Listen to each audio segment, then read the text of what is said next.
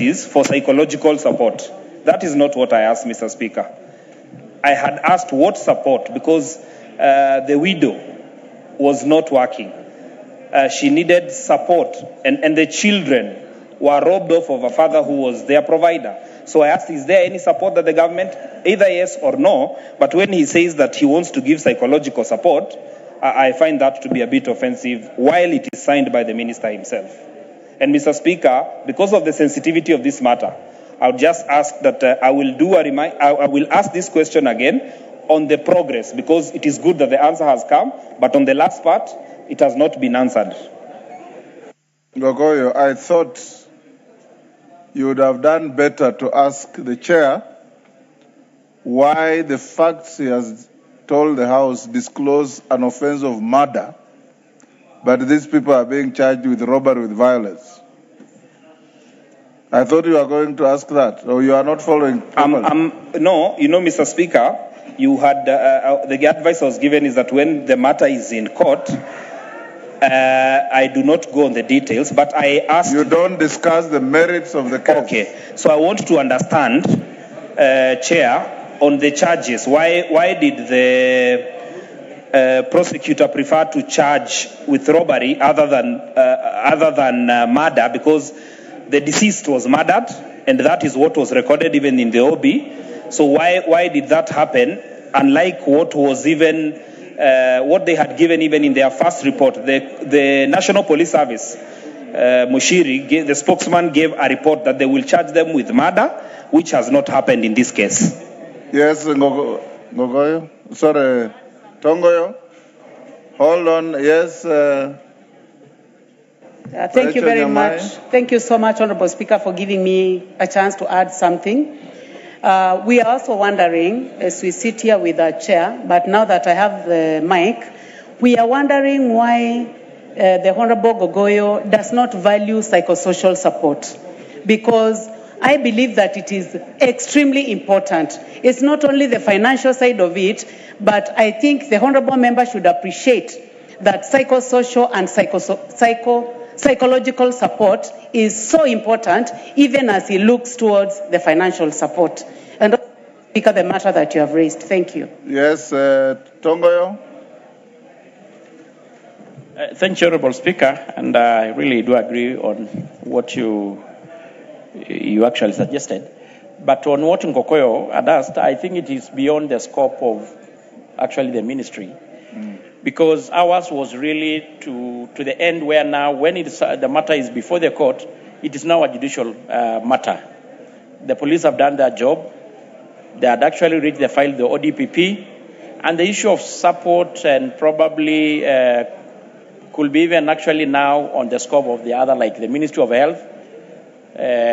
So to that extent, as much as we really feel also for the family, I, Honorable Speaker, feel that that is beyond the scope of the ministry.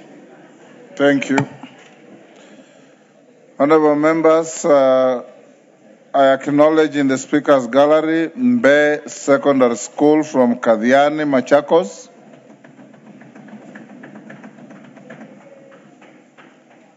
Wami Academy from Starehe, Nairobi.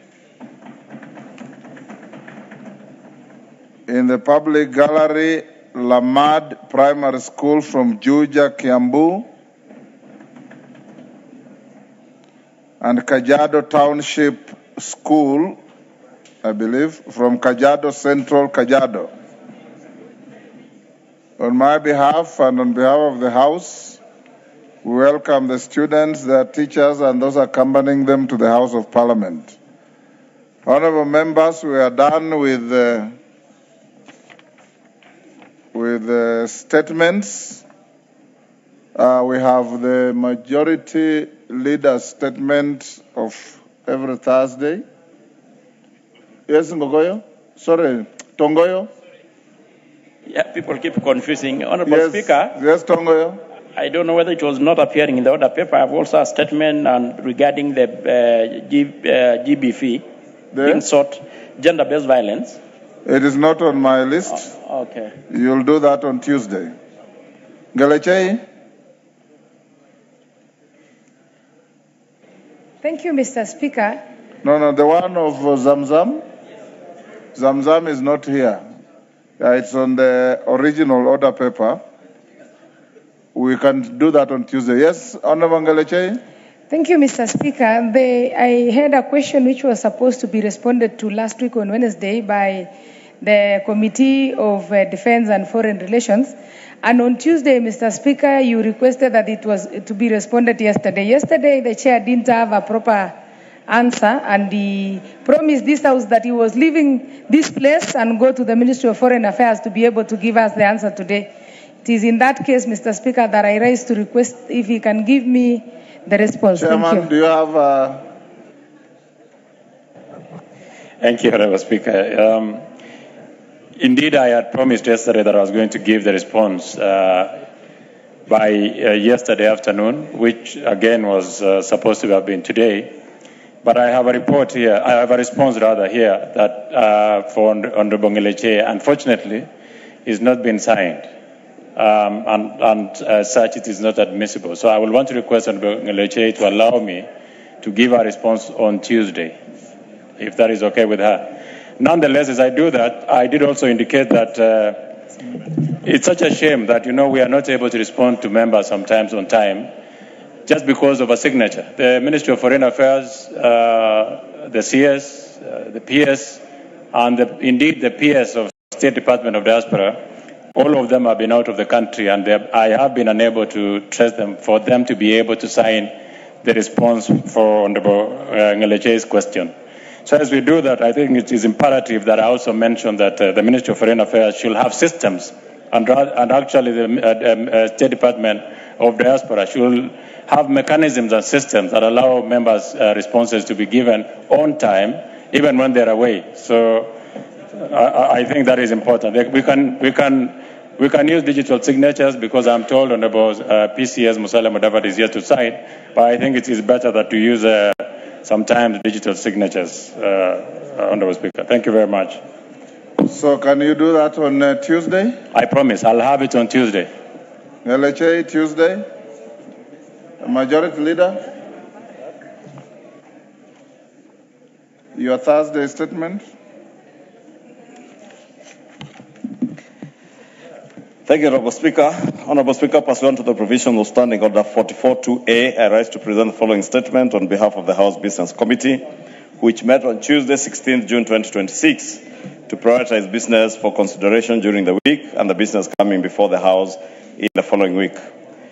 Honorable Speaker, allow me first to thank honorable members, individually and collectively as a House, for dedicating additional sitting time this morning to consider certain budget-related priority business, which we finalized with the appropriation bill in the second and third reading stages this morning. It is my hope that we sustain this impetus at all times as we consider the important trusts that have been bestowed upon us by the people of Kenya. Honorable Speaker, with regard to business scheduled for Tuesday next week, the House is expected to undertake the following. 1, the second reading of the following bills, if not concluded in the course of business today. 1 is the Sovereign Wealth Fund Bill of 2026 and the Competition Amendment Bill of 2026. 2 is a Committee of the Whole House on the following bills. 1, the Central Bank of Kenya Amendment Bill of 2026. 2, the Kenya Revenue Authority Amendment Bill of 2026. 3, the Fisheries Management and Development Bill of 2023. And 4, the Public Participation Bill of 2025. Additional, Honorable Speaker, debate will also be undertaken on the following motions. 1, consideration of nominees for appointment as members of the NGCDF board. I think it's important I repeat that so that I have the attention of all the members, because this relates to all of you, that we will have debate on consideration of nominees for appointment as members of the NGCDF board. 2 is consideration of a petition regarding variation of boundaries for 3 specified forests. 3 is report of the Kenyan delegation to the 151st Assembly of the IPU, the Interparliamentary Union, and related meetings. 4, second report on the status of reports on petitions and resolutions. 5, consideration of the petition regarding the proposal to amend the Consumer Protection Act. 6, report on the audited financial statements of selected state corporations in the roads and transport sector.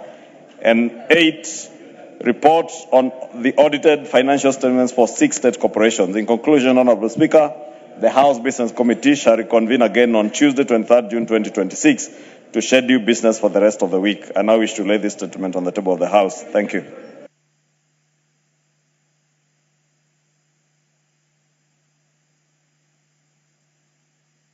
Yes, member for Muthui.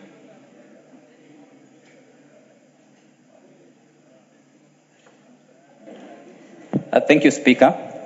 I would like also to put it on record that I have 2 statements that have not been responded so far.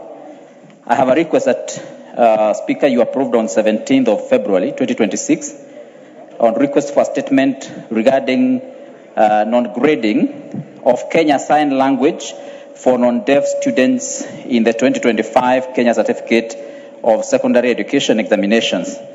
Honorable Speaker, the Chair of Education had given 2 weeks, and this has not been forthcoming so far.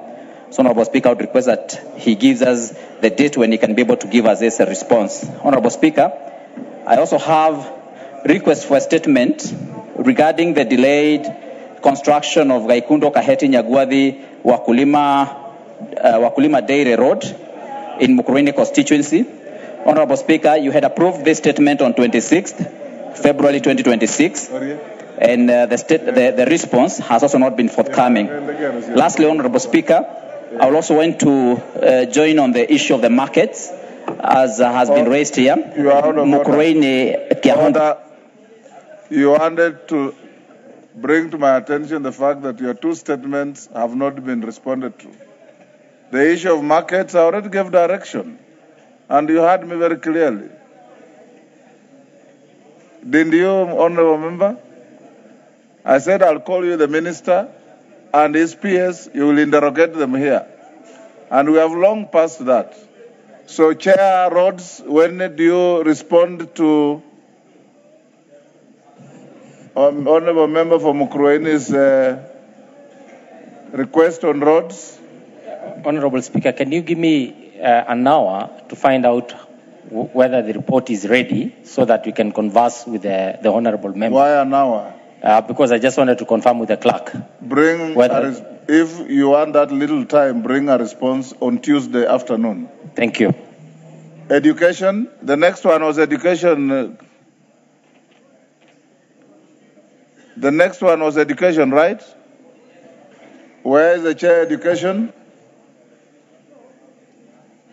Majority Leader, you can inform the chair education to bring a response to the honorable member on Tuesday afternoon. Next, yes, member for Bumula. Honorable Speaker, 8 months ago, I raised a question directed to Departmental Committee, Defense, Foreign Affairs, regarding the military recruitment in my constituency. The chairman failed to give an answer. You ordered that he provides the answer. To date, Honorable Speaker, I have not received the answer. This is Nelson. Nelson, you recall that? No. Sorry, I don't recall. I remember the request. I don't think was it 8 months? Just furnish the clerk with a copy of your request. Then Nelson, you can bring a response next week. Yes, Carole Omondi. Jerry, you have no business carrying out both your hands. I can see you. That's out of order. Honorable Speaker, thank you for the opportunity. I've asked a question here on 2 different occasions regarding the leasing of the sugar mills. The leasing of? The sugar mills. Yes. Nzoia, Miwani, Sony, and the CS responsible for National Treasury has not come to the House to furnish us with answers to those questions. And the farmers are really suffering. So I would like to get some confirmation from the Majority Leader when this will happen. We'll revisit it next week. Thank you. Yes, Jerry. Thank you, Honorable Speaker. I requested for a statement on 2nd March regarding defilement of minors at Kirgoya School for the Deaf. To date, the Education Committee has not given that response, despite saying they only required 2 weeks. Thank you, Honorable Speaker. Education, any member of education? Majority Leader, tell Honorable Meli next week to bring a response. Kiamba? Honorable Kiamba?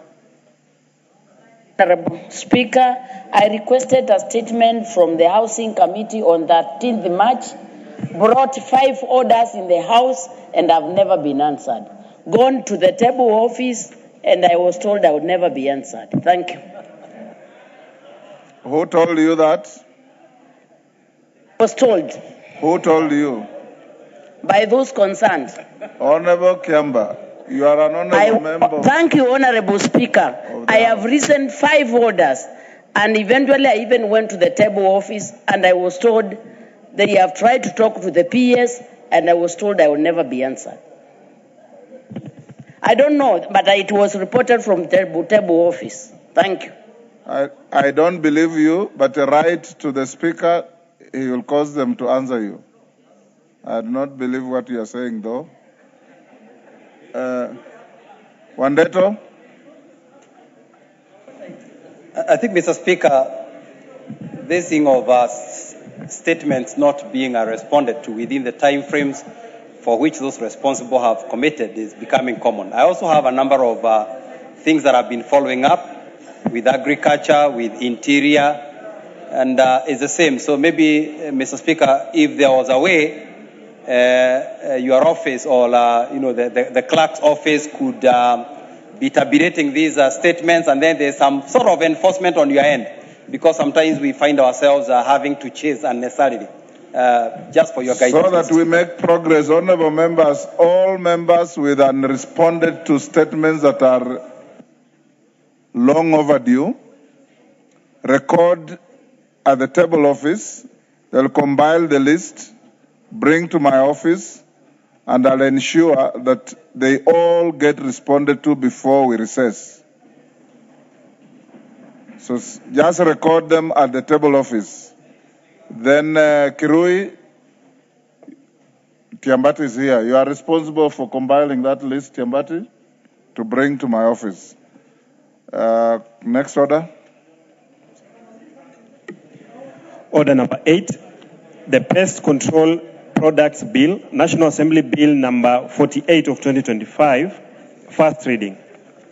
A bill for an act of parliament to regulate the importation, exportation, manufacture, acquisition, distribution, advertising, use and disposal of products used for the control of pests and organic function of plants, to establish and provide for the powers and functions of the Pest Control Products Authority and for connected purposes. Next. Order number 9, motion. 8th, reports of the audited financial statements of 6 state corporations. Honorable Wangwe, have been requested by the majority leader and have acceded that I reorganize the order paper so that we go to order number 10, committee of the whole, then come back to your motion. Is that okay with you? Give Honorable Wangwe the mic. Thank you, Honorable Speaker. Honorable Speaker, that's quite in order. Thank you. Yes, sir. Next order. Order number 10, Committee of the Whole House.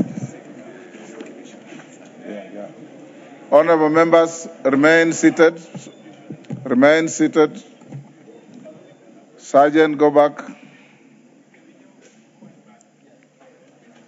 Members on their feet, take your seats. Honorable members, before you go into committee of the whole, on the finance bill and the appropriations bill, I have the following short communication. Honorable members, before the House proceeds to the next order, which is consideration of the finance bill, National Assembly Bill number 26 of 2024 in the committee of the whole House, I wish to provide guidance with respect to the consideration of the amendments proposed to the bill by individual members. As you will observe in the supplementary order paper, besides the amendments from the Departmental Committee on Finance and National Planning, there are additional amendments from individual members, including from the Deputy Leader of the Minority Party and the member for Kadhiani, the Honorable Robert Muthui, CBS MP, the Deputy Minority Party Whip and member for Embakasi West, the Honorable Mark Mwenje, CBS MP, and the member for Yatta, the Honorable Robert Basil, MP. Honorable members, as you are aware, when considering any matter that has a financial implication on public funds, the House is bound by the provisions of Article 1142 of the Constitution. For clarity, Article 1142 of the Constitution provides that, and I quote, if, in the opinion of the Speaker, a motion makes provisions for a matter listed in the definition of a money bill, the Assembly may proceed only in accordance with the recommendation of the relevant committee of the Assembly after taking into account the views of the Cabinet Secretary responsible for finance. Additionally, honorable members, the provisions of Article 114 of the Constitution are further actualized in Section 39A of the Public Finance Management Act, Cap 412A, which states in part, and I quote, submission, consideration, and passing of finance bill. 4. Any recommendations made by the relevant committee of the National Assembly or resolution passed by the National Assembly on revenue matters shall, C, consider the impact of the proposed changes on the composition of the tax revenue with reference to direct and indirect taxes. D, consider domestic, regional, and international tax trends. E, consider the impact on development, investment, employment, and economic growth. F, take into account the recommendations of the Cabinet Secretary as provided under Article 114 of the Constitution. And G, take into account the taxation and other tariff arrangements and obligations that Kenya has ratified, including taxation and tariff arrangements under the East African Community Treaty. Honorable members, a money bill includes matters that contain provisions dealing with entirely taxation, the imposition of charges on a public fund, the appropriation, receipt, custody, investment, or issue of public money, and the raising and guaranteeing of any loan or its repayment. In this regard, the finance bill, being a bill dealing with inter taxation measures, is evidently a money bill. Therefore, its consideration by the House squarely falls within the confines of Article 114 of the Constitution, as well as other provisions relating to processing of legislation in the House. In this regard, honorable members, I have analyzed the amendments proposed to the bill and noted that some contain proposals touching on matters listed in the definition of a money bill pursuant to the provisions of Article 1142 of the Constitution. Honorable members, in this regard, the proposed amendments that were submitted and for which a disclaimer under Article 114 of the Constitution has been made will only be proceeded with if there is consultation with the National Treasury through the Departmental Committee on Finance and National Planning. In absence of evidence that the amendments were processed in the manner contemplated in Article 1114 of the Constitution, the Speaker is left with no choice but to direct that the Committee of the whole House shall not consider any of the amendments or parts of amendments that have been published in the order paper with a disclaimer. For clarity, the amendments proposed by the Honorable Robert Muthui MP on Clause 3, 4, 18, 19, 22, and new Clause 21A are subject to the provisions of Article 114 of the Constitution. The same case will apply to the proposed amendments by the Honorable Mark Mwenje MP on Clauses 7, 17, 22, and 36A, and the proposed amendments 36A, 35, and the proposed amendments by the Honourable Robert Basil MP to clauses 31A 9 relating to new paragraph 163 and 55. Honourable members, the bill will therefore proceed without referring to the proposed amendments and will be considered as though the amendments have been withdrawn. The House is accordingly guided.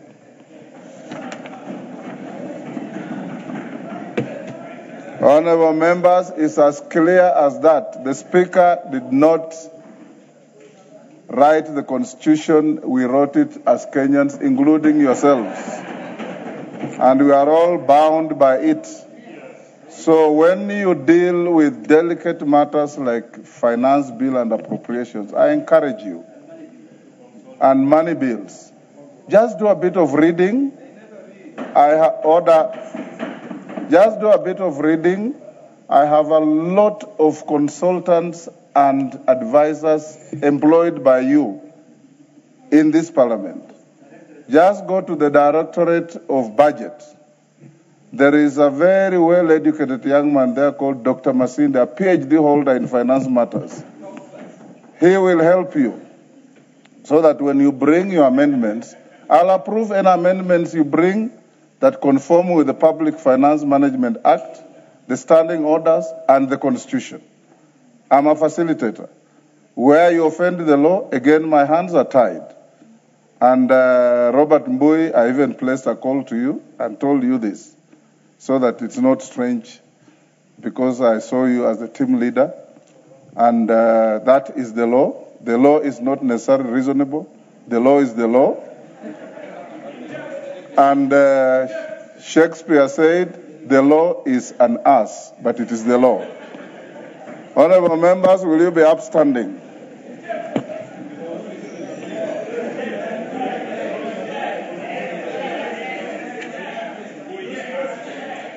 Order.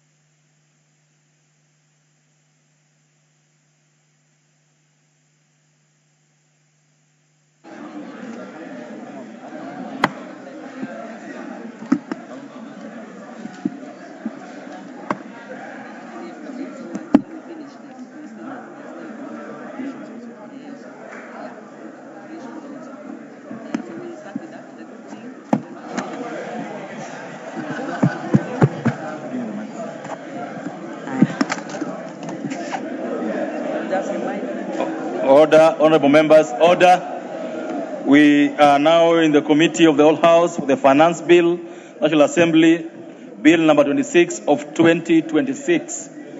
And just remind you that the Speaker has given order. The Speaker has given directions on how we proceed with this. And I hope the members who had amendments that are affected are properly guided. The chairperson of Finance Bill, I hope you are in your place. Your place to proceed with this. Honorable Muthui, what's the order? Go ahead, Honorable Muthui. Thank you, Mr. Speaker, for this opportunity. Mr. Speaker, I want to agree with the... Honorable Kaluma. The Honorable Undo, take your seats. I want to agree with the Speaker that basically we have to respect the Constitution, especially Article 114 on money bills. But Mr. Speaker, this debate on the finance bill was done yesterday and was concluded yesterday at 1. Now, Mr. Speaker, if now it comes on the order paper today, there is absolutely no way then any member would have had the opportunity to do the consultation required. So I want to go on record that maybe in the future we ensure that we give enough time for members to be able to propose amendments, do the consultation with the committees, so that we go to committee of the House when we are all of us okay. Because right now I thought I would have been deliberating my proposals, but it looks like the law has locked me out. It isn't because we don't know the law. It's just because there was not enough time, Mr. Speaker. The Honorable Kaluma. The Honorable Majority Leader, what do you have to say on this? The Honorable Mbui's comments are fair comment. Go ahead. Honorable Speaker, I want to agree with Honorable Robert Mbui, and he's correct. And the Speaker was more correct, quoting Shakespeare, that the law is an ass, but the Constitution is probably a bigger one, because Article 114 is in our Constitution. But we should also be honest with Kenyans, so that we don't make it look like it is either the Constitution or the law that is barring us from doing what we are doing. All that happened yesterday, and it's good that we set this on record and set the record straight, we debated the bill in second reading. The bill was not introduced yesterday. This bill was published, I want to get the correct date so that I don't misquote anything. The bill was published at the end of, Chair, you can tell me the Chair is the one who signed it. This bill came here in the House in April and was published on the 5th of May. The moment a bill is published and you read it, you are at liberty to start engaging with the National Treasury, and therefore we had 1 month and about 10 plus days to engage with the National Treasury, to engage with the committee on any amendment. And therefore nobody should feel that you have been in any way been stopped from proposing amendments, because the Constitution, the drafters of the Constitution, some of who still are in this House, were very clear on when they drafted this Constitution that there will be adequate time. That is why even in our standing orders, you can't publish a bill today and introduce it tomorrow. There's publication time that is there. Therefore, I sympathize with my brother, the Honorable Robert Mbui. Next time we will make sure that we remind you to engage with the National Treasury and the committee early enough.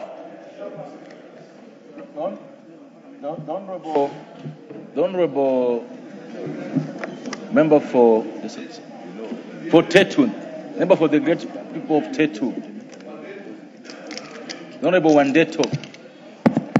You got a mic next to you. Go ahead. Mr. Speaker, I think I join my colleague Robert Bui. And there are two things here. Yesterday, Mr. Speaker, there were many people waiting on your list to contribute to this. But there was a sudden calling of the mover to reply. Indeed, when very many people would have wished to contribute and maybe make their voice known. Just like we say in this House, the majority may have their way, but at least allow the minority to have their say. The second one, Mr. Speaker, is that even some of us who wanted to propose amendments, I had some amendments I had drafted to the Tax Procedures Act to allow gradual implementation of this new monster called e-teams, which is hurting our small traders. And Mr. Speaker, I sent my memorandum to all possible offices. Honorable members. The Speaker has made a ruling. I just thought that because the Honorable Mbui was affected, I thought he should make a comment on it. Now, I won't allow any other comment on this matter, apart from one that I'll hear from the leader of the minority, because the point you've raised the first time, I was here yesterday. That is passé. It's water under the bridge. We cannot come and complain about what happened yesterday when nothing wrong went on yesterday. So I'll give the Honorable Junet order. and Honorable Makali on matters that are new. If you talk about matters that have been passed on by the Speaker, I will cut you off. Go ahead, Honorable Junet, go ahead. Mr. Speaker, I wanted to bring to your attention that we are in the committee of the whole House. Correct. We are not doing second reading, and we are not doing first reading, and there is no debate. More importantly, Mr. Speaker, I also want to bring to your attention that I agree with what members have raised, but Standing Order 95 remains in our standing orders. That any member can stand in his place anytime and ask for the mover to reply. And the Speaker puts that question on the floor of the House. If you don't want the debate to end, you defeat that question the Speaker has put on Standing Order 95. This is a house of tradition, and this is a house of procedure, Mr. Speaker. And we have not started Parliament yesterday, today. I knew some of our members are new, and they are slow learners. But that is the position of the House.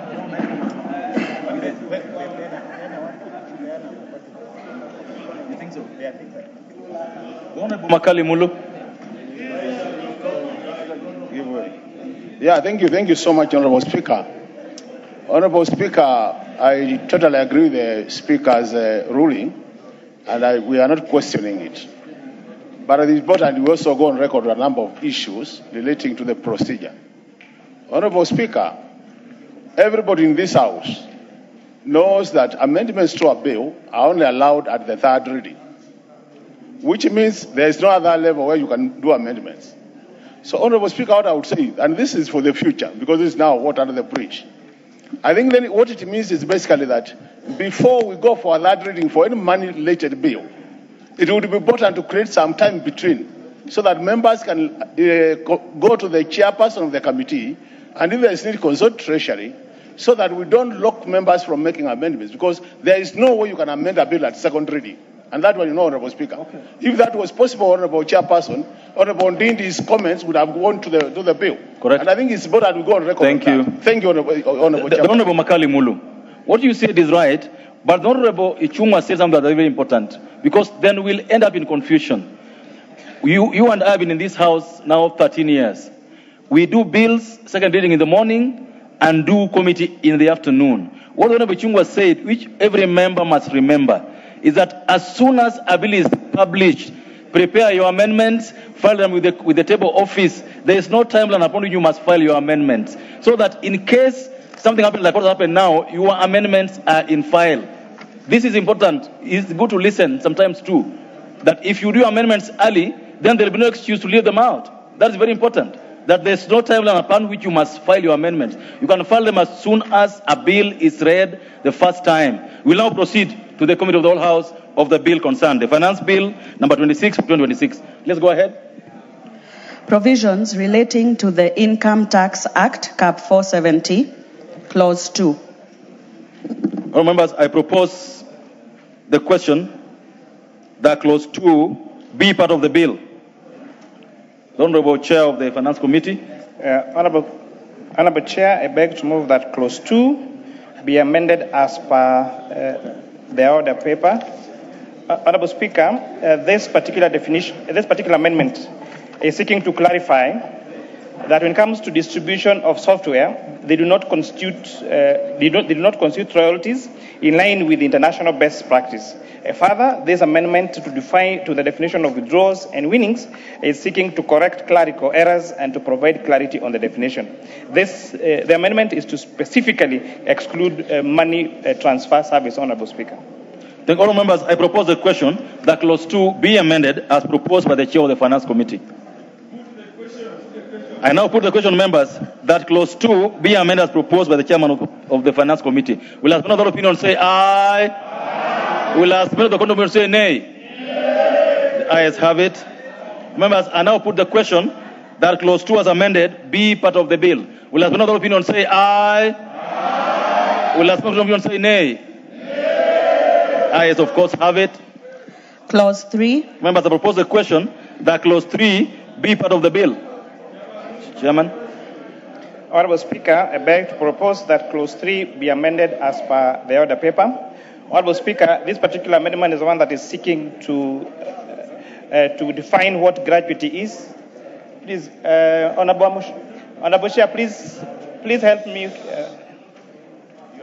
can't concentrate. I can't concentrate, please. So let me try again, Honorable Chair. I beg to move that that clause 3 be amended as per the order paper, Honorable Speaker. This amendment is seeking to clarify what gratuities, Honorable Speaker. In addition, this particular amendment is providing incentives to the national carrier in order to boost our aviation sector, Honorable Speaker. As you're aware, Kenya Airways has faced some challenges from global competition, and therefore this Honorable House, through this amendment, is seeking to provide further incentives to Kenya Airways, which is defined now here as a national carrier, Honorable Speaker, so that they can be competitive around the aviation sector. All members, I propose the question that clause 3 be amended as proposed by the chair. I put the question that clause 3 be amended as proposed by the chair of Finance Committee. Will another opinion say aye? Aye. Will another opinion say nay? Nay. Ayes have it. Members, I now put the question that clause 3 as amended be part of the bill. Will another opinion say aye? Aye. Will another opinion say nay? Nay. Ayes have it. Clause 4. Members, I propose the question that clause 4 be part of the bill. Remember, there will be no amendment. I now put the question that clause 4 be part of the bill. As another opinion say aye? Aye. Will as another opinion say nay? Nay. Ayes have it. Clauses 5, 6, and 7. Members, I propose the question that clauses 5, 6, and 7 be part of the bill. There being no amendment, I put the question that clauses 5, 6, and 7 be part of the bill. Will another opinion say aye? Aye. Will another opinion say nay? Nay. Ayes have it. Clause 8. Members, I propose the question that clause 8 be part of the bill. Chairperson. Honorable Chair, I beg to move that clause 8 be amended as per the order paper. Honorable Speaker, it's important to note that this amendment is not substantive, but only seeking to clarify the provisions of that new section 11 of the Income Tax Act. I beg to move, Honorable Chair. All members, I propose the question that clause 8 be amended as proposed by the chair of the Finance Committee. I now put the question that clause 8 be amended as proposed by the chair of the Finance Committee. Will another opinion say aye? Aye. As the opinion say nay? Nay. Ayes have it. Members, I now put the question that clause 8 as amended be part of the bill. Will another opinion say aye? Aye. Will another opinion say nay? Nay. Ayes have it. Clause 9. Members, I propose the question that clause 9 be part of the bill. There being no amendment, I put the question that clause 9 be part of the bill. Will another opinion say aye? Aye. Will another opinion say nay? Nay. Ayes have it. Clause 10. Members, I propose the question that clause 10 be part of the bill. Chairperson. Clause 10, Chairperson. Honorable Chair, I beg to move that clause 10 be amended as per the order paper, Honorable Speaker, that in subsection 2, by inserting the following new provision, provided that in case of a person carrying out a money lending business, bank or financial institution licensed under the Banking Act, Microsoft Act, or Central Bank Act, a debt that has become bad in accordance with guidelines issued by a commissioner shall include principal, interest, and any other amount. Honorable Chair, this is a very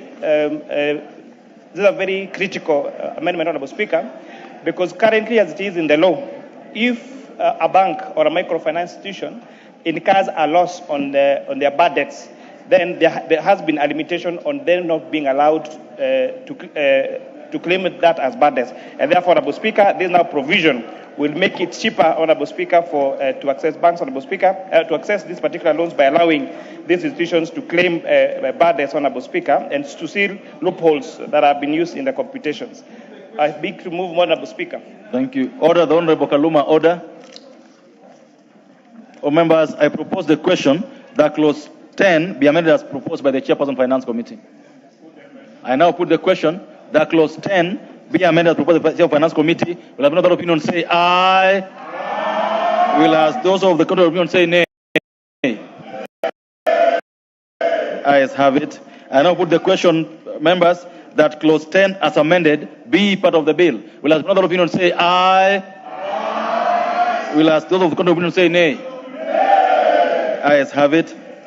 Clauses 11, 12, 13, 14, and 15. Honourable members, I propose a question that clauses 11, 12, 13, 14, and 15 be part of the bill. There being no amendments, members, I put the question that clauses 11, 12, 13, 14, 15 be part of the bill. Will ask another opinion say aye. Will ask another opinion say nay. Ayes have it. Clause 16.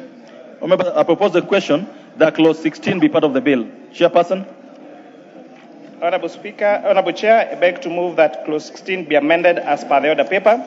This is the issue of deemed dividend distribution. The proposed introduction of a 60% deemed dividend distribution threshold would improve an unnecessary burden on businesses and limit the ability to retain earnings for reinvestments. Noting further that existing legal framework already provides sufficient discretion to address tax avoidance concerns. So, Honourable Speaker, this is one of the issues that I know some of the members from across the aisle had raised, Honourable Speaker, and the committee listened to the members of the public, and we have now proposing this particular amendment, Honourable Speaker. Oh, members, I propose the question that clause 16 be amended to propose by the Chair of Finance Committee. I now put the question that clause 16 be amended as proposed by the Chairperson of the Finance Committee. Will ask another opinion say aye. Will ask another opinion say nay. Ayes have it. Oh, members, I now put the question that clause 16 as amended be part of the bill. Will ask another opinion say aye. Will ask another opinion say nay. Ayes have it. Oh, members, as we say ayes and nays, order. As we say ayes and nays, we are joined by students from Kongotik Girls School, Bomet Central in Bomet County, in the Speaker's Gallery, and students from Muya Comprehensive School, Kiambaa Constituency, Kiambu County, Redeemed Hope, and then you have children from, this is Muya Comprehensive Redeeming Hope Senior School from Kiambaa, and Redeemed Hope Senior School in Bakasi, Nairobi. They are all welcome for the proceedings this afternoon. Honourable Mwenje, you want to say something about the bill or the students? Okay, 30 seconds. Give it to Honourable Mwenje. You got the mic. Thank you, Honourable Speaker. Honourable Speaker, I just want to welcome the students to Parliament as they observe the Committee of the Whole. That school that Redeemed Hope from Bakasi West is in Umoja, Honourable Speaker, and it's one of those schools that is really rising and helping, especially the underprivileged. And I think on your behalf, Mr. Chairman and the House, let me welcome the students once again to observe the proceedings as we pass and oppose the finance bill. Thank you. Thank you so much. I think the students are sufficiently encouraged by your statements, and we welcome the full proceedings. The Honourable Judicial Leader, what do you want to the students of the bill? Chair, allow me also in 30 seconds to welcome those students. Go ahead. And to also inform them that when we vote in the affirmative or in the negative, it is part of our democracy. But it is also good for us to realize that in some of the proposals where we are reducing taxes, if you are voting no, you are saying those high taxes that Kenyans have been complaining about to remain. So be careful. Okay, that is effort. We were welcoming students to the House. There's no debate. There's nothing out of order. This has been done. Honourable members,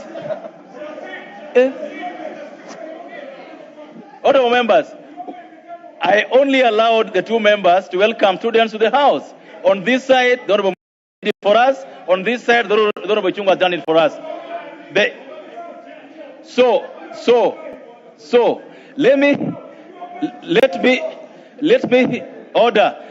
hear from the Honourable Member for Embakasi.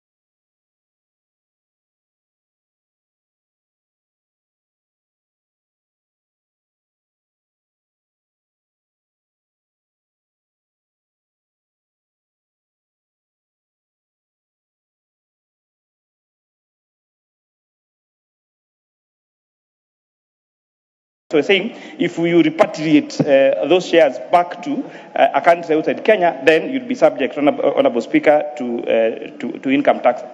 To income tax. This has happened before, and I think it's a good amendment. We propose the question that clause 23 be amended as proposed by the Chair of Finance Committee. I put the question that clause 23 be amended as proposed by the Chair of Finance Committee. Will as one of that opinion say aye? Aye. Will those going to say nay? Nay. Ayes have it. And now put the question that clause 23 as amended be part of the bill. Will as another opinion say aye? Aye. The other opinion say nay? Nay. Ayes have it. Clause 24. I propose the question. The Honorable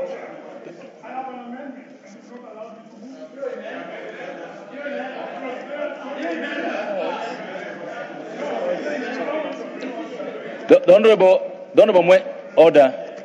The Honorable Mwenje, I'll allow you to order. Allow to address the House. Order. Of course, he didn't go.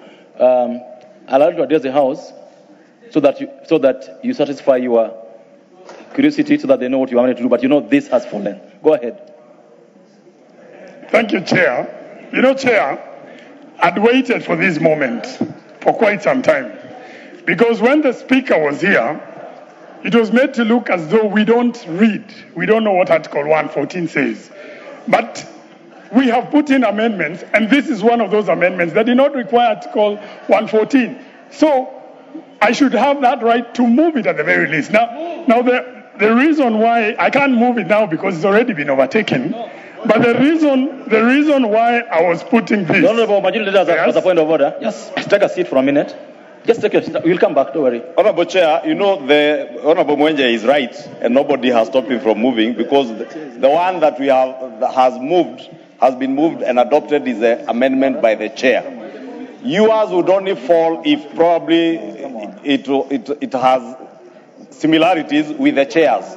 Therefore, if there is no similarity, if it is different, you then get an opportunity to move yours and convince us. Is that simple? Go ahead, Honorable Mwenje. Thank you, Chair. No, thank you, Chair.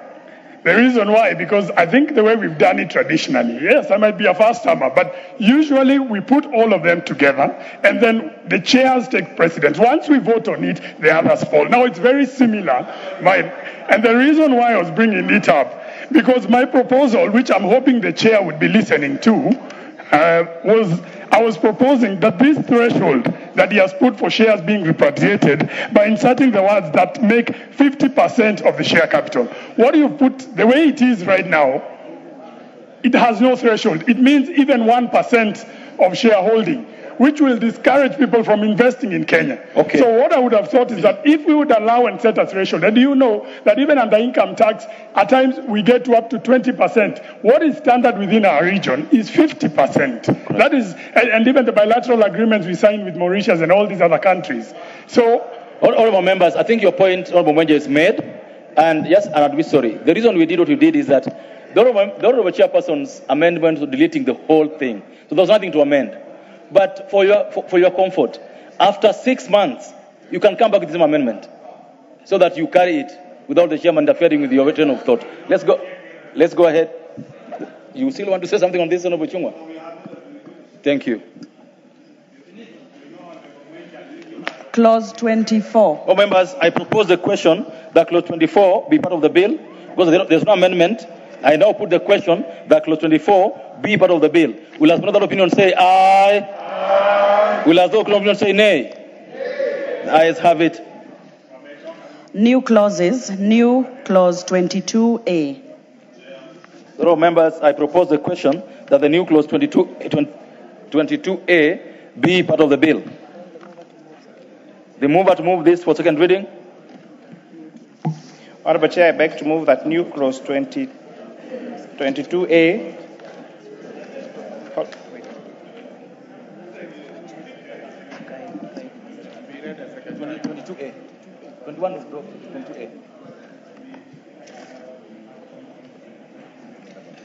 Honorable Chairperson, I beg to move that new clause 22A be now read a second time. Honorable Chair, this amendment is seeking to insert the following new clause immediately after clause 22. 22A, the false schedule to the Income Tax Act is amended by inserting the following new item, a financial institution license under the Microfinance Act. Honorable Speaker, Honorable Chair, when you check the fourth schedule of the Income Tax Act, it provides for institutions where once you take, say, for example, a mortgage, Honorable Speaker, you get a mortgage relief. But however, this has been, this exemption is usually given to banks, to commercial banks, but microfinance institutions were missing from this list. So therefore, by inserting Microfinance Act as a financial institution under fourth schedule, that improves the treatment they get to be the same as other financial institutions. Thank you so much. Can I propose the question first? I propose the question, members, that the new clause 22A be enacted a second time. The Honorable Ruto, then the Honorable Majority Leader. Thank you, Chair. Even as we look at this particular proposal of including the microfinance, there is also a need to evaluate mortgage provided by organized schemes like Parliamentary Service Commission, where they provide mortgage to members here or to staff.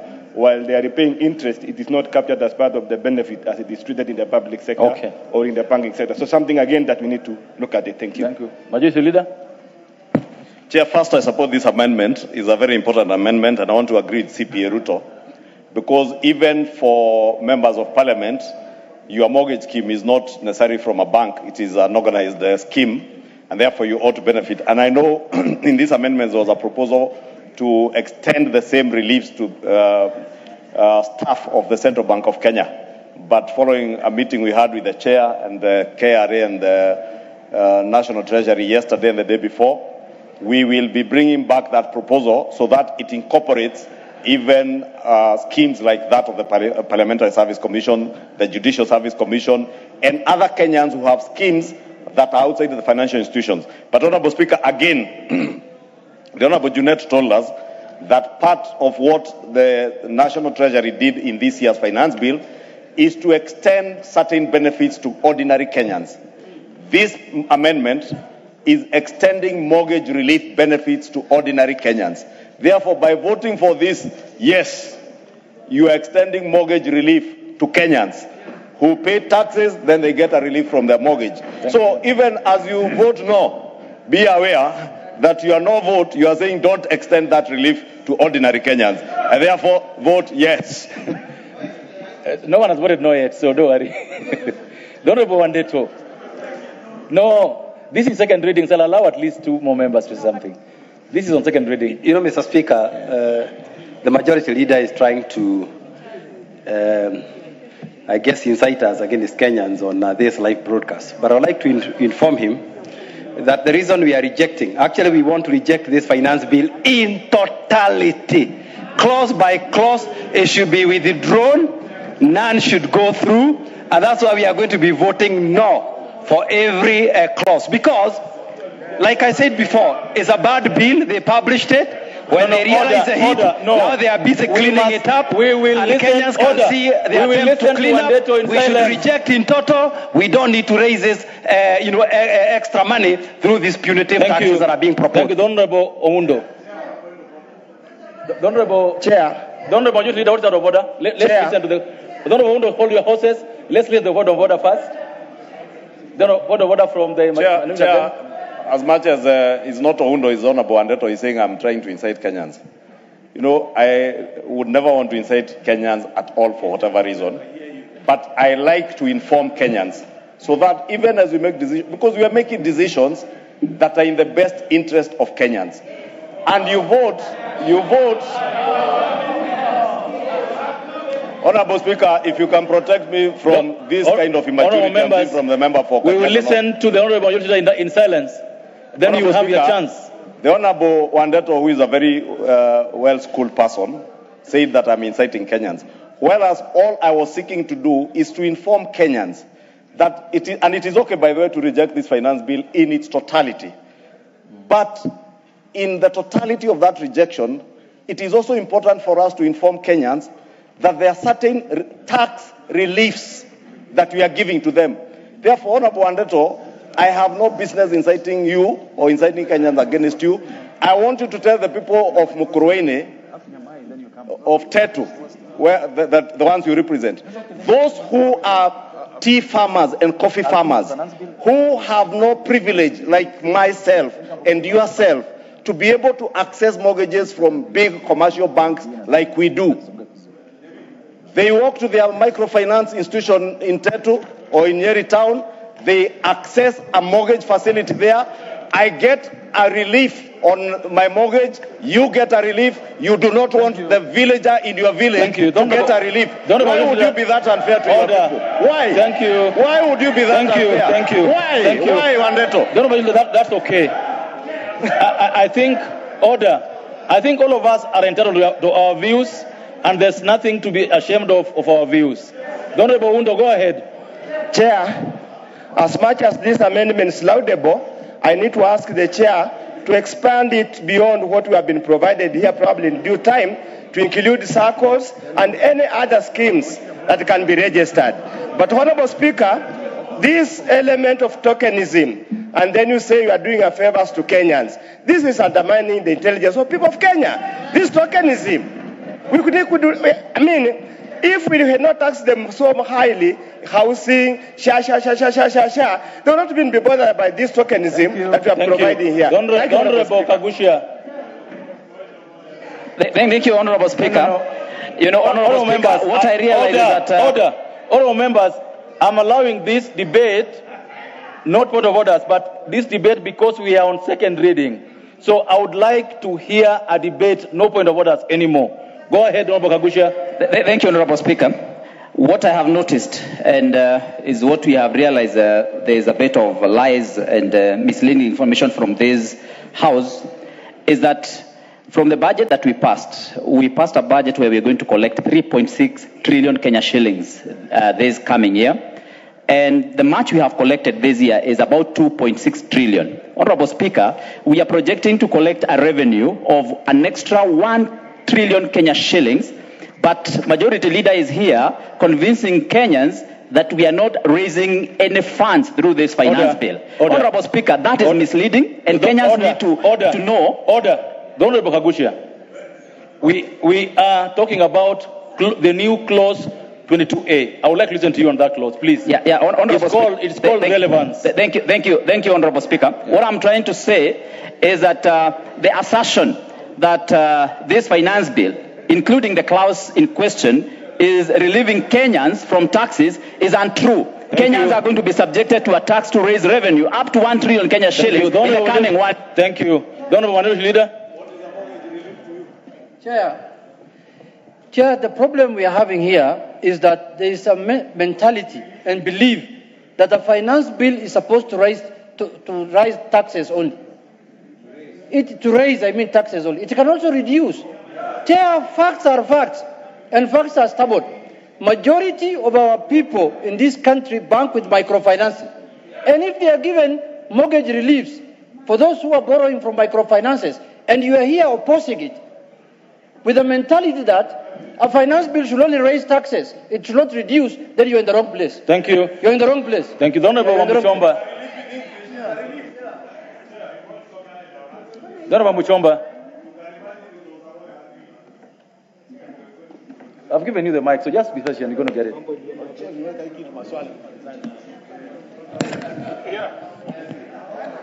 Use the one behind you.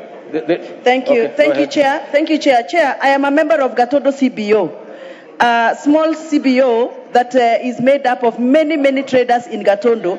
I joined them when I was the women rep for Kiambu.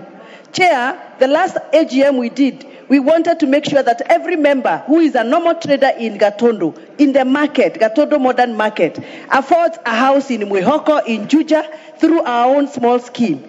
So I'm so excited, Mr. Speaker, that this amendment is going to give relief to those women, the traders in the market. It is absurd that somebody who is elected by members, like Honorable Adeto, can actually stand in the House and say that such women should not be given such a relief. Thank you. Mr. Speaker. All members, we must decide this either way. Therefore, put the question that this will be decided either way. I now put the question that the new clause 22A be read a second time. Will as another opinion say aye? Aye. Will as another opinion say nay? Nay. Ayes have it. Oh, members, I propose the question that the new clause 22A be part of the bill. I now put the question that the new clause 22A be part of the bill. Will as many of that opinion say aye? Aye. Will as many of that opinion say nay? Nay. Ayes have it. The honorable member from Kisii. I'm not able to get the name. The honorable Mayaka. What is out of order? Chair, you know, we are not. Our voices are not as loud as our male colleagues. You got the mic now, so go ahead with your point. So, Chair, I just wanted to add my voice to this particular clause because it's very important. One of the microfinance institutions that is actually licensed under this is the Kenya Women Finance Trust.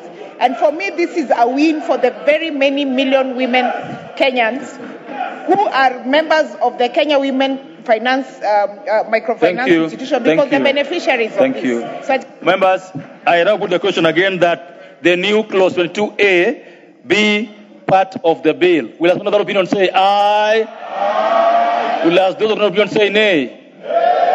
The ayes have it. Provisions relating to the Value Added Tax Act, Cap 476, Clause 25. Members, I propose the question that Clause 25 be part of the bill. Because there are no amendments, I put the question that Clause 25 be part of the bill. As many of that opinion say aye? Aye. As many of that opinion say nay? Nay. Ayes have it. Clause 26. I propose the question that Clause 26 be part of the bill. Chairperson, Clause 26. Honorable Chairperson, I beg to move that Clause 26 be amended as per the order paper. Honorable Chair, there has been a big shift in how businesses are employing employees. So what you find is that most establishments would outsource the service of the staffing of their staff on a chair. And so what that meant is if I have a business that I employ 1,000 people that work at QuickMart, so I will pay my staff their salaries, and then QuickMart will reimburse me, will pay me. So what KRA did was go to those particular businesses and say, because you have received this, then you should charge VAT. And Honorable Speaker, Honorable Chair, from public participation, we realize that is a mistake because there is no value being added. It is just reimbursement for their service. And therefore, we are recommending that we expressly provide it for the law, where these establishments provide for that outsourcing of labor, Honorable Speaker, they will not be subjected to VAT when they are reimbursed by those establishments. Thank you. Thank you. Members, I propose the question that Clause 26 be amended as proposed by the Chairperson. I put the question that Clause 26 be amended as proposed by the Chairperson of Finance Committee. As many other opinions say aye. Aye. As many other opinions say nay. Nay. The ayes have it. I now put the question that Clause 26 as amended be part of the bill. Will as many other opinions say aye? Aye. Will as those opinions say nay? Nay. The ayes have it. Clause 27. Members, I propose the question that Clause 27 be part of the bill. Chair. Clause 27. You know, Honorable Chair, it's the leader of majority who is consulting on a particular matter. Honorable Speaker, I beg to move that Clause 27 be amended as per the order paper. This Honorable Chair is correcting a cross-referencing error where subsection 2 has been referred as subsection 1. So it's a correction, just cleaning up. So I propose the question that Clause 27 be amended as proposed by the Chair. I put the question that Clause 27 be amended as proposed by the Chair. Will as other opinion say aye? Aye. Will as other opinion say nay? The ayes have it. I put the question, members, that Clause 27 as amended be part of the bill. Will as other opinion say aye? Aye. Will as other opinion say nay? The ayes have it. Clause 28. Members, I propose the question that Clause 28 be part of the bill.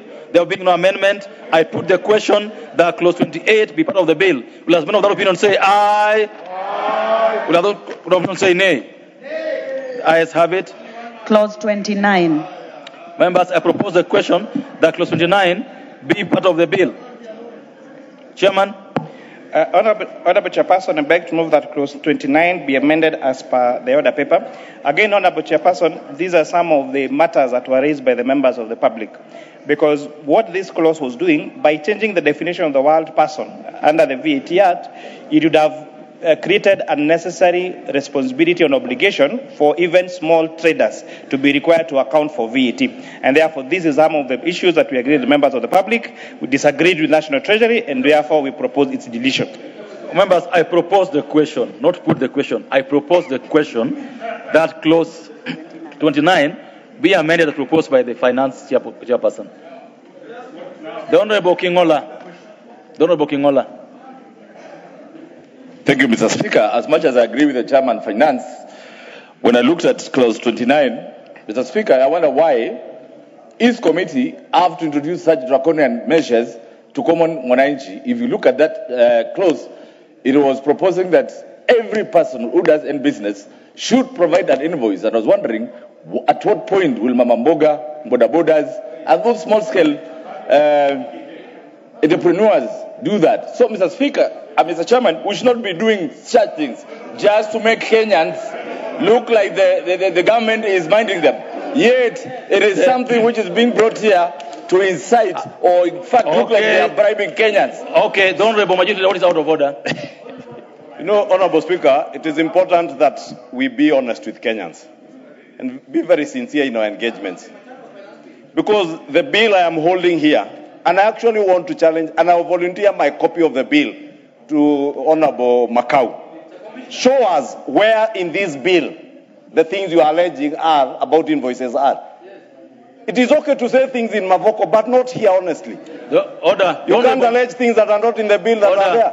And if anything, the chair has also clarified that even what was provided for in the bill in terms of a registered person, the definition of a registered person, he has simplified it and corrected it. Don't use this floor to try and score cheap points. The Honorable Kingola, where are the invoices in the bill?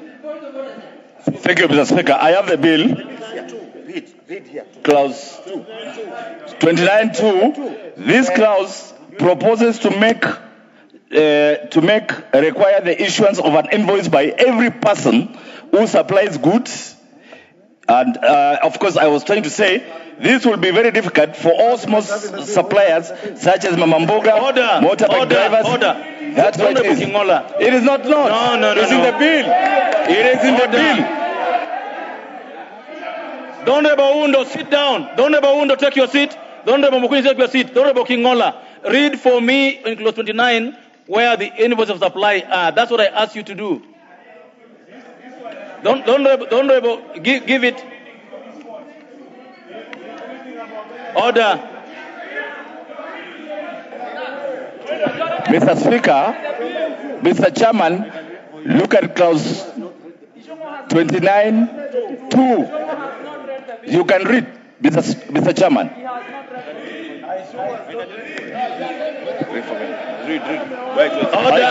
Order. I asked Honorable Kingola to read. Honorable Kingola, read that bill. Order. Honorable Zambia, order. Honorable Mukunyi, take your seat. Order. You can take my specs. Honorable Kingola, you shall read that bill. Order, members, order. Honorable Kingola, go and sit and read.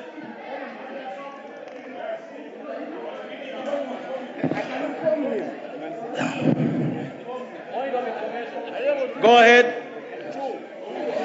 Thank you, Mr. Chairman. I'm going to read it. Clause 29, number 2, an invoice showing an amount of that purports to be tax shall only be issued in respect of a taxable supply. Thank you. Now make your point. Thank you. Then, that is why I said, Mr. Chairman, I have a lot of respect. No. You'll come back to this. Thank you. Give him. Order, members. Yeah. Order.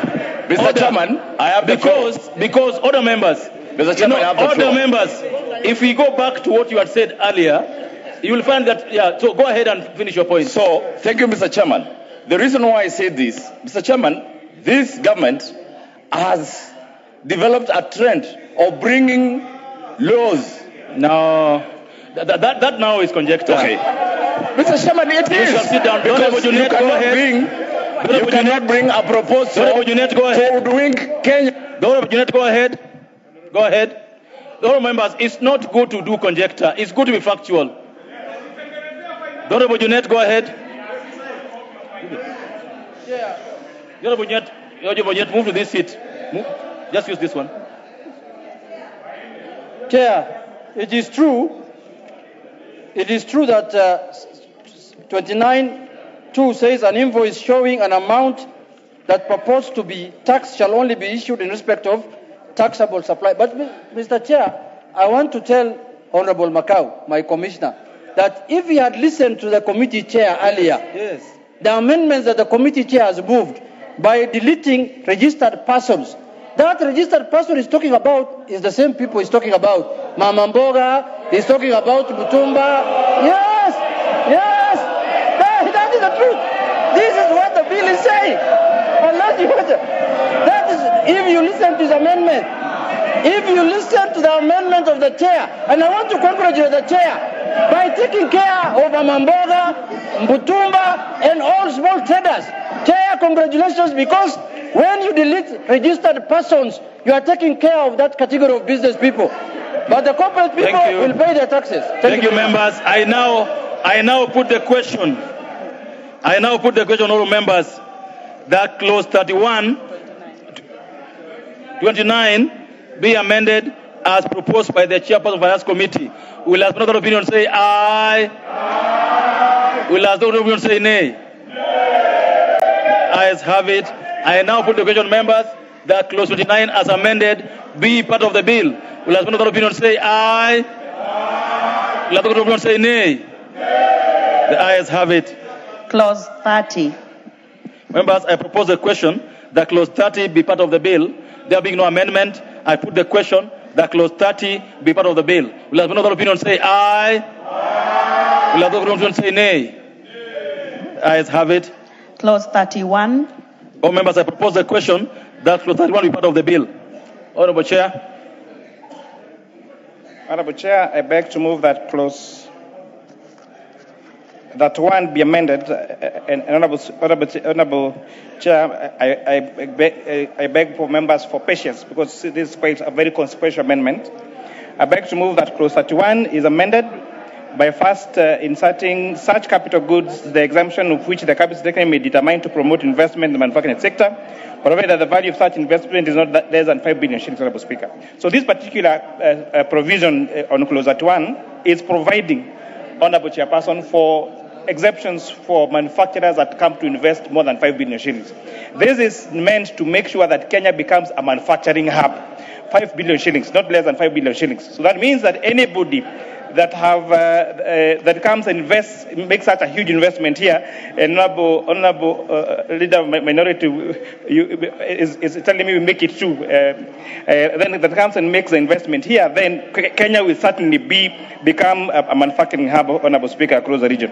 Second, Honorable Speaker, we are proposing to delete several of these paragraphs, Honourable Speaker, and this is where we are speaking to the change in the first and the second schedule, where some of the proposals that were being proposed to move from zero rates to exempt were being proposed in this paragraph 31. So what, Honourable Speaker, after extensive public participation, this committee has made a decision to retain the following items under zero rate. Honourable Speaker, one of them is input of raw materials for, one of them is transportation of sugarcane from farms to milling factory, Honourable Speaker. I know this is a huge deal for the people of Western Kenya, for the farmers of the sugar sector, Honourable Speaker, and therefore it is important that transformation of sugarcane from farms to milling factories continue to be zero rated, Honourable Speaker, so that we make it easy to have manufacturing, Honourable Speaker, and grow our sugar sector, Honourable Speaker. Thank you. It is also important to note that we have also retained, Honourable Speaker, that we have retained, Honorable Speaker, the supply of raw materials for feeds, Honorable Speaker. Animal feeds are going to continue to be under zero, Honorable Speaker, and this is to continue making sure that feeds, Honorable Speaker, that animal feeds continue to be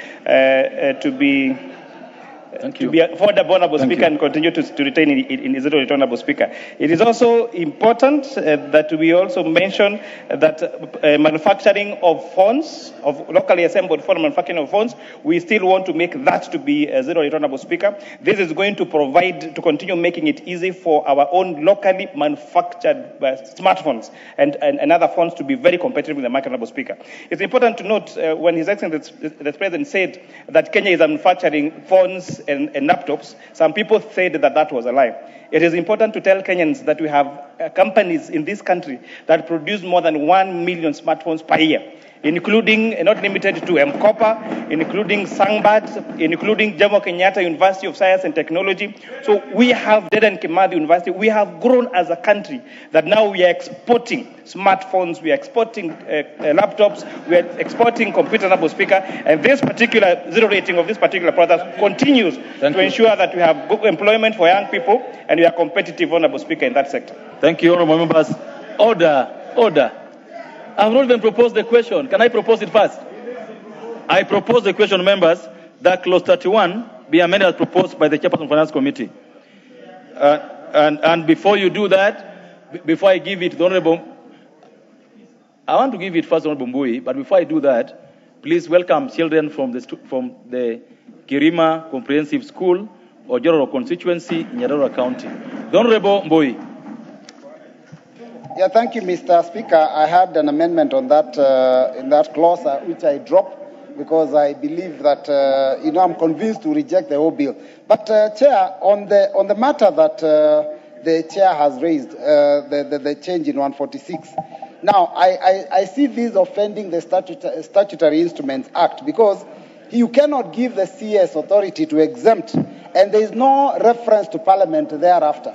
Because he's just saying that such capital goods that the exemption of which the Cabinet Secretary may determine. Now, ideally, there has to be some fallback so that even as he makes that decision, he can also come back to the people's representatives for acceptance. So I think I would have wanted this to have gone through, but I wish he would have amended it in a way that we also hold sway over the executive on that matter. Thank you, Chair. All members, on this, I will give a couple of members to say something. So I want to be patient, but when I give you a chance, please stick to the topic of discussion and spend 1 minute to make your point. The Honorable Wangwe. I'll give this side, then I'll come back this side. Give him the next. Give him any. The Honorable Wangwe, could use this one. Sorry. Thank you, Chair. Chair, allow me to really appreciate the committee for making it possible that we retain the zero rating of transportation of Ken, Honorable Chair. Honorable Chair, by applying exemption, it was definitely going to distract what the government has structured now in terms of supply of Ken. The industry has stabilized, Honorable Chair, and distorting it by making it exempt was definitely going to distract everything. Therefore, I want to support the amendment and retain that the committee amendment stands. Thank you, Honorable Chair. Members, the Honorable Wangwe had moved successfully the sugar bill and is now an act of parliament. That's why this is very important to him. I'll give it, the Honorable Junet. There's a young man I want to give a chance before you. He's called Honorable Mukunji. Go ahead. Thank you, Honorable Speaker. And when I was reading this bill, Honorable Speaker, I was wondering what is it that this country want to achieve by moving from zero rated to exemption of important things such as manufacturing of things in this country. Honorable Speaker, this House in 2024 was invaded because of some proposals that were felt to be so draconian in this country, Honorable Speaker, and out of the executive proposals, we found ourselves under siege, and many members had to run away in very weird places, including ambulances, Honorable Speaker. Honorable Speaker, I am one of the people who spoke closely to these manufacturers. And because of that proposal alone, funds would have gone to more than 40% increase in their prices, and they could not compete with even what is, Honourable Speaker, they are getting from outside. But Honourable Speaker, I ask myself, why is it that somebody can sit down and make a proposal so bad that it gets to this house and this house gets a bad name out of it? That's why, Honourable Speaker, as we say, and I know we are going to actually continue having this fight between zero ration and exemption. It is important, Honourable Speaker, to realize that many of these proposals have a ripple effect, whereby some of these proposals will have jobs being lost. Honourable Speaker. Order. Honourable Mukunji. Now, be specific on 31, please. Yes, I am there, Honourable Speaker. Please. Honourable Speaker, the phone manufacturers, as a matter of fact, they should be given some tax rebate, including the railway tax and other taxes that involve local manufacturers. Thank you. Honourable Bongogoyo, I gave you a minute. You've taken 3. Thank you. Actually gave you 1 and allowed you 3. I said 1 and I gave you 3. Honourable Bongogoyo, go ahead. Thank you, Chair. And I want to say that on this particular clause, the committee has taken into consideration what we raised on the second reading. But let me say, if you want to build a country, this is how you build a country by zero rating. The executive had proposed totally different, and most importantly, you want to bring in another clause, the issue of excise duty, and you don't want funds to come from outside the country. Grow your economy so that some of those things you are able to facilitate people who are in this industry, so that ultimately the issue of even excise duty, which we will be rejecting, will not be there, because once we grow this industry, it will be easy for us. Lastly, allow me to say, the chair, you have considered what you say. That is now what should be happening, not what you do in other incidences. Thank you. Honourable Wandeto.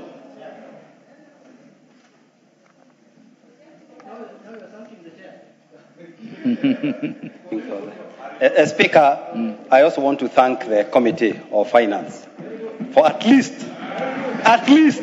listening to Kenyans on this one. And that's why I was challenging my good friend, Honorable Kimani Kuria, that such proposals should not have even been published in the first place. We should not be going through this cleansing ceremony and wasting time. But, Mr. Speaker, my contribution is, and I would like the Honorable Kimani Kuria to listen to this, about manufacturing and the exemptions that are being proposed here, that the Cabinet Secretary can deal with exemptions up to 500 million shillings. I think you have amended it to 5 billion. Mr. Speaker, we are trying to encourage cottage industries, and we seem to be running an economy that we are purposing for foreign investors. Let us also purpose our economy to encourage local investors. We have many people going to China to get machines of 2 million, 3 million to do juice extraction, packaging this and that. It is important that at least they also get this sort of capital investment exemption. Honourable Jeanette. Chair, I want to point out that members don't understand the powers they have. It is the same reason why, we are looking at this bill is because we are the ones who have the powers to amend it. National Treasury can propose anything they want under the sun. Now, you don't need to say, why is National Treasury proposing? It is you, as the representative of the people, who should make a decision. And that's why we're here today. That's what we are doing. Honorable Bodeto must know he has been sent here by Tetu people so they can protect their interests in accordance with the law. And that is what we are doing to do. So, Mr. Speaker, first, I want to support this amendment. I want to say, Mr. Chair, that this amendment is going to make Kenya an industrialized country. Chair, you know, when you attract investment more than 2 billion shillings to your country and giving them relief is when you will get serious investors. That is when you will attract international investors. That is when you will attract foreign direct investment to your country, Mr. Speaker. Secondly, Mr. Speaker, I represent sugar growing area. By zero rating transportation of sugar cane, Mr. Chair, is going to make my people's life better. Chair, as you are aware, this government of the broad-based has revived the sugar industry like no other government. All the sugar factories in our area are now working. In my own county, sugarcane farmers have been paid 1 billion shillings for the last 1 month, for the last 1 year, Mr. Speaker. Mr. Speaker, let us accept when the government is doing a good job. Let us own it, Mr. Speaker. Let us not just oppose for the sake of opposing, like what I'm seeing from this village of Amunyoro. The Honorable Muchomba. 1 minute, please. Let it be a minute so that we clear this. The Honorable Muchomba. Chair, thank you very much. I happen to be a member of Finance Committee. And we went to various counties in this country listening to Kenyans submitting on their views of the proposed executive finance bill proposal. One of the biggest proposals we received, especially in my county, Kiambu, they came and told us they don't understand the issues of exempt. All they care is whether the animal feeds are going to be cheap at the point of purchase. So, Honorable Chair, it is important for every member of this parliament, before we come to such strategic discussions like today, everybody should seek to read reports of committees before you come to debate in this house, so that you know what members of your county proposed and what is being done. Thank you. Thank you. You know, I gave out the 5 on this side. Allow me to also give this side. The Honorable Owundo. Yeah. It's only fair. Yeah. Thank you, Mr. Chair. I want to support the amendments brought by the Chair of the committee on clause 31, particularly to make manufacturing in this country more competitive. But more importantly, Mr. Chair, zero rating transportation of cane is a very, very critical move at this point in time when cost of production is a major issue in this country. The cost of production, 30% goes to transportation of cane. So if we zero rate, Mr. Chair, we will be reducing the cost of production in this country. Thank you so much. The Vice Chair of Finance Committee. Thank you, Chair. I think I need to make this clear. I am just a member of Finance. The Vice Chair. Honorable CPA Ruto. I am a committee member of Finance. You've been purporting to be Vice Chair of that committee. I didn't know. Now I do. The Honorable CPA Ruto, go ahead. Thank you.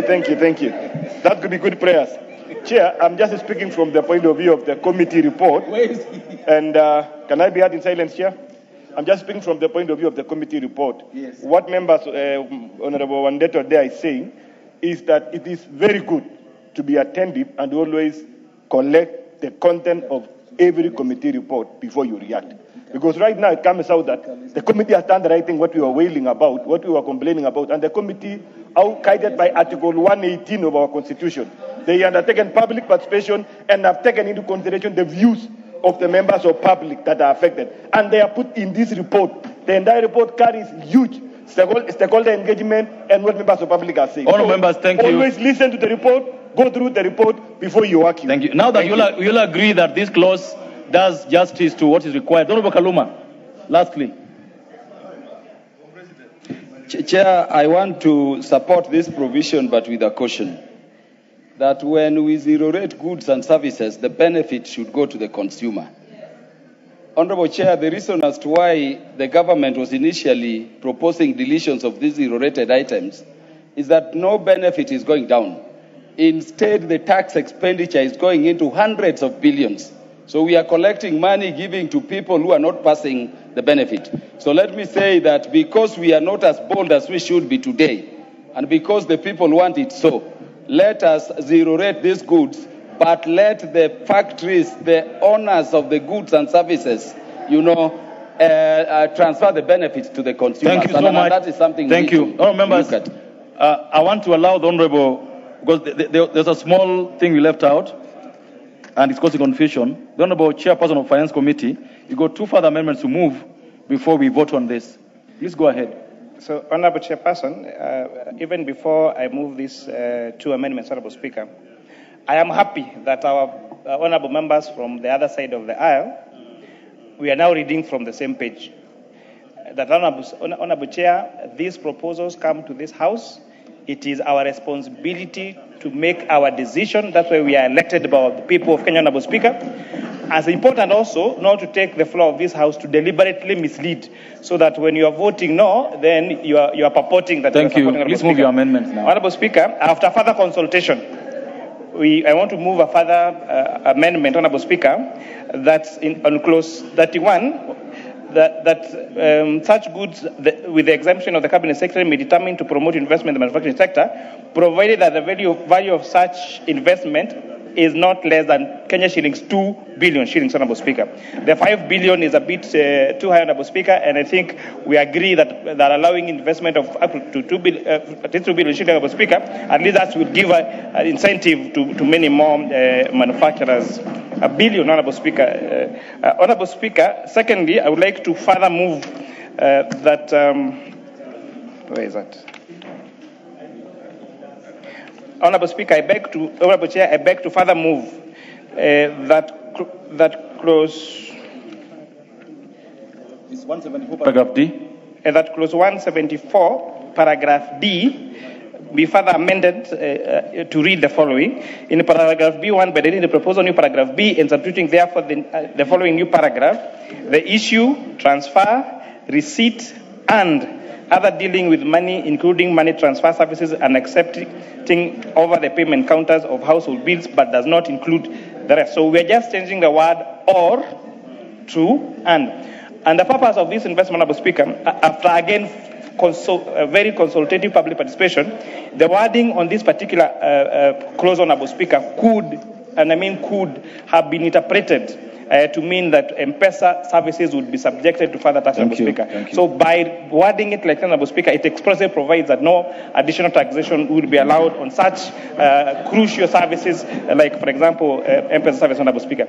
And Honorable Speaker, lastly, following the ruling on the T bill, Honorable Speaker, because I think it's important that I declare interest that I'm a farmer, and so I did a lot with animal feeds, and therefore, Honorable Speaker, it's important that I go on record that I am a farmer, Honorable Speaker, on this particular. Now, Chair, before you sit down, there's an issue that was raised by Honorable Muthui earlier on what are the benchmarks to ensure that the CS Treasury does not use this discretion badly. I think you need to make a comment on it. Yes. So, the decision on the 2 billion. So, Honorable Speaker, when you were arguing this, we actually strongly felt that we needed to add another provision to subject this to the National Treasury issuing regulations, Honorable Speaker. Okay. But again, we thought that period between now and when the regulations will be published and passed in this House could still disadvantage those ready investors to come and invest, Honorable Speaker.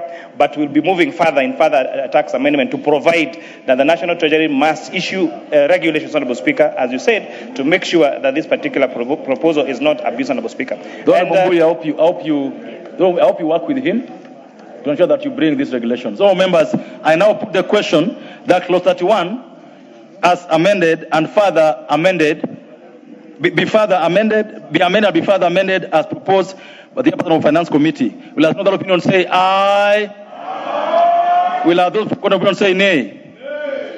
The ayes have it. Members, I propose the question, therefore, that clause 31, as amended and further amended, be part of the bill. Will as many without opinion say aye? Aye. Will as many without opinion say nay? Nay. Ayes have it.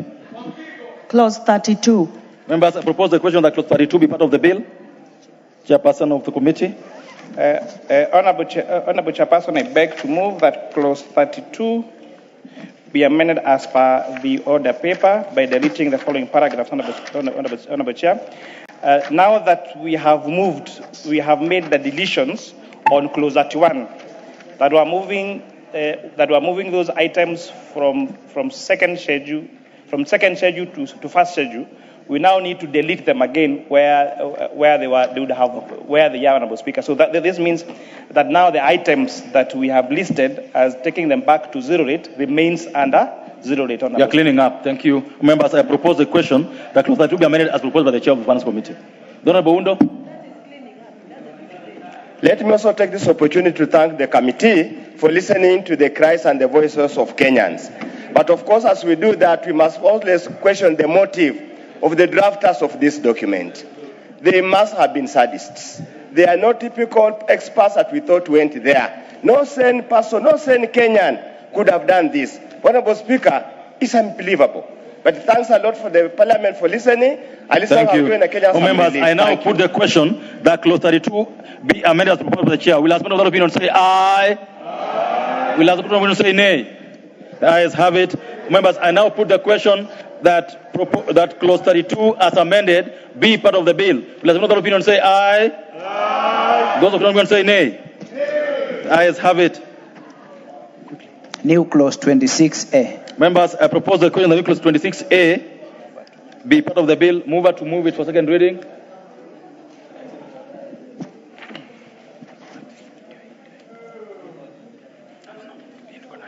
Honorable Speaker, I beg to move that new clause 26, new clause 26A be now read a second time, Honorable Speaker. Honorable Speaker, this relates to supplies that are made to Kenya Defence Forces, Kenya Defence Welfare Services, the National Intelligence Service, the National Police Service, and the National Intelligence Service, Honorable Speaker. Honorable Speaker, Honorable Chair, the supplies that are made to these institutions for our men and women of uniform who do very tremendous job in protecting our country, Honorable Speaker, are exempt. But however, when the suppliers of this particular supplies to them, they are not exempt. And therefore, the suppliers to these particular institutions are not able to claim their input VAT. So, Honorable Speaker, by now providing this expressive proposal, Honorable Speaker, is going to increase the working capital available to these particular institutions.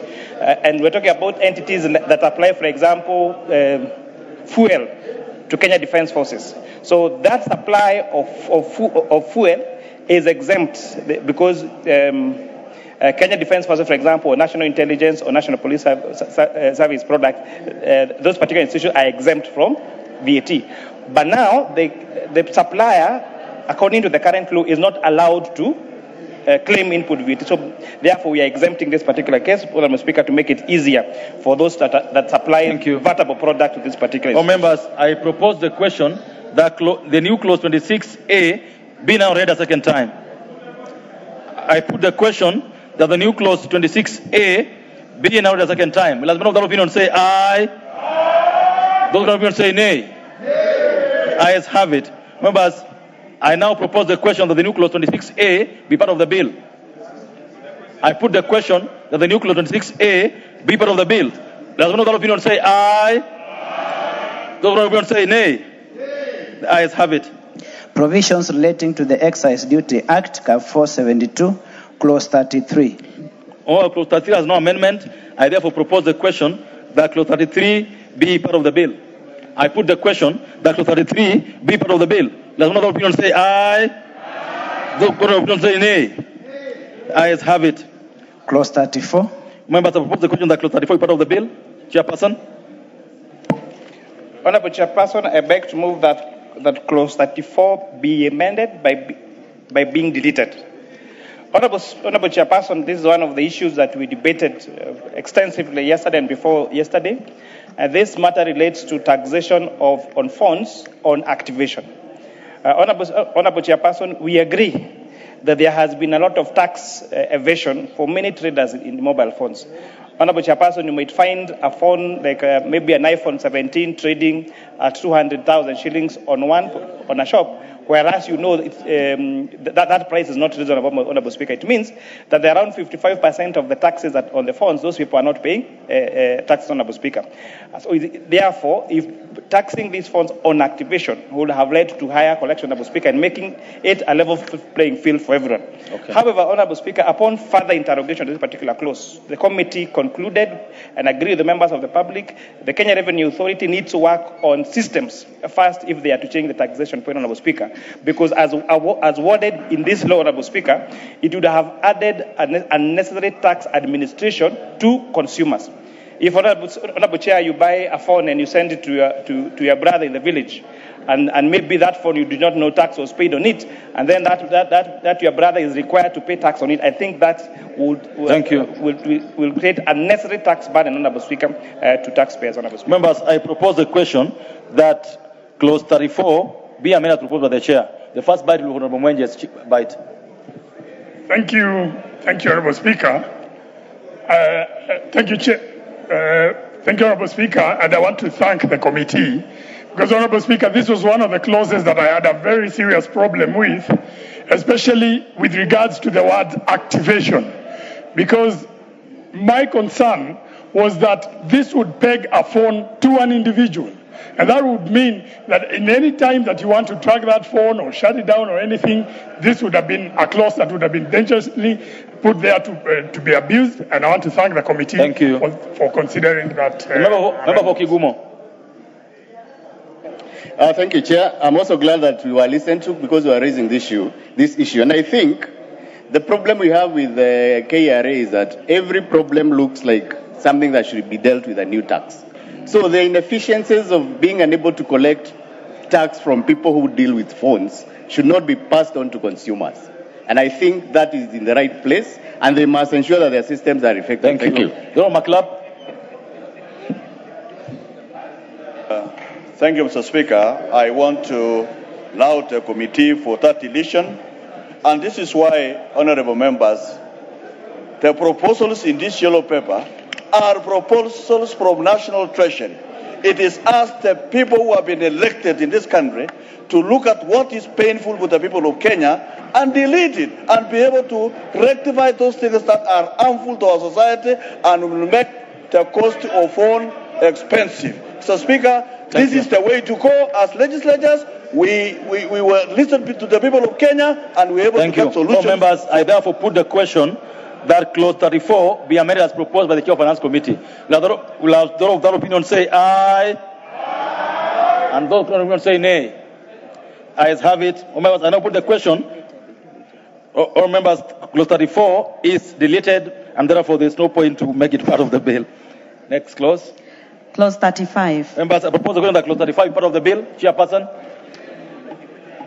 Veron Maclap. Take your seat. Honorable Chair, I beg to move that clause 35 be amended as per the order paper. Again, this relates to the issue of excise duty. Order. Veron Maclap. Yes. Get off between the chair and the... Go ahead. Thank you, Honorable Chair. I beg to move that clause 35 be amended as per the order paper by deleting this particular provision. And again, this relates to the issue that we are discussing on telephone, on mobile phones, Honorable Chair. Members, I propose the question that clause 35 be amended as proposed by the Chair by deletion. Members, I put the question that clause 35 be deleted. Will that opinion say aye? Those of that opinion say nay? The ayes have it. Clause 36. All members, I propose the question that clause 36 be part of the bill. Honorable Chair. Yes.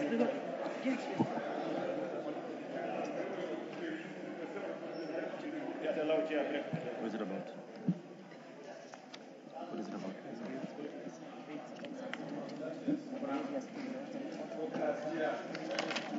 Honorable Chair, we are on clause 36. Your amendments to it. 36, yes. Honorable Chair, I beg to move that clause 36 be amended as per the order paper. This proposal will, again, Honorable Chair, clause 36.1 is about funds. On clause 36.1, Honorable Chairperson. The other is about the various rates, Honorable Chair, including the rates for small independent brewers. Honorable Chair, we found clause 5 very dangerous, Honorable Chair, and we could also not understand why it was there, because the clause 5 was reading in the description, spirits of undenatured extra neutral ethanol of alcoholic strength 90% purchased by licensed manufacturers by deleting the word licensed manufacturers.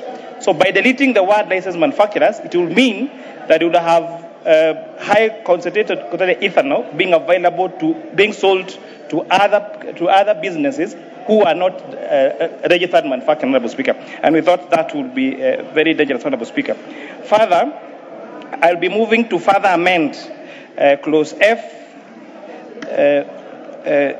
10. That is what? Huh? You know, reading these Roman numbers, X, The Honorable Chair, you got order. The Honorable Chair, you can consult for a minute. Okay. On clause 13, Honorable Chairperson, we are now introducing a new provision. And I think this is very important for our brothers and sisters in the sugar belt sector. We are now proposing to increase tax on imported sugar. The current rate of imported sugar is at 7.5 shillings per kilogram. Our committee report had recommended 10 shillings per kilogram, but upon further consultation, moving that further, this be amended by making it 40 shillings per kilogram, Honorable Speaker.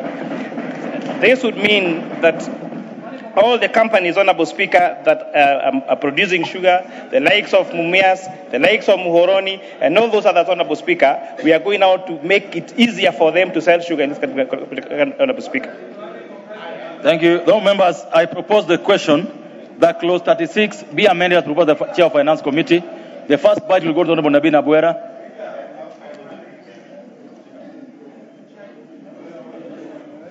Honorable Nabi, it's over there. You got the mic. Thank you, Chair. I second the proposal, Chair.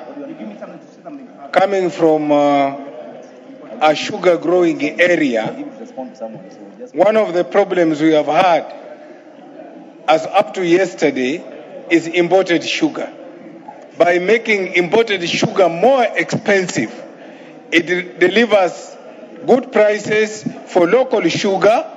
It makes our local sugar more competitive. I therefore second. Thank you. The Honorable Murugara.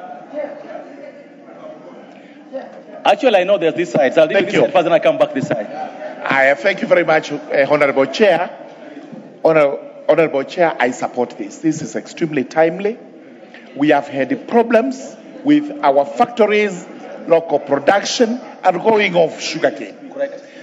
Because in Brazil or those other countries, it is extremely cheap to produce sugar. So they bring it here, not just like an export, it's dumping.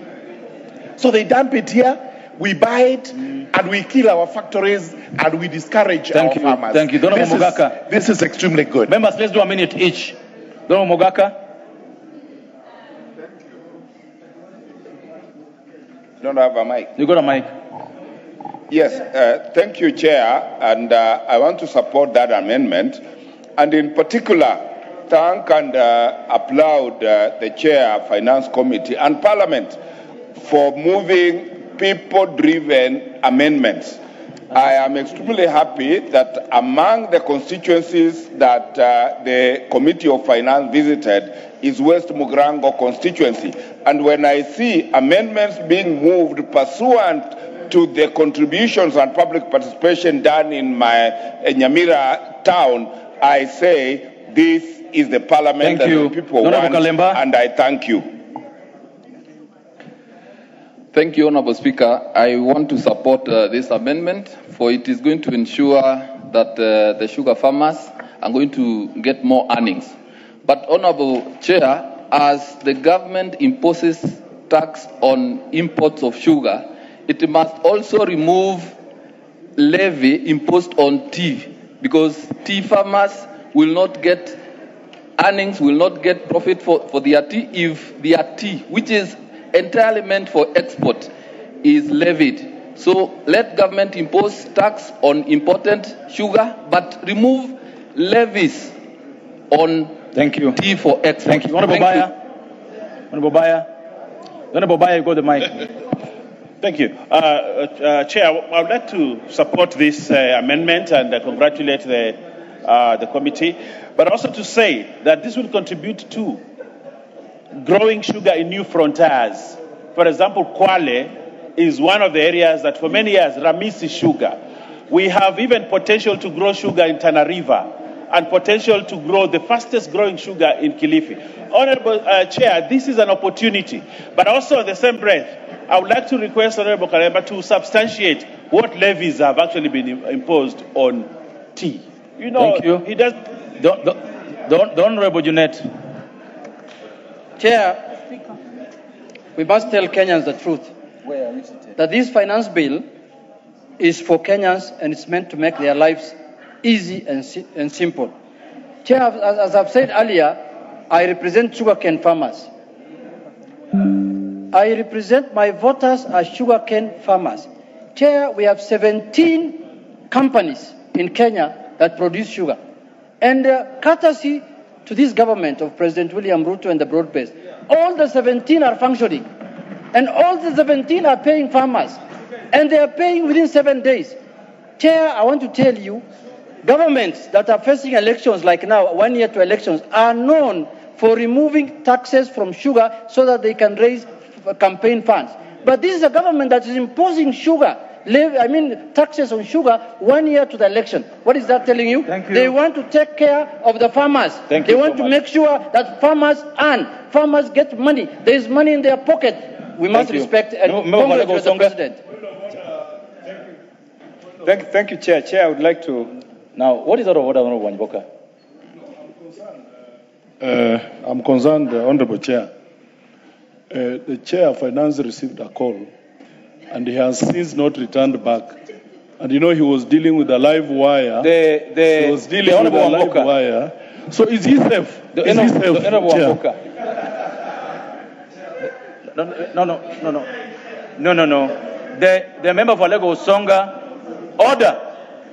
Now Lagos Songa on his feet, he will be given a chance to contribute. Thank you, Chair. Chair, I wanted to say that this is one of the very progressive amendments that I would like to support. Chair, you know that me and you come from Siaya. We have 2 companies that are setting up, sugar manufacturing companies. And we want them to produce sugar to be sold to Kenyans, not to produce sugar and keep them in stores. Therefore, I want to thank the committee for this progressive amendment. This amendment actually is going to put money in the pockets of Kenyans, and is going to create employment for millions of Kenyans across the sugar belt. Thank you. Thank you, Chair, for this opportunity. You know, Chair, by increasing the import duty or tax on imported sugar, basically we are protecting our farmers, and it's a good thing, Mr. Chair, that we protect farmers. But Mr. Speaker, it's also important to ask ourselves, what happens to the local prices of sugar? Why is it they are not competitive in the international market? Because that may be what we need to deal with. Because as you protect farmers and you impose import duty that is very high, you forget that you've also got consumers who actually require the cheaper the price. So what we need, Mr. Speaker, is to find a way of sorting out the price matter, that we support our local farmers, but at the same time we also support consumers. Thank you. Because the member from where? Thank you, Honorable Speaker. There is nothing out of order on what Honorable Mbuya said. Go ahead, Honorable Member from where? Thank you, Mr. Speaker, for giving me this chance to contribute to this amendment. While I support this amendment, I also propose that you impose taxes on imported rice so that we can protect the Kenyan farmers. We are spending 55.5 billion on imports to this country from India, from Pakistan, Mr. Speaker, from as close as Tanzania. We need to protect the very oppressed Moya farmer, Ahero farmer, so that they can make their living. Thank you, Honorable Wangwe. Thank you, Mr. Speaker. Honorable Chair, thank you so much. I just want to put some factors correct. Do we have enough sugar in the stores? The answer is yes. Do we have enough cane? Yes. We simply need to have the market ready as it is. Therefore, Honorable Chair, I want to support the amendment by the committee that we put it high so that we don't want to see importation of sugar. Thank you. Honorable Wakali Mulu. United, I thought you already gave had a chance on this. Thank you, Mr. Chairman. Mr. Chairman, I was wondering whether I will be in order to remind you that we are not in that reading. We are in that reading, not second reading. And the procedure has been... Thank you. The Honorable Majority Leader, when all of this. Chair, I rise to support this amendment and indeed thank the Chair first for doing the further amendment from 10 shillings to 40 shillings. I even wish it would have been higher to make it punitive so that we protect our sugarcane farmers. You remember 3 years ago we were importing sugar. Sugar was at a price of 550 shillings a kg. Because of the efforts that have been put to uplift the sugar industry in the country, today sugar is available, as Wangwe says, from the cane farmers. Cane farmers are getting paid. And the only way we can undo these good gains is if we allow all those cheap imports to come from outside. Finally, Honorable Speaker, yes. I've had a number of us speak to other levies. Levies to do with tea. I want to clarify that this finance bill has zero levies on tea or on coffee. It is very important that we make that clear so that even as we seek to speak to the public, we be clear that the finance bill had only issues to do with helping sugar. Honorable Chairman of the committee, finally, so that we put the question. So, Honorable Chairperson, I just wanted to also inform this House that further, we have provided... Do you want to be informed by the Honorable Babu Owino? Okay, let me be informed by the Honorable Owino. You want to inform the Honorable Chair? Go ahead and inform him. He says you can inform him.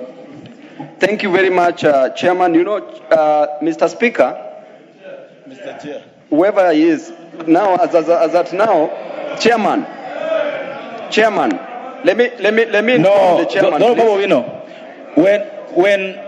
When we sit where we are sitting, we are chairpersons. When you sit on the seat behind me, we are speakers. We are not whoever he is. Thank you. I was just trying to massage your ego, Chairman, but I don't have ego at all. Anyway, Chairman, let me inform Chairman Finance Committee. Chairman, our consumption rate for sugar in Kenya is at 1.14 million tons that we consume. What we produce is 610 metric tons, correct? What we produce is 610,000 metric tons, which means that what we import is around 505,000 metric tons. What is your source, Honorable Babu? What is your source of information? Chairman, let me just inform you, please, that this information is common knowledge. Therefore, Chairman, when we talk about importation of sugar, it means that we solely depend largely on imported sugar as Kenyans. And therefore, when the Chairman Finance Committee is stating that taxes will be increased from 10 to 40, at that rate, it means that the consumers in Kenya are going to be hurt more. Okay. Chairman, as I proceed... Thank you. You are informing the Honorable... Let me finish my point, Chairman. Let me finish my point, please. The Chairman of the Finance Committee, you've been informed about... You are being informed about quantities of sugar. Are you abreast with those quantities of sugar, import and export? Honorable Chairperson, the figures that Honorable Babu Owino is referring to is figures of 2022. So there has been, when Honorable Babu Owino claims that knowing how many metric tons are produced is a matter of common knowledge, it is a matter of fact, Honorable Speaker. And some of us also have an advantage of having extensively done our research on this particular matter to have the correct result, Honorable Speaker. So I don't want to be informed because Honorable Babu Owino is misinforming and disinforming. Go ahead and wind up. Honorable Chairperson. Wind up. On the other matter, Honorable Chairperson, it is important to note on EE, Honorable Speaker, on imported MDF boards, imported block boards, imported plywood, Honorable Chairperson, we are now adding 30% excise duty, Honorable Speaker, for some of these particular items, Honorable Speaker. And this is the reason. I come from a timber growing constituency, Honorable Speaker. The whole of Njoro, the whole of Molo, the whole of Kuresoi. But what has happened, Honorable Speaker, we have these imported MDF and plywood, Honorable Speaker, that are coming from all the way from China, that has made our factories uncompetitive, Honorable Speaker. So what we are saying is that we are going to be selfish as a country. We are going to protect our own. We are going to grow our manufacturing. And it is important, even if the figures about our production is even it were to be correct, Honorable Chairperson, we are not stopping importation. We are saying if you have to import, fine, pay more. We have higher tax collection, and we support farmers, Honorable Speaker. Thank you. And now, members, I now put the question that clause 36, as amended, be part of the bill. Order. Order. All members, I now put the question that clause 36, amended as proposed by the Chair of Finance Committee. As one of the opinion say aye. As one of the opinion say nay. Members, I put the question that clause 36 as amended be part of the bill. Last that of opinion say aye. As one of the opinion say nay. Ayes have it. New clause 35A. Members, I propose the question that new clause 35A be part of the bill. Chairperson. Move to second reading. Honorable Chair, I beg to move that new clause 35A be now read a second time. This is amending Section 29 of the VAT Act by inserting the following new paragraph: that excess duty has been paid in respect of inputs used by a licensed or registered manufacturer to manufacture accessible goods. Honorable Chairperson, this is seeking to provide clarity on payment of excess duty on inputs by a licensed or registered manufacturer. So what is happening currently, Honorable Chairperson? Manufacturers of accessible goods have not been able to claim the inputs they pay on the excess. So therefore, putting this provision now will make excess duty that is paid on raw materials, Honorable Speaker, to be claimable by manufacturers of accessible products. Thank you. All members, I propose the question that the new clause 35A part of the bill. I put the question that the new clause 35A be now read a second time. I put the question that the new clause 35A be now read a second time. As one of the opinion say aye. As one of the opinion say nay. Ayes have it. I now put the question, members, that the new clause 35A be part of the bill. I put the question that the new clause 35A part of the bill. As one of the opinion say aye. As one of the opinion say nay. Ayes have it. New clause 36A. Members, I propose the question, the new clause 36A part of the bill. Mover. The new clause 36A.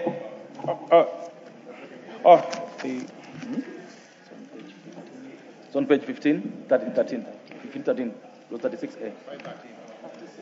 The NIS, Kenya Defense Forces.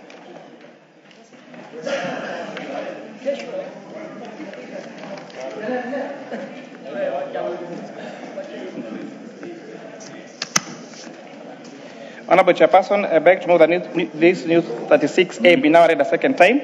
Honorable Chairperson, as you know, the people that provide services, security service in this country, that is the National Police, the Kenya Defense Force, Honorable Speaker, supplies to those institutions is exempt. However, another important entity in terms of our security operators is the National Intelligence Service. So we are now providing for supply of goods and services to National Intelligence Service to be exempt, to be treated the same as we treat for KDF and for Kenya Police. Members, I propose the question that the new clause 36A be now read a second time. I put the question. Let me hear the Honorable Muthui. Thank you, Chairperson. You know, I've noted that there will be a drafting error because if you're going to put National Intelligence Service immediately after Kenya Defense Forces without either a comma or the word and, then obviously that's a drafting error, so we need to correct it now. Okay. I think the error is accordingly carried the way it's been mentioned. I now put the question that the new clause 36A be read a second time. As one of the opinion say aye. As one of the opinion say nay. Ayes have it. I propose the question, members, that the new clause 36A be part of the bill. I put the question that the new clause 36A be part of the bill. As one of the opinion say aye. As one of the opinion say nay. Ayes have it. Provisions relating to the Tax Procedures Act, Cap 469B, Clause 37. Members, I propose the question that clause 37 be part of the bill. There being no amendment, I propose the question that clause 37 be part of the bill. As one of the opinion say aye. As one of the say nay. Ayes have it. Clause 38. I propose the question that clause 38 be part of the bill. Chairperson. Honorable Chairperson, I beg to move that clause 38 be part of the bill. Honorable Chairperson, this clause 38 As you may recall, this Honorable House last year became the first country in Africa to pass a standalone legislation on virtual asset providers. Now that we already have a law that recognizes virtual asset service providers, now we are subjecting them to procedures of Tax Procedures Act. And the amendment that we are seeking on this particular amendment is to protect the data on this virtual asset space to make sure that the way the KRA uses that data is in line with the Data Protection Act, Honorable Chairperson. Members, I propose the question that Clause 38 amendment is proposed by the Chairperson. The Honorable KJ of Dagoretti North, Dagoretti South. Mr. Speaker, I want to thank you, and I want to thank the Finance Committee, because in the hearings with the public, this is an issue that did come up, Mr. Speaker, and I want to agree with the chairperson that the movement that we are doing is in place with the new laws that we are making, and also making reference to laws that we have passed in this House, up to and including the first Data Protection Act in Africa that was passed by members of this House, Mr. Speaker. And so I want to associate myself with these amendments. These amendments, Mr. Speaker, are proving a fact that this House does listen to the public. When we go out on public participation, it is not an act of public PR, public relations, Mr. Speaker.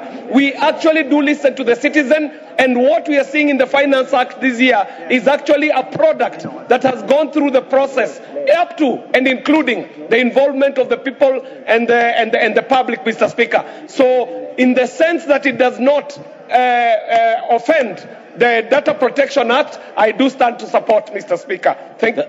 Thank you. The Honorable Mayaka.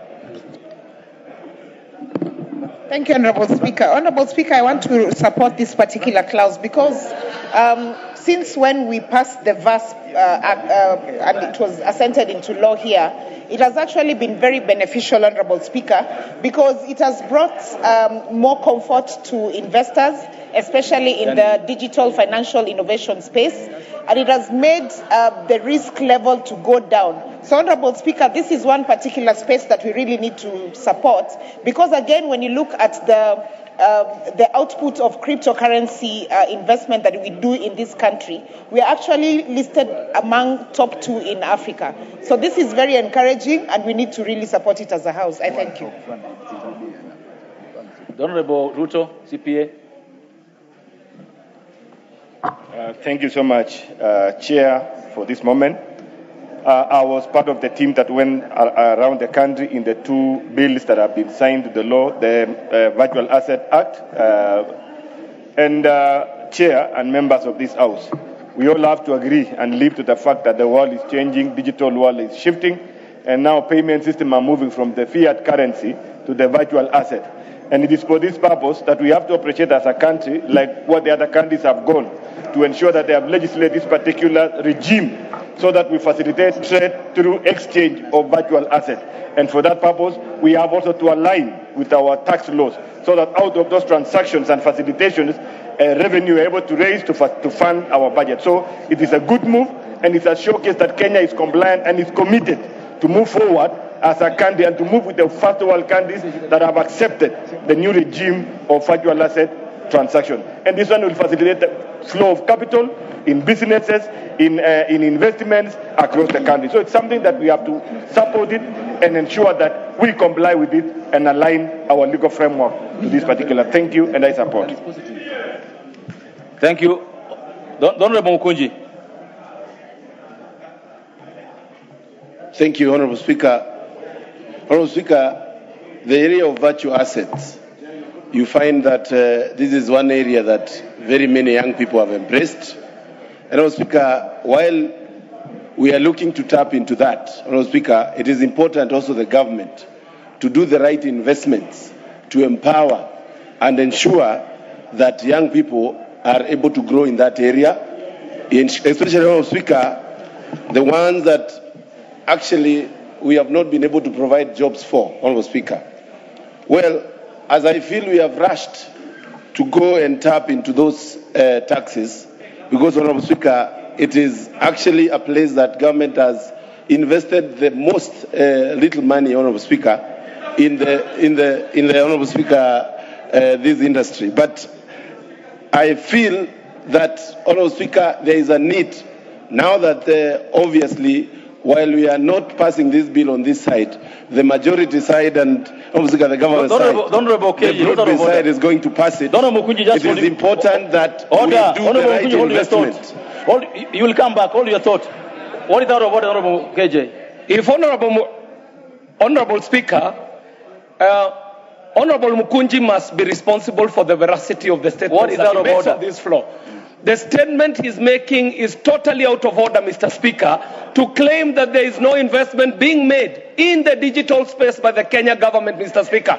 And Mr. Speaker, this gentleman ought to familiarize himself with the digital master plan that is rolling out digital points in every constituency. And if in his constituency is not investing, Mr. Speaker, he should say that it is in his constituency that the investment is not happening. But nationally, Mr. Speaker, there is a grand plan that is rolling out digital centers in every single ward of this country, Mr. Thank Speaker. you. And I want to call upon Mr. Mukunji to set up his digital innovation hubs. We shall equip them for the benefit of his people in his constituency. Thank you very much, Mr. Speaker. Honourable Speaker, that was an uncalled for interruption, Honourable Speaker. And I want to say that it is not about the promises. And Honourable Speaker, we have been through this. We have seen the promise of Grammys, the promise after promise, Honourable Speaker. We have done the investment, Honourable Speaker, in our constituency. I'm actually doing very good with my digital hubs. But, Honourable Speaker, that does not tell the government to come after those young people that are trying to make a living and trying to make it. When, Honourable Speaker... The Honourable Mukunji. The Honourable Mukunji. You know, you're a young man I like so much, but I would like that when you give you a chance, you be factual. It's very good to debate factually, so that when you're speaking, I don't have so many of this. You know, the Honourable Mwango, please go ahead. Thank you, Mr. Speaker, sir. Inasmuch as the government side declares that they're supporting digital content creation and the new what they call the economy, the digital economy, I would want to ask my brother from Dagoretti North, through you, Chair, what are they doing to the restraints that are being put on digital content creators from Kenya not to enter Tanzania, the likes of Jakamfain, the other digital content creators that are venturing into Tanzania, and these people are being asked and they are being declared non-grantor to Tanzania. Thank you. What are you how are you addressing that issue? So it what matters happened? when you are creating the digital economy. Thank you. All members, we are on clause 38 of the finance bill. Mwago, a very good question, which I would like you to bring through the normal processes of Parliament. Just do a question. It's a very good question. No, it is not his job to answer questions at this point in time. All members, I put the question that clause 38 be amended as proposed by the Chair of Finance Committee. As another opinion say aye. As another opinion say nay. Ayes have it. I now put the question that clause 38 as amended be part of the bill. Will as another opinion say aye? Those opinion say nay. Ayes have it. Clause 39. All members, I propose that clause 39 be part of the bill, Chairperson. And I want it to be a bit faster now. Yes, Honourable Chair, I beg to move that clause 39 be amended as per the order paper. Honourable Chairperson, this amendment relates to when you have been deregistered. You as a taxpayer, in terms of your PIN was deregistered, and you apply for reinstatement for your PIN, KRA should make a decision within 90 days. All members, that is self-explanatory. I propose the question that clause 39 be amended as proposed by the Chair. I put the question that clause 9 be amended as proposed by the Chair. As another opinion say aye. As another opinion say nay. The ayes have it. Members, I put the question, therefore, that clause 9 as amended be part of the bill. As another opinion say aye. As another opinion say nay. Ayes have it. Clause 40. All members, I propose the question that clause 40 be amended. Honourable Mwenje, what is the problem? That is per se. No, members, I propose the question that clause 40 be part of the bill. Honourable Chair, clause 40. Honorable Chair, I beg to move that clause 40 be amended as per the order paper.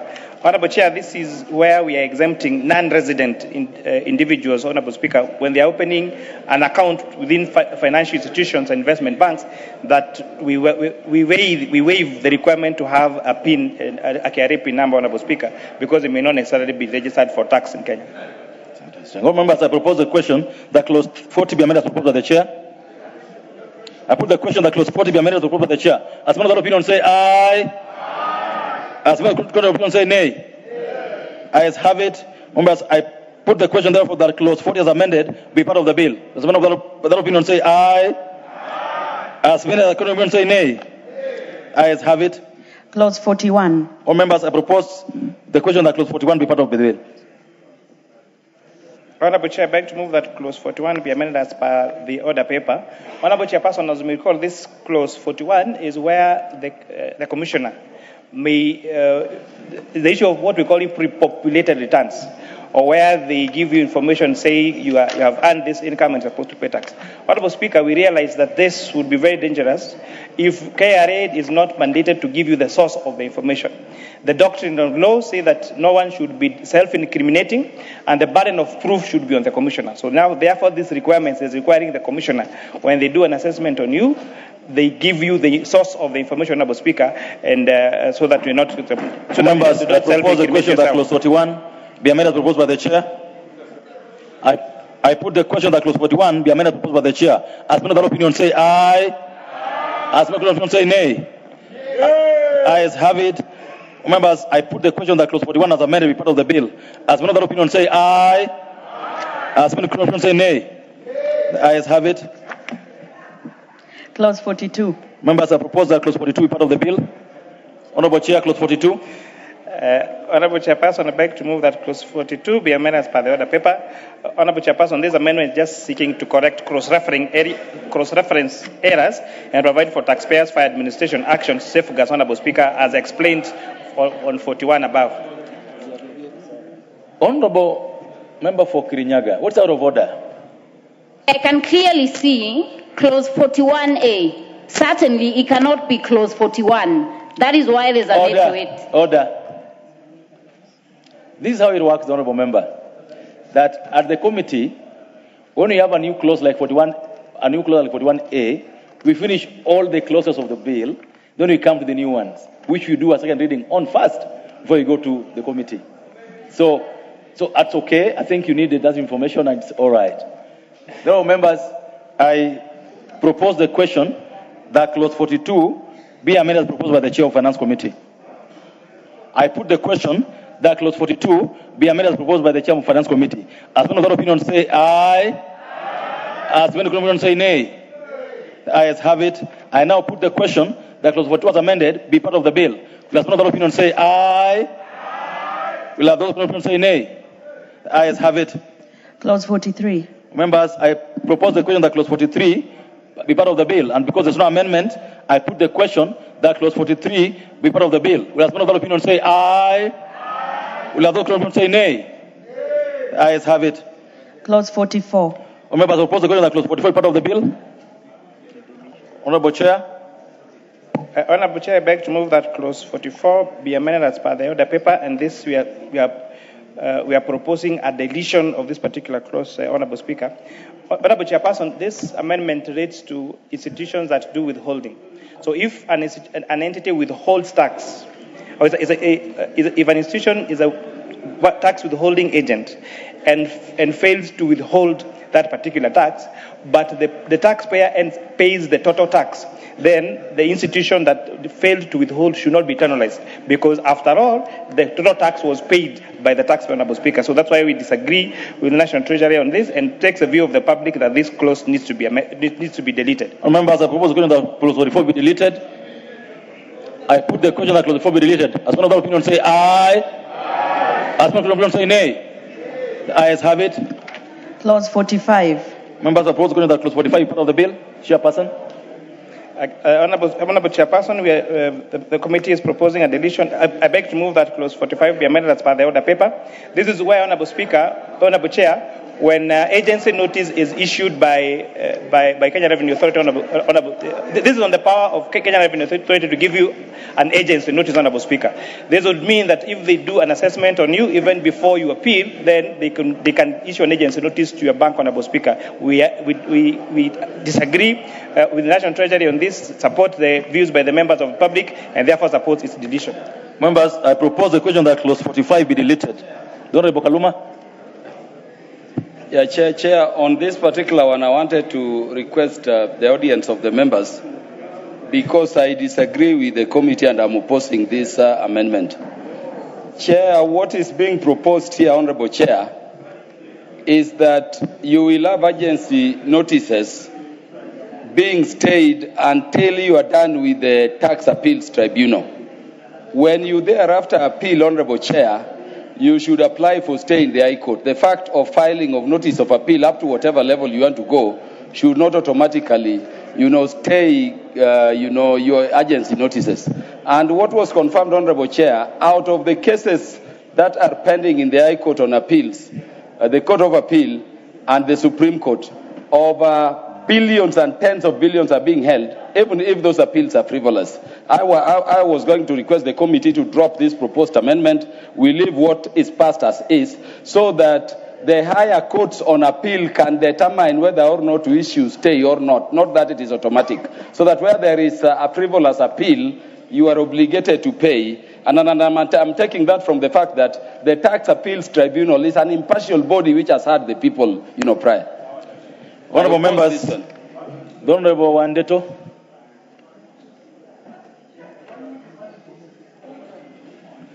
Thank you, Chair. And I think this was a very bad proposal, and it is sad that the Cabinet Secretary for Treasury would even contemplate doing something that is very unconstitutional. Because, Mr. Speaker, this is almost like saying, if you are arrested, you can start serving your criminal sentence even before the judges have heard you. And just in case they determine that you are innocent, you will just be released. When agency notices are issued, your property has been confiscated. Even if you win, some of the damage cannot be undone. So we are just saying that the Cabinet Secretary, at least on this one, please, don't bring things that are even unconstitutional. Thank you. Honorable Akili Muriu. Thank you, Chairman. I'd like to add my voice on this clause. Again, purely because under our Constitution, you must exhaust the process of the law before the applicant can enjoy the fruits of litigation. Now, in instances whereby in the tribunal, the respondent, or maybe the taxpayer, is dissatisfied with the outcome, then he has right to go to the High Court and the Court of Appeal, and if possible, the Supreme Court. Now, when you stifle that process, and yet is guaranteed under the Constitution, it is work infiltrated, because one will go to court under the Constitution and declare the clause unconstitutional. Thank you so much, Mukil. Minority Leader. Chair, on this one, I want to agree with the amendment proposed by the Chair. And for the first time also, I want to agree with the Wamunyoro Group. Chair, let us, even what is the Wamunyoro Group? Wamunyoro Group is here. Okay, go ahead. Nowadays, I am the caretaker. Go ahead. Chair, I am the caretaker of Wamunyoro Group in Parliament. They sit behind me. I am the caretaker of Wamunyoro Group in Parliament. That's the truth. Don't go to Wamboka. What is that of order? They are orphans. They have no people in Parliament. Honorable Junet, can you take your seat? No, Honorable Junet, take your seat. Order, take your seat. Honorable Wamboka, what is that of order? Chair. Check the next mic. The one with the Cairo, yes. Order. Honorable Chair, it is your duty as the chair to ensure that members debate with the decorum. I would want Honorable Junet in order. The Honorable Wandeto and Co. Can we listen to the Honorable Wamboka? Honorable, throw them out, Honorable Wandeto. What makes you think that you must have the mic all the time? No, the honorable member for Busia. The honorable Wandeto, please, don't test my patience. I'm a very patient man, you know that. The honorable Wamboka, go ahead. Thank you, Honorable Chair. Honorable Chair, it is your duty to ensure that members of this House debate with decorum. Is it in order for my leader, the minority leader, to refer to some members of this Honorable House, Honorable members, giving them a funny name, Honorable Speaker, by calling them Wamunyoro Group? Is that fair, Honorable Speaker? Is that fair? And can he withdraw and apologize, Honorable Speaker? The Honorable... Honorable Junaid should withdraw and apologize. Or you can throw him out of that's this all house. right. The Honorable Junaid, please go ahead. No. Order. The Honorable Junaid, you have two options here. You will substantiate or withdraw. Mr. Speaker, the first and the truth is that Wamunyoro is a village in Kenya, found in Nyeri County.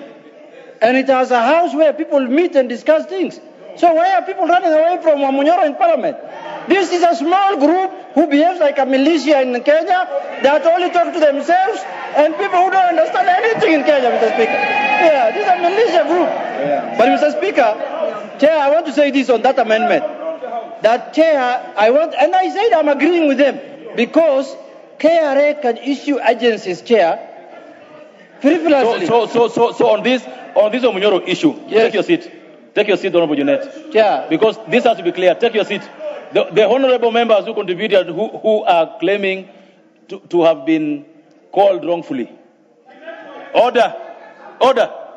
The honorable Wakili Muriu and the honorable Wandeto. Someone claims you belong to Wamunyoro. Do you or do you not? Mr. Chairman, I'm in Parliament by the virtue of being a member of Parliament. Give the mic. For Gatanga constituency. Order. And my full name. Give the mic. Order. Don't on this matter. On this order. On this matter. Order. The members who contributed on this matter on this side, who would claim not to be or to be, are the Honorable Wandeto and the Honorable Wakili Muriu. So it is for them to respond to this matter. Please go ahead. Mr. Speaker, two wrongs do not make it right. Yes. And Mr. Speaker, the fact is very simple. Unless now we deny our names, we say there is a Kasongo function and a Wamunyoro function, then we will be equal. I want to say our Wamunyoro and the Kasongo function. Okay. The Honorable Wandeto.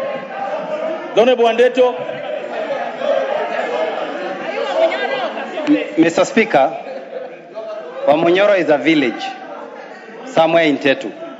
So unless Junaid substantiates what he means by Wamunyoro group, if he means people who associate with the former deputy president, yes, we proudly do associate with him, if that is his meaning. But otherwise, okay, Wamunyoro is a village in Nyeri. Don't rebel.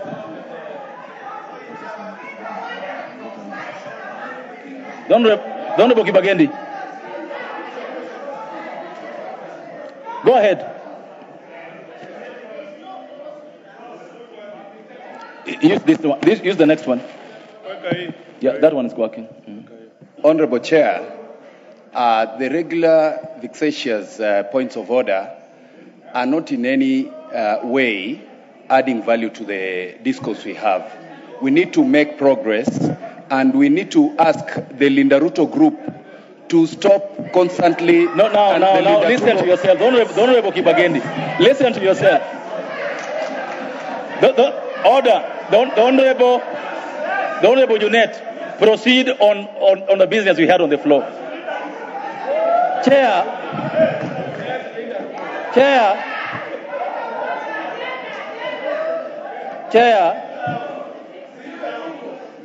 Chair, it is a matter of fact. It is a matter of fact, Chair, with your permission, that now we have Wamunyoro group and Wamitego group. There is also Wamitego group. They are also smaller in number. They are very few. Wamitego group. Wamitego are not in parliament. They are found outside parliament. And Wamunyoro is found inside parliament, but they are few. It's a militia group that we want to deal with. But having said that, Chair, I want to disagree with my member, Honorable Kaluma. Chair, KRA can sometimes issue notices of agency without any proper audit, in a frivolous manner.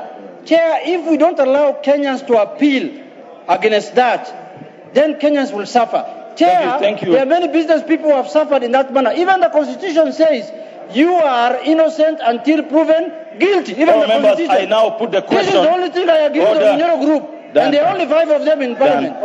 Members, I now put the question that clause 45 be amended as proposed by the chair of finance committee. As member of opinion say aye.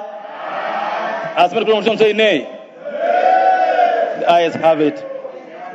I now, this was a deletion, and therefore clause 45 is effectively deleted.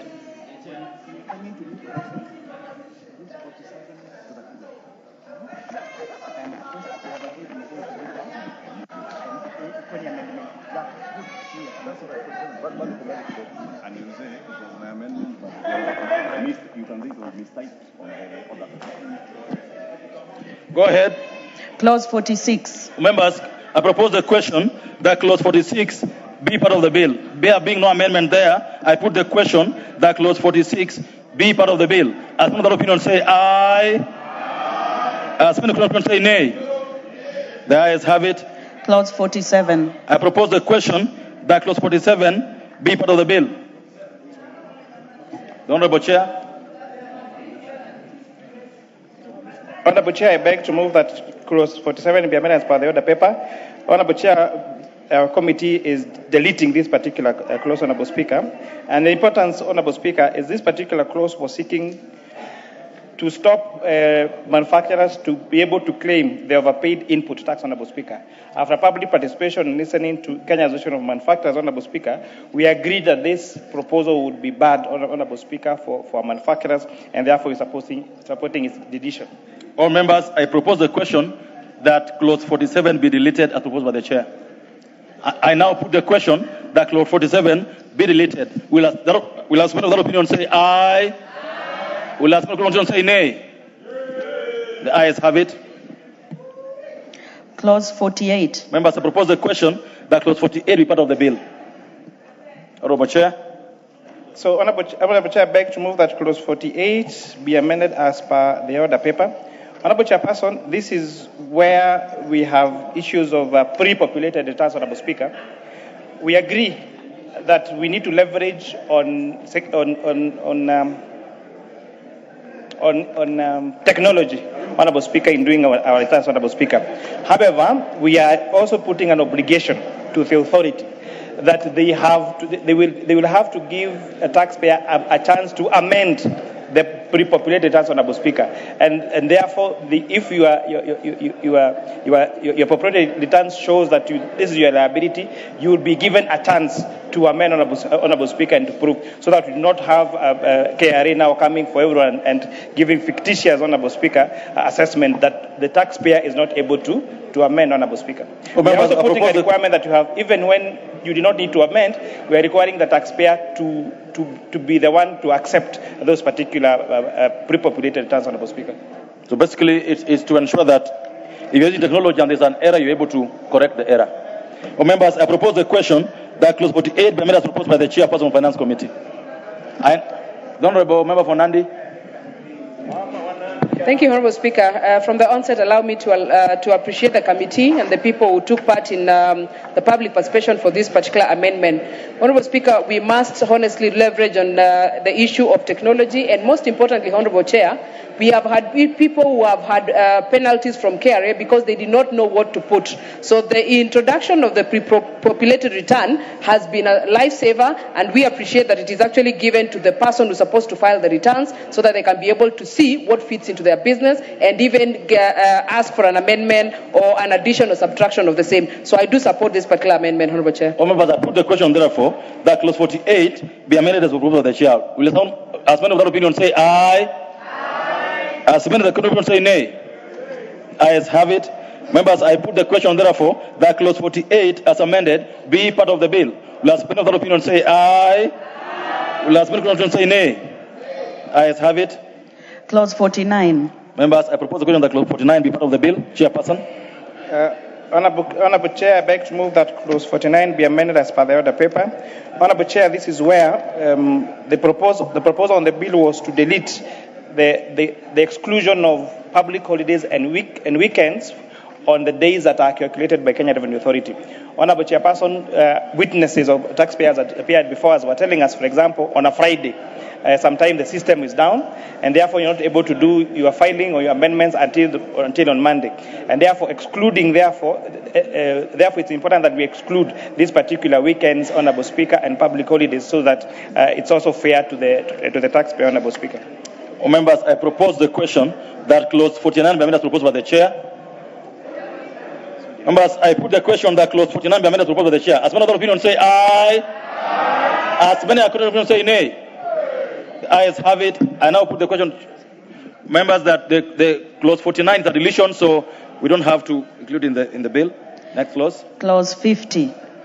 Members, I propose the question that clause 50 is part of the bill. Honorable Chair.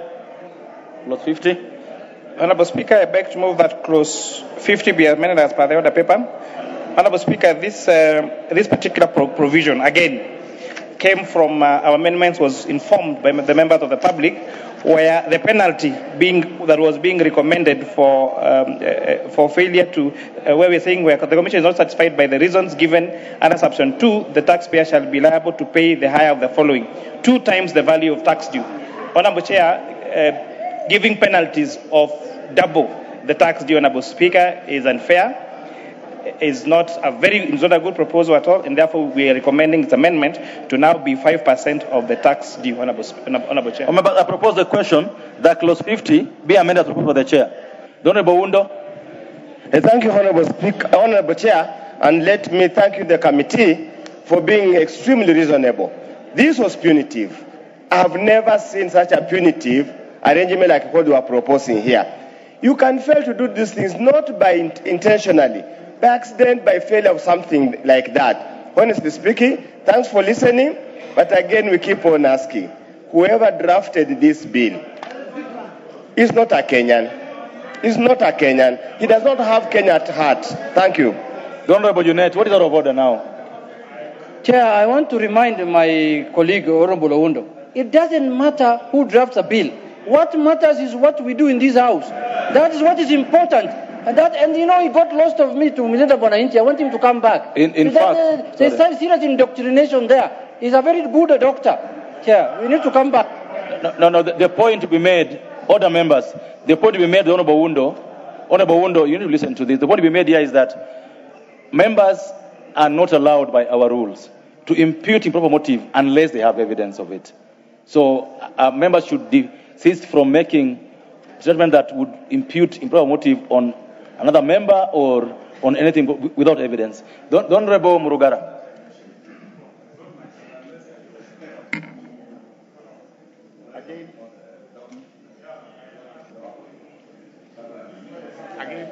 You can use the Sir George.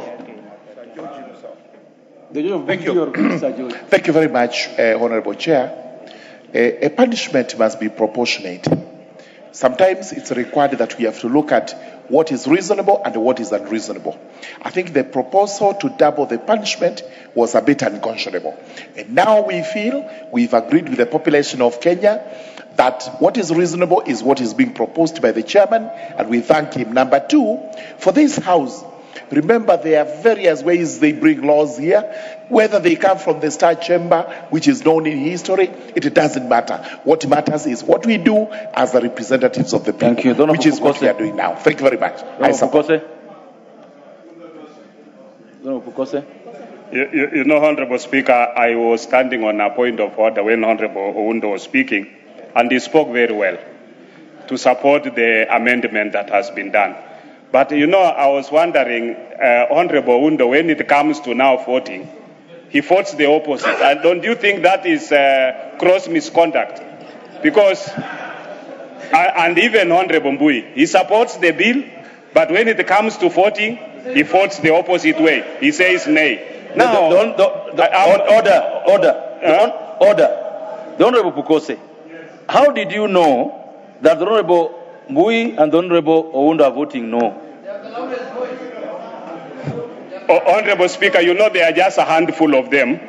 So I can see there by acclamation how they are shouting. Yeah, and I know how Muthui shouts and my friend Oundo shouts. So I know the two of them. Oh, members, I support the amendment. I now put the question that the proposed order. I now put the question that clause 50 as amended be part of the bill. I now put the question that clause 50 be amended as proposed by the chairman of Finance Committee. As many of that opinion say aye. As many of that opinion say nay. The ayes have it. Members, I therefore put the question that clause 50 as amended be part of the bill. Will as many of that opinion say aye? Will as many of that opinion say nay? The ayes have it. I hope Oundo didn't vote nay this time round. The Honorable Isung. Honorable Chair, on a light note, the Honorable Pukose said that he can distinguish when Honorable Oundo and Honorable Muthui are voting because they're only a handful. But on this particular one, they were not a handful. It was only Honorable Muthui alone. So at least on that one, he was right. Okay. Let's go ahead. Clauses 51 and 52. The Honorable members, I propose that clauses 51 and 52 be part of the bill. And because there have no amendments, I put the question that clauses 51 and 52 be part of the bill. As per the opinion say aye. As per the opinion say nay. The ayes have it. New clause 41A. Members, I propose the question that new clause 41A be part of the bill. The Honorable Chairperson, move this for second reading. Honorable Chairperson. Clause 41A. Yes, Honorable Chairperson, beg to move that new clause 41A be now read a second time. Honorable Chairperson, this particular provision is a provision that is seeking to require exporters to maintain particular documents, Honorable Speaker, and maintain them for a particular period of time. What you've seen, Honorable Speaker, is some mischievous manufacturers. Instead of them being manufacturers, they become repackagers, for example. And you can remember even the case we had, I think, a year ago of edible oils, where oils were coming in this country as being called it's a refined product, but only to find out it's a raw material. So two problems: they get tax exemption even when they're not manufactured, Honorable Speaker, and they export jobs to other countries. So this requirement, therefore, we require them now to have these particular import documents, so that in case the Revenue Authority needs to check with them, Honorable Speaker, they can do that. Honorable, I propose the question that new clause 41A be now read a second time. The member for Kirinyaga. Honorable Chair, thank you. The Chair of Finance is not cognizant of is that majority of Kenyan importers do informal sourcing. They consolidate, they ship via third parties. Demanding for provision of these documents will kick out small traders and small importers in the industry and ensure that it bolsters and only leaves cartels to that importation industry. Further, Clause 4 also gives the Commissioner ultra-vires arbitrary powers to ensure that they can disregard any importer's claims unless those documents are provided. They know that the people in River Road, Kirinyaga Road, Gikomba, and everywhere where small traders import. The Majority Leader. Majority Leader, give you the chance to speak. Thank you. Thank you, Honorable Speaker. Honorable Speaker, I rise to support this amendment. And just to clarify, Honorable Speaker, this, if you look at the amendment the way it is drafted, it is actually doing the opposite of what Mheshimiwa Honorable Njeri Maina is saying. What has been hurting our small-scale traders in Nyamakema, in Kamukunji, wherever they are, those who import even the consolidators of goods, is because the situation as it pertains today, if we were not to do this amendment, you will be required as an importer of goods, whether you are importing 2 cartons or a container load, to have a certificate of origin from every manufacturer of what you bring in, even for consolidators. And what the chair and the committee has done, having listened to all our small-scale traders, is to cure that problem, and that is what now the amendment seeks to clarify. And therefore I want to say, if we truly value the people who suffer because they are not importing from in bulk, and they are not importing from... Leader, I would like to listen to a point of order, please. Let's listen to a point of order.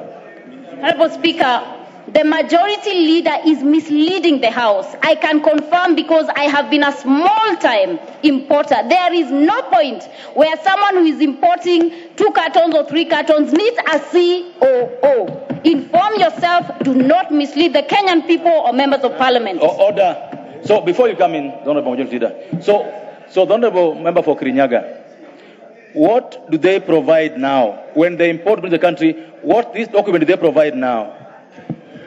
If you consolidate goods, you do not require a COO. You pay VAT, you pay customs, and your goods are released to you. What do they use? Order. What do they use?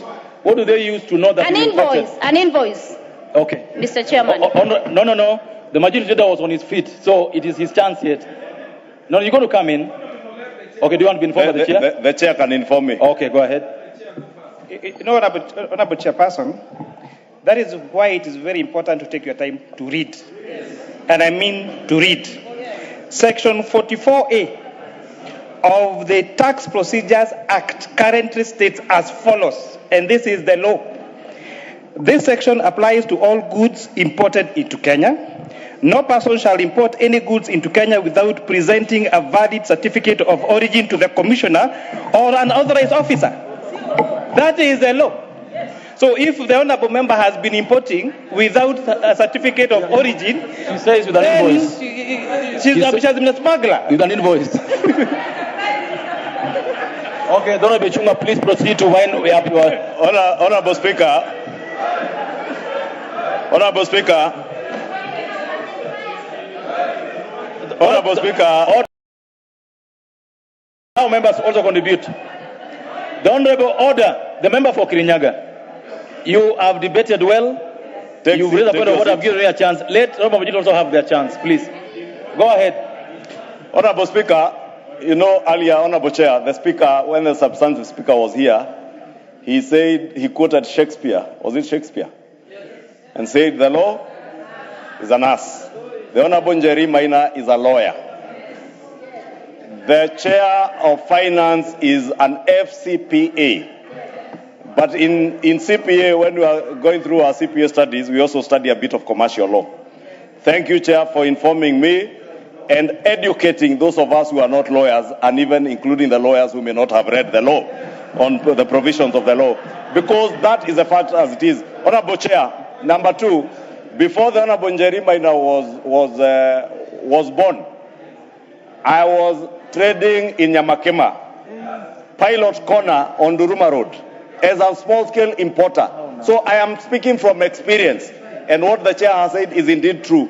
And this amendment is now making it easier for our small-scale importers, leave alone the big importers who can get from manufacturers easily certificates of origin. The small-scale Nyamakema importers, these are the people we are helping. And this amendment came from public participation when the chair and the committee, because I observe the public participation. Why would you want to deny those small-scale traders in Nyamakema? The leader of minority wants to inform me, Honourable Chair, I can oblige to that information. The minority leader. Chair, I want to inform the majority leader that one of the problems that we faced in the last election, and people we could not get any votes in your area where you do butchery work is because the former regime introduced and told small-scale traders and consolidators to bring certificate of origin. This government is addressing that. They want people to bring their goods, the small group, without any hiccups, without any problems. Instead of this Wamitego and Omonjoro group appreciating that, they are still making noise. Please wind up. Honorable Chair, as I wind up, what the Honorable Junet says is indeed true. Which one? That you are a butcherman or what? Yes, all of them. Okay. When I left Nyamakima, I also ran a butchery in Kikuyu town, and I am still a meat trader to date. Okay. And I am very proud of that because even my late father was a meat trader all his life. Honorable Chair, I wanted to agree with the Honorable Junet. Indeed, last month, a relatively middle-aged man, because he wasn't young, so in his early 50s, about 45 years old, from Muthui here, died and lost his life following an episode that he went through under the last regime, when he imported goods worth, I think, about 25 million shillings. And those goods were touched one afternoon by Fred Matiang'i, then as Cabinet Secretary for Interior. That man suffered, slipped into depression, got a lot of other complications, health complications, and we buried him last week in Kabete. This amendment is coming to address those unfortunate small traders who suffered under the last regime. Traders who, these people who are calling themselves Don't want to take your seat. Speak for. Order. You want to finish them. You want to kill other Kenyans. We cannot allow you to kill other Kenyans. The way they were killed by Matiang'i, we will not allow you. Honorable Gisairo, what's out of order? Now give it Honorable Gisairo. Honorable Gisairo, what's out of order? Order. Give him the mic. Use the mic next. The mic next is working. Honorable Chair, we are here to debate and, of course, to also learn. But to learn on truthful and objective, reasoning. Honorable Chair, is it right to say that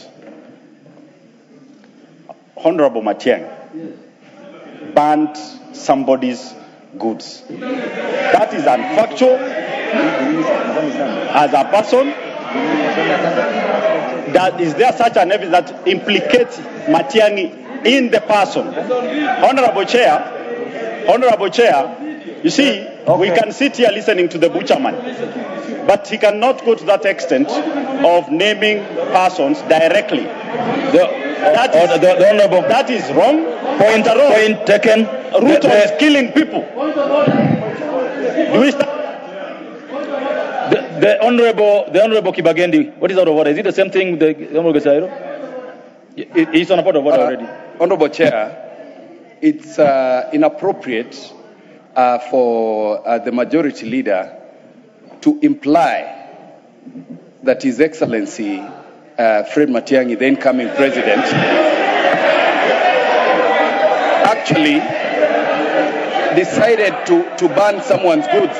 Yet we know we are a few days away from. He's on a point of order. He is on a point of order, so you have to wait for him to finish. We are a few days away from commemorating the death of very many young people that were slaughtered by this regime. The Honorable Kibagendi, did I order? I need to get this clear. I need to get this clear from you. Did the Honorable Ichung'wa say that the Honorable Matiang'i killed someone? Now, the Honorable Ichung'wa, did you say those words? No, I've asked Honorable Ichung'wa, not you. I was going to call you Honorable Ichung'wa. Go ahead. Did you use those words? What I said, Honorable Speaker, Honorable Chairperson, I said a man from Kabete Mwemuto died out of depression. What I said Honorable Matiang'i did as Cabinet Secretary was touching the goods worth 25 million shillings. Why were they touched, Honorable Speaker? Let me even make my point so that I finish this debate. This is very personal to me.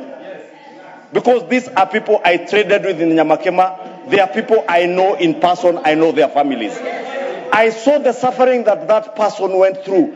He used to live in Kitisuru. He moved to a one-bedroom house in Memuto. Honorable Speaker, why was I saying it? Because the Honorable Njeri Maina purported to be speaking for these Nyamakema traders. Why are you required to provide a certificate of origin? So that you certify that the goods you are bringing into Kenya are not counterfeit goods. Why was that gentleman's goods touched on the 23rd of January 2018? Because they were said to be counterfeit and no verification had been done. These are the painful episodes I'm talking about when Junet said that they could not get votes. It is so painful, Honorable Speaker, and I'm at pains. I would rather not even go beyond it because I don't want to break down. Thank you. But it would be very shameful for any member of parliament today not to protect the small traders in Nyamakema, in Kamukunji, because you want to play politics of Aminyo, I don't know. Well said, Majority Leader. Thank you. The Honorable Junet. Chair. Go ahead. Chair. Order, members, order. Chair, can you protect me? Chair,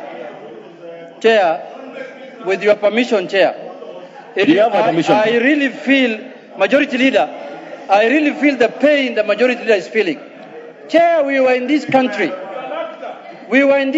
Chair, when small-scale traders' goods worth $1 billion shillings were touched at the river, Mr. Chair. And it is for a fact.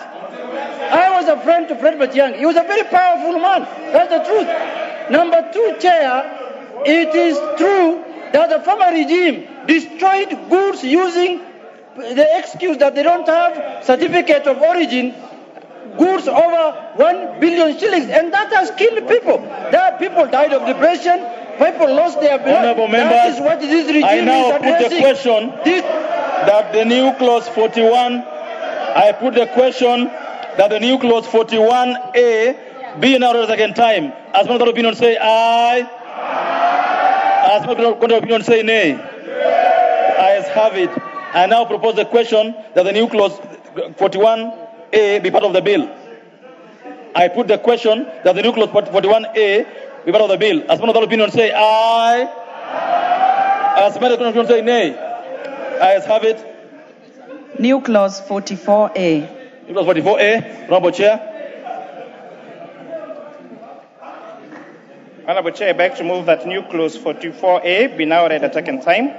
Honorable Chair, this amendment is interrelated with the new clause 47A that's coming next to address the challenge of taxpayers using the court process and to pay their outstanding principal taxes. Members, I propose the question that the new clause 44A be now read a second time. I put the question that the new clause 44A be now read a second time. As one of the opinion say aye.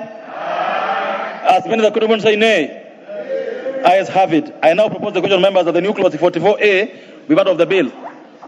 I put the question that the new clause 44A be part of the bill. As one of the opinion say aye. As many of the opinion say nay. Ayes have it. Next. New clause 47A. The new clause 47A was amendment by the Honorable Majority Leader. Thank you, Honorable Speaker. Honorable Speaker, I beg to move that the new clause 47A be amended as proposed in the order paper. Honorable Speaker, this is in a way interrelated to the clause 45 that we just had a debate on. And the justification for this, Honorable Speaker, this amendment seeks to remedy the abuse by taxpayers who want to evade the payment of taxes using our court processes to avoid payment of their outstanding tax liabilities and it provides very good safeguards of refund or offset of the amount, so that you do not go to the Court of Appeal or the High Court on frivolous appeals. And if you succeed with your appeal, you will get your full refund of what you had paid to KRA. I beg to move. Members, I propose the question that the new clause 47A be now read a second time. I put the question. The Honorable Mwenje wants to say something on it. Please allow him. Honorable Speaker, Honorable Speaker, I think we need to be serious as a House. Because this clause, and I just want to address the majority leader on this, this is very easy to defeat in court.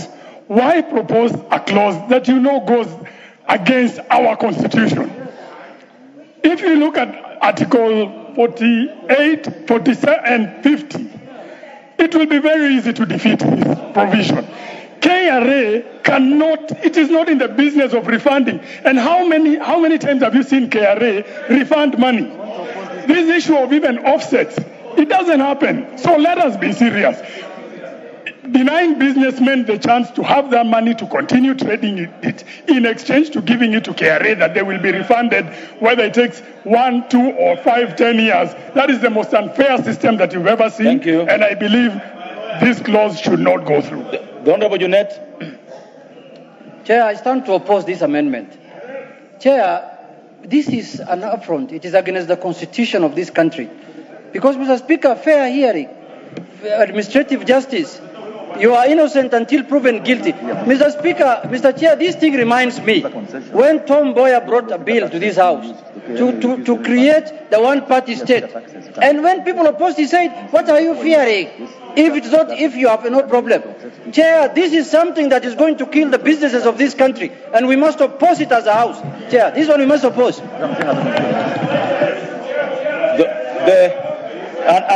Honourable members, order, because it's a new clause. I want to give an order, members. I want to give more members on this, but please, I want to plead with you. Please debate the matter on the floor. Don't go on a tangent. Please. The Honorable Nikal. Chair. Thank you, Chair. Chair, the simple fact of this amendment is, if a decision has been made against you and you want to appeal, this thing is saying you have to pay first, then you appeal, and that at the time you are appealing, you first of all pay the tax. So in that case, this is actually... You'll allow, Honorable Junet, you'll allow Honorable Nikal to make his point. So, Chair, this is intrinsically wrong. You have appealed, and a decision has been made against you, or you have been taken to the tribunal, a decision has been made against you, or you want to appeal that decision, you are being told you pay first, then you make the appeal. That at the time you are making the appeal, you actually pay. And if then the appeal, you succeed in the appeal, then the tax will be refunded. And then you may choose to use it to offset the tax. Thank you. I oppose this Thank one. you. Honorable Kajuan. Chair, I have not spoken since this debate began. But members, be careful. You will be the first target of this thing. You will be the first target of this thing. As long as KRA decides that you have not paid, or that you have filed nil returns, or that something is wrong with you, you will be the first one to pay. They will take all your money. They will put Kaluma. Now listen. Order, members. Listen to senior lawyer speaking. Order. There's a member on his feet, and all of you are all up there with your hands up. It's not right. Honorable Kagusha, put your hand down. Yeah. Allow the member on his feet to contribute.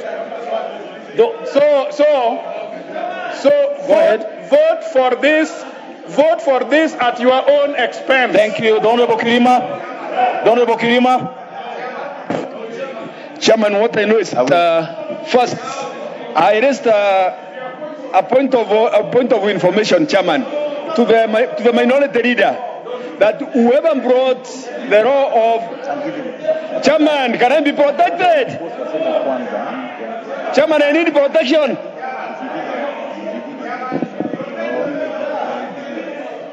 I need protection, Chairman. Honorable Kirima, go ahead. Yes, on point of information first, I want to collect the minority leader that whoever brought the law of one party, it was not Tomboya, it was Charles Jonjo. Honorable Kaluma, take your seat and listen carefully to the person on the floor. Let the minority leader run that one, so that they cannot misdirect this house again. Secondly, Chairman, on the grounds which is before us, we cannot divest the court on its authority, because we cannot gag the court on any law which it wants to make, because it has what we call inherent jurisdiction. Thank you. Honorable Osoro. Honorable Speaker, Honorable Chair, sorry. But I gave two this side before I gave the other side one. You're being unreasonable, and I won't allow you to be unreasonable. I gave three this side, only one person on that side. Why not? Honorable Osoro, go ahead. Honorable Chair, when you read this particular amendment, this particular clause clearly, it talks about the tribunal, the High Court, and the Court of Appeal. Honorable Chair, who goes before the tribunal? Even on the face value, it clearly states that it can't be a criminal matter in nature. You don't take a criminal to a tribunal. It is a civil matter that goes before a tribunal, Honorable Chair. Now, anytime a civil matter is before a tribunal, people are compelled in most cases to pay damages to the other party if they lose a case. Now, what this particular clause intends to do is this. If you've gone before a high court in civil matters and then you've been awarded damages, the person who intends to appeal against the damages that you've been awarded will be required to pay that damage, or before they appeal, they pay a certain amount of money before they appeal. So this is not about criminals, and it's not against the Constitution, as the Honorable Mwente is saying. Member Fonyali. In any case, you are quoting at Member Fonyali, thank you. Member Fonyali. Member Fonyali. Member Fonyali. Asante sana. Honorable Kinan, you get a chance to speak on this matter after. Member Fonyali. Asante sana mheshimiwa. Ningelipenda kusema hivi mheshimiwa, unajua sheria zingine tukipitisha, wakati mwingine watu wanapitisha sheria kwa sababu wako katika upande ambao unawafaa. Mheshimiwa Spika, hii sheria ikipita, hii ni nchi ya mtu mle mtu. Hii sheria ikipitishwa itakuwa inadhulumu kila mtu. Kibiashara itadhulumu. Kama utakuwa unafanya biashara itadhulumu mtu. Kisiasa, nyinyi hapa ambao mnashabikia hii, kisiasa itatumiwa wakati ambapo Mheshimiwa Spika, tusishabikie ukiritimba, tusishabikie kwa sababu tunataka kushabikia. Tuangalie sheria ambayo italinda kila mmoja wetu. Sisi hatutakuwa wabunge hapa mpaka milele. Kesho utakuwa raia na itatumiwa dhidi yako Mheshimiwa Spika. Kwa hivyo mambo ya kusema eti KRA ipewe mamlaka na nguvu. KRA tayari inafinya mtu kabisa na kukamua. Ikipewa mamlaka zaidi itaitumia vibaya. Wacha sheria itumiwe vile ambavyo inafaa. Honorable Kaluma. Asante. Honorable Kaluma. Chair, this is the information we have, that out of any appeal, and we have so many of them from the High Court to the Court of Appeal to the Supreme Court, once a person files a notice of appeal, there is an automatic stay.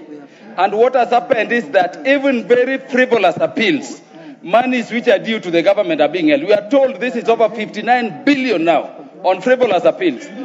What happens in all civil cases is that once you lose in the court of first instance, you will, as a condition of appeal, be required to deposit security.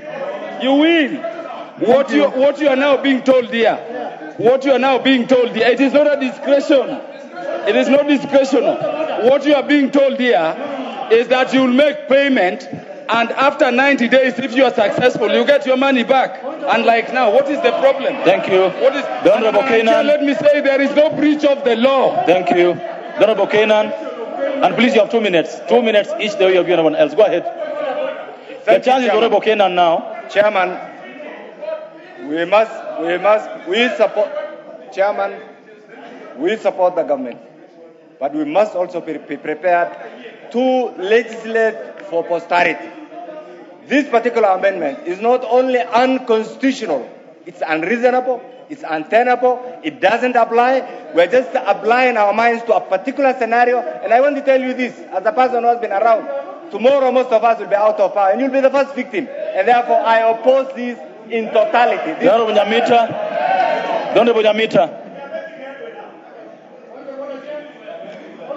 What is out of order, the Honorable Jeanette?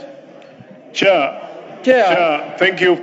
Chair, I've listened very keenly to Honorable Kaluma. And Honorable Kaluma is saying the courts normally tell people who have cases to deposit security. It is the courts that decide what securities you put. That is what we want that to happen. Chair, I'm proposing this. I want to help the KRA. Okay, you're already I'm proposing this.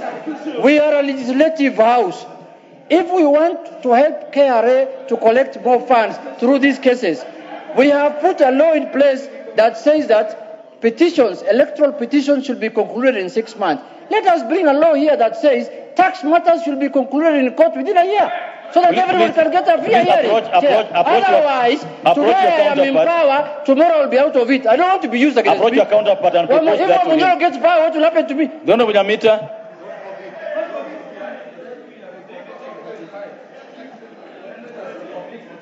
The Honorable Nyamita. Just give him the mic. Any mic around there. Chair, thank you.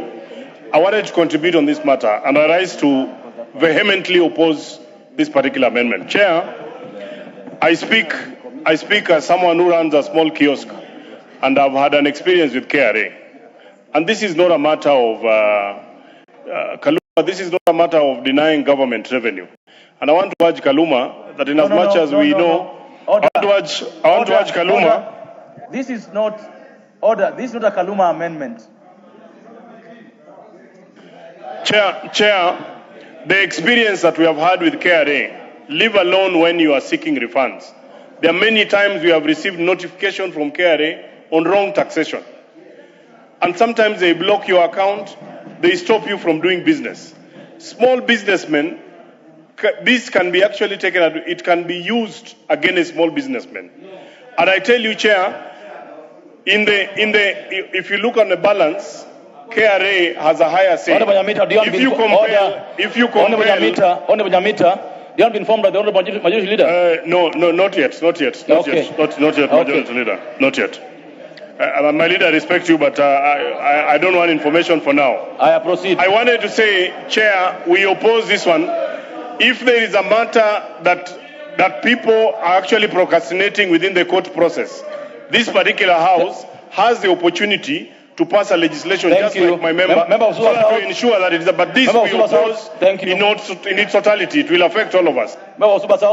Thank you very much, Honorable Speaker. I think it is important that we understand what our Constitution says. Under our Constitution, access to justice, the right to appeal, must be exercised and respected without undue regard to technicalities and financial limitations. What this provision implies is that if you do not have the money to pay what has been demanded of you, you cannot appeal. In other words, it is a provision that is taking away the right of appeal from Kenyan citizens. Thank you very much, Majority Leader. Thank you. Finished. Take it out. Honorable Chairperson. But you know what I'm wondering is, members, I've given 3 on this side in a row. I've not given anybody this side. Why don't you allow me to also give here this side too? Honorable Chairperson. Go ahead. Honorable Chairperson, I just want to make two issues clear. Go ahead. Honorable Chairperson, 2 issues clear. One, that I would be seeking to move a further amendment on the question of the principal tax to at least 50% of the principal tax. And this is the reason. This is the reason. This is the reason, Honorable Speaker. Honorable Speaker, I thought we agreed this is a house of debate. Could we listen to? And that is why I have quietly listened. Order, just a minute.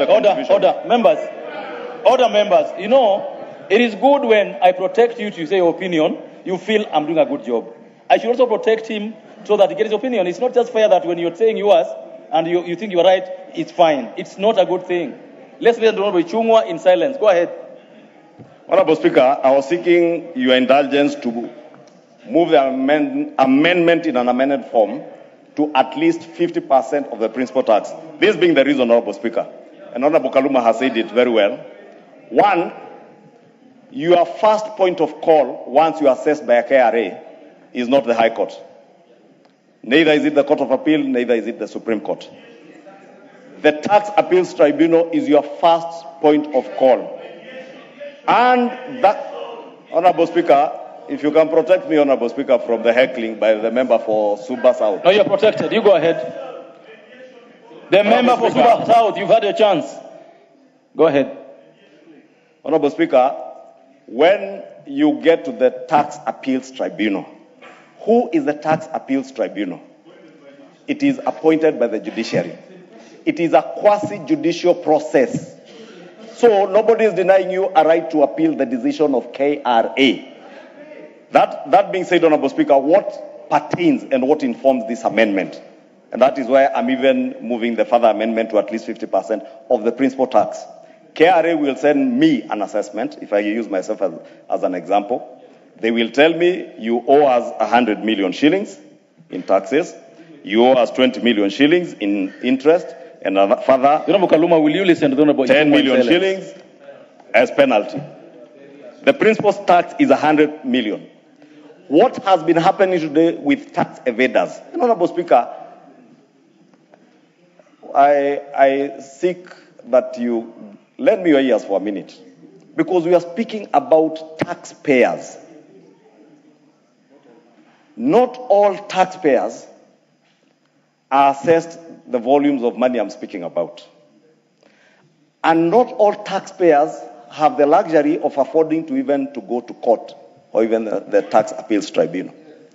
The large taxpayers, large corporates, are the ones who are misusing this particular provision in our laws. What are they doing? I get assessed 100 million. I go to the Tax Appeals Tribunal because it is a quasi-judicial process independent of KRA, because it's a court by itself. Or after mediation with KRA, you first mediate with KRA. KRA tells you, okay, we agree, do away with the penalties of 20, pay us 120. I am not satisfied. I go to the tribunal. At the tribunal now independently assesses my assessment and tells me, we agree with you, you should not pay 120, pay the principal of maybe 80 and interest of 10 million, pay 90. What do I do as an intelligent business person? File notice of appeal in the High Court, get a stay. KRA, in the meantime, doesn't collect any revenue.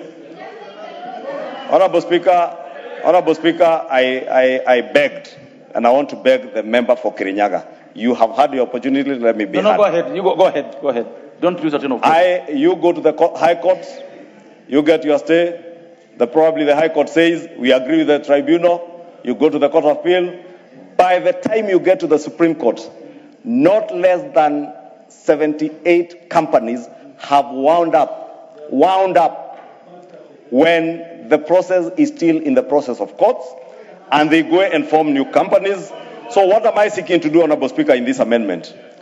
To protect taxpayers, diligent taxpayers, Honorable Speaker, ourselves, for those who don't have side hustles here, we are diligently paying our pay as we want. Diligently. So are millions of other Kenyans, struggling Kenyans, who are diligently paying their taxes. People are registering companies, including foreigners, and they use these processes to evade tax. That is why, Honorable Speaker, I have begged to move a further amendment so that you have your first point of call in mediation with KRA. You don't agree with KRA, you go to the Tax Appeals Tribunal. After the Tax Appeals Tribunal, Honorable Speaker, when in commercial law, those of you who are lawyers, when you have your property being auctioned by a bank, you know, after, I think, the High Court process, by the time you are going to another court, at times the court does ask you, what is not in dispute, please put it in an escrow account in the court or with the court. Should you succeed to get back your money? Should you not succeed?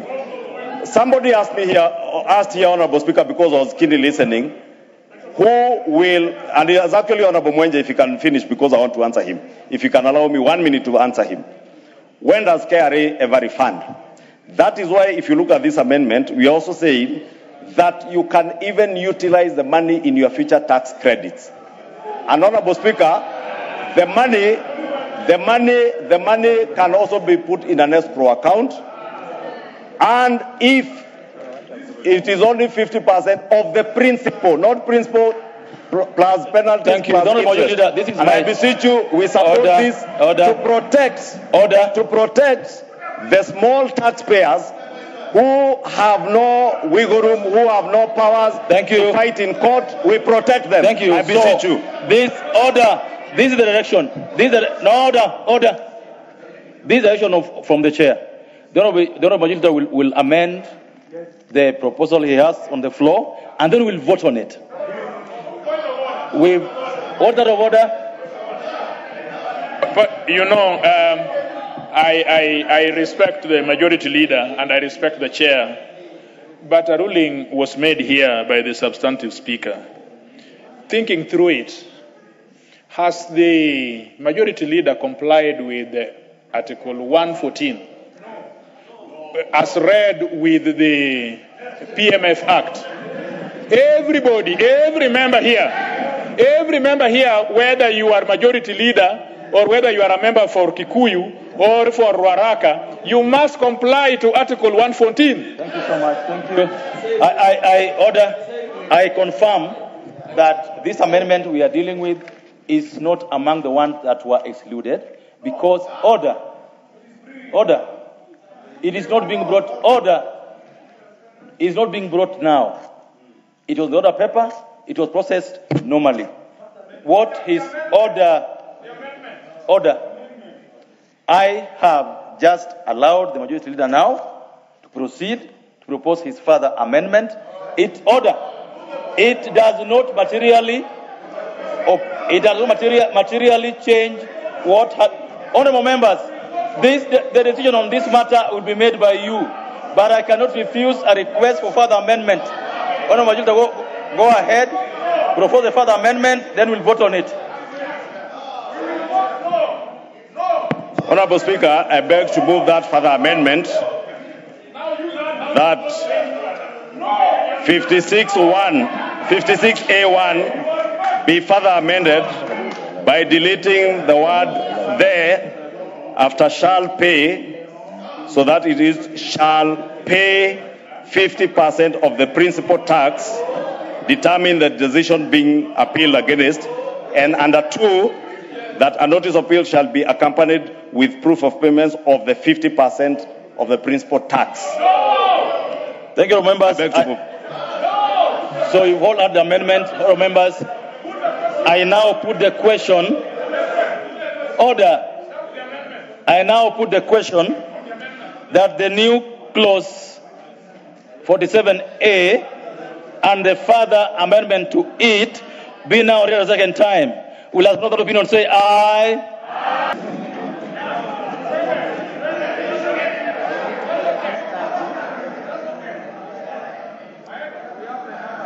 And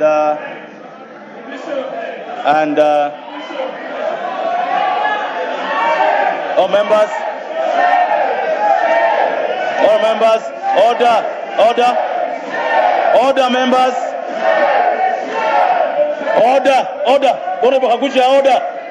I confirm that they have the numbers for division at the rank for 3 minutes.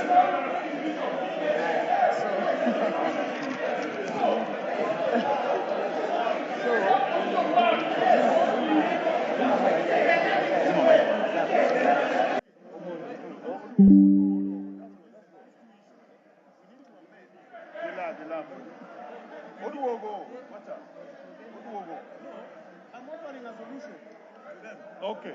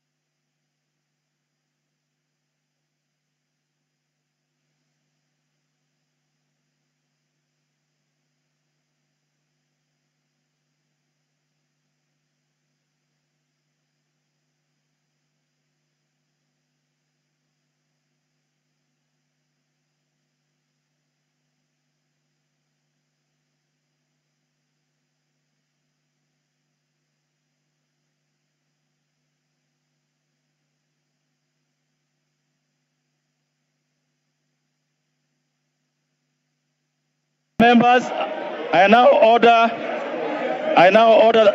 the division bell to be stopped. Order, members, order. I now order the division bell to be stopped. Members, resume your seats. On.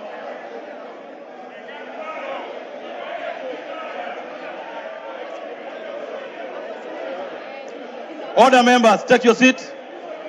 Order, members, take your seats. The honorable member for Butere, take your seat. Order, members, order. Order, members. The honorable Muthui, take your seat. Order. Take your seat. The honorable members, take your seat. The Honorable Kaluma and the Honorable Zambia, take your seats. Order. Order. Honorable members, order. The Honorable Muthui, take your seat.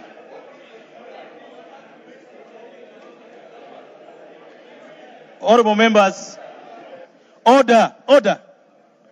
Order. Oh, members, I must appreciate your patience this afternoon and evening. Order, members. And as you know, the decisions that have been made this afternoon have been made by yourselves. And I'm certain I was not wrong to call for division on this matter because the nays had it. Okay? And now we ask for the bell to be rung. It's been rung for 10 minutes. And it's now a chance to vote. So I want us to keep calm so that we proceed with the House the way it should go on. But before we order. But before we vote, before we vote, I would like to give the majority leader a chance because it's the move of the bill, the clause we are trying to vote on. Order, members, order. Majority leader, go ahead. Honorable Chairperson, thank you for the opportunity before the vote. Honorable Speaker, you know, I said we are a house of debate and we make collegiate decisions as a house. And when we make decisions as a house, they affect all Kenyans, the Kenyans we represent.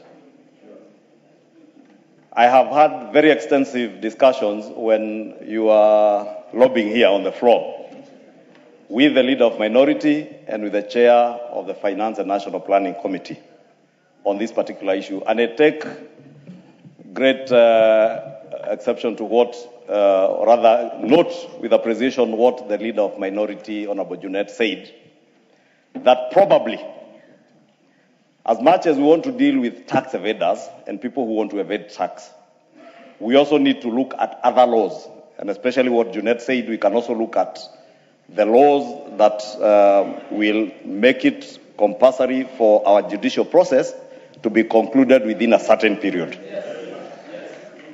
And you know, I am a leader who listens.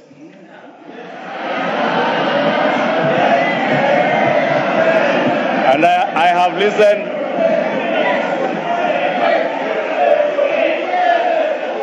And I have listened to the honorable leader of the minority party, leader of the party called ODM. And because we are in a broad-based government with ODM, and the broad-based government is very responsive and listens, and because I am also leader of that broad-based government in the House, having listened to the Honorable Junet, having listened to the chair of the Finance and National Planning Committee, and my very able deputy and whip, the Honorable Silvana Sosoro, assisted by Naomi Wako, we have agreed together with the leader of minority that we give this matter more time for further consultations and see how we can realign it with other laws, because the amendment as proposed and as further amended will not cater for the concerns, for instance, raised on the expedient resolution of cases in court. And let me say this, Honorable Speaker, because I am saying that because I want also to save our time. It is now 20 minutes to 8, and we need to go to our families. I will ask your indulgence that I withdraw both the amendment and the further amendment pending further consultations so that we are able to proceed. And I thank you all for your energy and determination to do what is right for Kenyans. Thank you. Thank you. Thank you so much. Honorable members, the Honorable Junet, go ahead. Mr. Speaker, sir, Mr. Chair, I would like to take this opportunity to thank my counterpart, the leader of the majority party and the leader of the broad-based government in the House, Honorable Kimani Ichung'wah. Mr. Chair, this is a listening majority leader. This is a man who wants this country to prosper. This is a man who wants this country to go and become first world, Mr. Speaker. Majority Leader, Mr. Chair, this is a listening government, and this is a listening leadership. On that note, Chair, I want to say this. Mr. Chair, I want to say this. On that note, Chair, the minority traditionally sits on the left side of the Speaker. Of late, I have been invaded by a very few militia who are making noise behind me. Thank you. Called Wamunyoro and Wamitego. They have just invaded where I'm sitting, Chair, and I am giving them, I'm giving them space to sit here. Otherwise, they should be on the other side of the house. But they are shouting more than they are right on this side. What I'm going to do from next week, I am going to excommunicate them from this side so that they become partyless, they become stateless, and they become committeeless. Thank you. Yeah, I conclude. Please do conclude. Chair, I'm concluding by saying this. Yes. We had extensive consultation with the majority leader. We have discussed this matter, and we have agreed that we need to do further consultations in the interest of the people of Kenya. It is true that we have people who are evading taxes and using the judiciary system to make sure that they don't pay any tax. We are going to address the matter holistically, and in the soonest possible, we are going to bring here legislation that is going to make sure that every taxpayer commits and pays his taxes. Thank you. Honorable Muthui. Honorable Muthui. Yeah, thank you, Mr. Speaker. Mr. Speaker, I want to, Chairman, I want to agree with the two leaders. But as a matter of concern, we must confirm to Kenyans that this decision is not a decision to withdraw, because a decision has already been made by the House, and members have already voted, and you have already announced the result that this has been lost. So, Mr. Speaker, there is absolutely no way you can go back, and there is no standing order. There is absolutely no standing order. This has been lost. It is no longer in law. We move on to the next clause. Honorable order. Honorable members. Honorable members. You know our rules, that voting by acclamation or what you did earlier is a procedure of voting. Voting by division is a procedure of voting. So until this is done to the end, nothing is spent. And so the voting by division is a process. The clause concerned has been withdrawn before we finish that process. So the matter is callous, finito, withdrawn, and no further amendment on it. Let's proceed with the matters that are remaining. I order the bars to be opened and we proceed with the matter. There's nothing out of order. The matter in question has been withdrawn. We will proceed with the next clauses of the matter.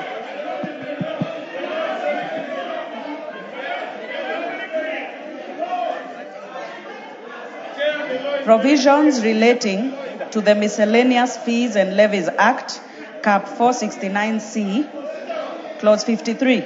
Members, I propose that Clause 53 be part of the bill. Chairperson. Honorable Chairperson, I beg to move that Clause 53 be amended as per the order paper, be deleted. That means I beg to move that Clause 53 be deleted. Honorable Chairperson, this particular clause is very important to make sure that the Kenya Revenue Authority is adequately resourced to enhance revenue collection and strengthen tax administration. I beg to move, Honorable Chairperson. Members, I propose the question that Clause 53 be amended as proposed by the Chairman of Finance Committee. I now put the question that Clause 53 be amended as proposed by the Chairman of Finance Committee. May, as many of that opinion, say aye. Will as opinion say nay? Ayes have it. Members, I put the question that Clause 53 as amended, Clause 53 has been deleted, therefore there's nothing to be part of the bill. Next clause. Clause 50.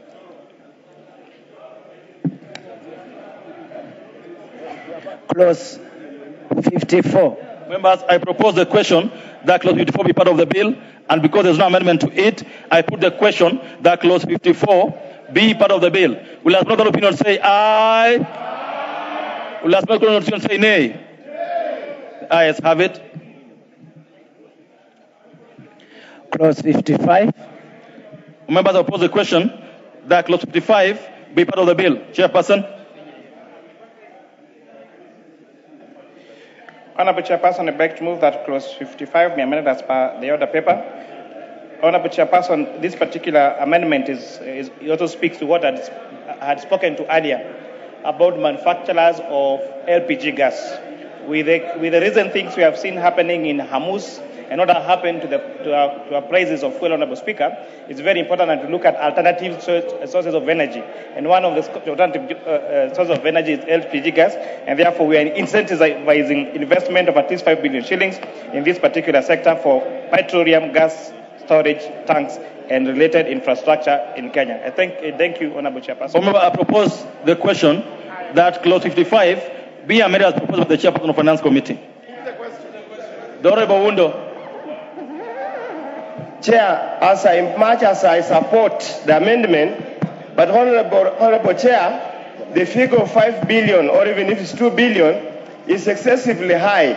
It means then we'll never have any local participate in this industry or enjoy these incentives. Is it possible, Chair, you can review the amount of investment required to make it much, much acceptable and affordable to a common mwananchi, a common investor in Kenya? We should not always benefit the foreigners and let the Kenyans themselves have no such tax benefits. It's not fair, Chair. Thank you. So plead with him would the consider Honorable Chair reducing the of threshold. the Chair of Finance Committee. The Chair of Finance Committee. There is a proposal, a request to you by the Honorable Chair of Finance Committee.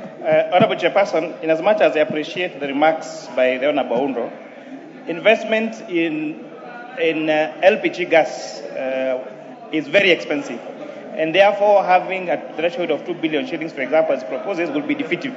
The minimum you need to invest in a plant for LPG manufacturing is at least 5 billion shillings, Honorable Chairperson. So the risk of reducing this is where we have manufacturers that produce something else and they claim, Honorable Speaker, that they are producing, for example, LPG gas, Honorable Speaker. Thank you, honourable members. I now put the question, therefore, that clause 55 be amended as proposed. The Honourable Karoli, what is... Many members may not know, but this clause is a clear example of what state capture is doing in this country, where public decisions are being made for private interest and not for public good. Let us be fair. There should have been a declaration of interest from the executive as to who is putting an LPG gas facility that requires tax exemptions. Is there a member in this House who has those interests that you know? Yes. Could you please name them? Mr. Speaker, no, we need to get to the bottom of this. We all know what I'm talking about. I put the question now that clause 55 be amended as proposed by the Chair of Finance Committee. Will have no opinion say aye? Will have no opinion say nay? Ayes have it. I now put the question, members, that clause 55 as amended be part of the bill. Will have no opinion say aye? Will have no opinion say nay? Ayes have it. New clause 55A. Members, I propose the question that the new clause 55A be now read a second time. Honorable Chairperson, I do propose that this clause 55A be now read a second time. Honorable Chairperson, allow me to explain what this amendment is about. When this Honorable House passed the Affordable Housing Act, they gave the responsibility of collection of housing levy to Kenya Revenue Authority. So Kenya Revenue Authority collects affordable housing levy and remits it to Affordable Housing Board on behalf of Affordable Housing Board. However, Honorable Speaker, the law did not give KRA enforcement powers for this affordable housing. And therefore, we have got very many employers who are deducting housing levy from the employees, but they are not remitting that particular deduction to the Affordable Housing Board. So what this House has done in a previous amendment is, in the amendments we did yesterday on the Kenya Revenue Authority Board, is to give Kenya Revenue Authority enforcement powers. As a result, therefore, Kenya Revenue Authority has additional responsibility to enhance enforcement and make sure that those that are not remitting actually get to remit. The rate that we put as agency fees for Kenya Revenue Authority for the amount of money they retain after they collect the housing levy, the law says up to 0.5%. And therefore it was observed that that agency fee is very low, and therefore the proposal is to increase it from 0.5% to at least 2%. However, again I insist, however, this does not affect the rate at which Kenyans are paying affordable housing levy. It does not change the rate of affordable housing levy. What it does is allow Kenya Revenue Authority to retain up to 2% of the housing levy they collect, so that in line with the extra responsibilities we gave them yesterday of enforcement, Honorable Chairperson. So it's very important, because I saw, Honorable Chair, some media houses reporting that we have changed the rate of affordable housing levy from the current rate to 2%. Far from it. There is nothing like that. And those media houses should be very embarrassed to misreport and disinform, Honorable Speaker, on those particular matters. In that, I beg to move, Honorable Chairperson. Members, I propose the question that the new clause 55A be now read a second time. Honorable Makali Mulu. Yeah, thank you, Honorable Speaker. Honorable Speaker, I want to support this and say that the tax collector must be paid, and that this levy is is justified, Honorable Speaker. But Honorable Speaker, even as I do that, I want to go on record, because I'm an odd member in this House, that what we have done with the 47 Clause A is unprocedural. The government was scared of being defeated, and we will still defeat. Order. The Honorable Mbago. Thank you, Mr. Speaker. But on this issue of housing levy, we really charge so many people in the Kenyan tax bracket component who do not even require these housing facilities. I would suggest that even if you are charging this housing levy, it should be directed to people who require these houses, because there are so many people who have their own houses and they don't require this housing, affordable housing in this. All members, I now put the question. What is out of order, the Honorable Junet? The Honorable Junet, what's out of order? Huh? Chair, you know, my colleague here is talking about the housing levy. We are not discussing the housing levy in this amendment. We are discussing the agency fee for collection, so that KRA can get more money as an agency fee. So I know you came late and your eyes are not looking good.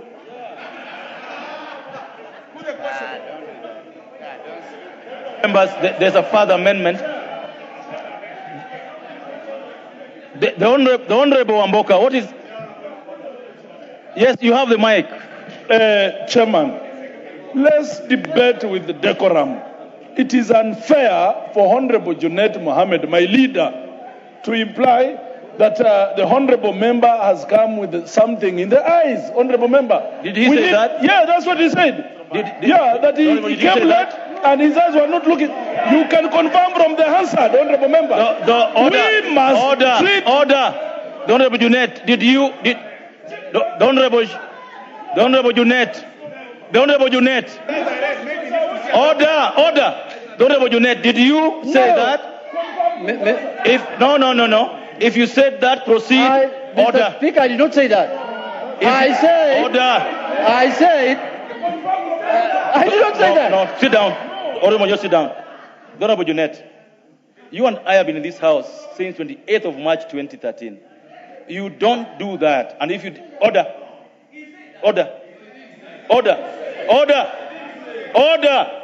This isn't a joking matter, and I don't want to go to...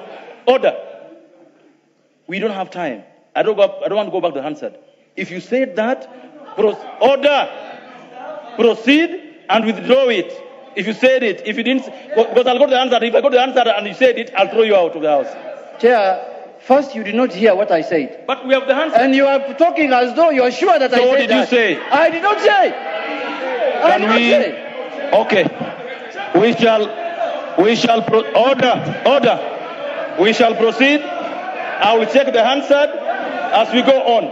If you said something against a member of parliament, of course you know it will follow. We shall proceed as I check the Hansard. Let's proceed. Honorable Majority Leader, go ahead. Honorable Chair, I want to support that amendment. I just wanted to correct what Honorable Junet has also corrected. That one, because I saw one of the media houses, Honorable Speaker, when the committee tabled their report, one of the media houses actually misreported this aspect, and I think he's a journalist maybe who didn't get it the way it was captured in the committee's report. This amendment, Honorable Speaker, if you can protect me from the Honorable Member for Dagoretti South, who wants to put words in my mouth that it was deliberate. And I don't want to judge the journalist because they misreported one of the broadcast medias. This amendment, as the chair has said, Junet has confirmed, has nothing to do with the housing levy. It is the agency fee that KRA is given. And that is why, Honorable Speaker, if you listened when the chair was moving the bill for second reading, he said part of the amendments that he has are those that will help KRA get more resources to be able to mobilize revenue. And I support. The Honorable Chair, you have a further amendment to make?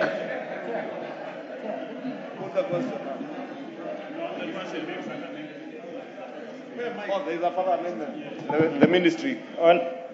Honorable Chair, I beg to move a former amendment. So a further... Honorable Chair, I beg to move a further amendment. Go ahead. So when you read the text, it says Section 11 of the Affordable Housing Act is amended by deleting that paragraph. Expression up to 2% of the monies to the collector of the collection of the levy as may be approved by the Cabinet Secretary for the time being responsible for the National Treasury on the recommendation of the Cabinet Secretary responsible for matters of housing. So I beg to move further that we add the words of the Cabinet Secretary, we add the words responsible for matters of housing. I beg to move, Honorable Chairperson.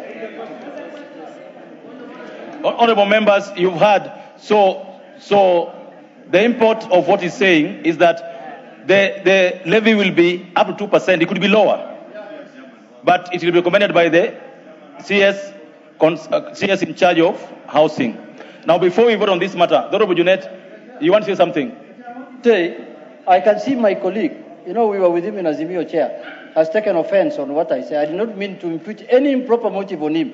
If he feels that I put improper motive on him, I withdraw and apologize to him, Chair. That is now Junet. The other one was not Junet. That is now Junet. I know sometimes your tongue may slip. And when your tongue slips, you should be able to say, my tongue slipped and I apologize. That's the way you work in this house.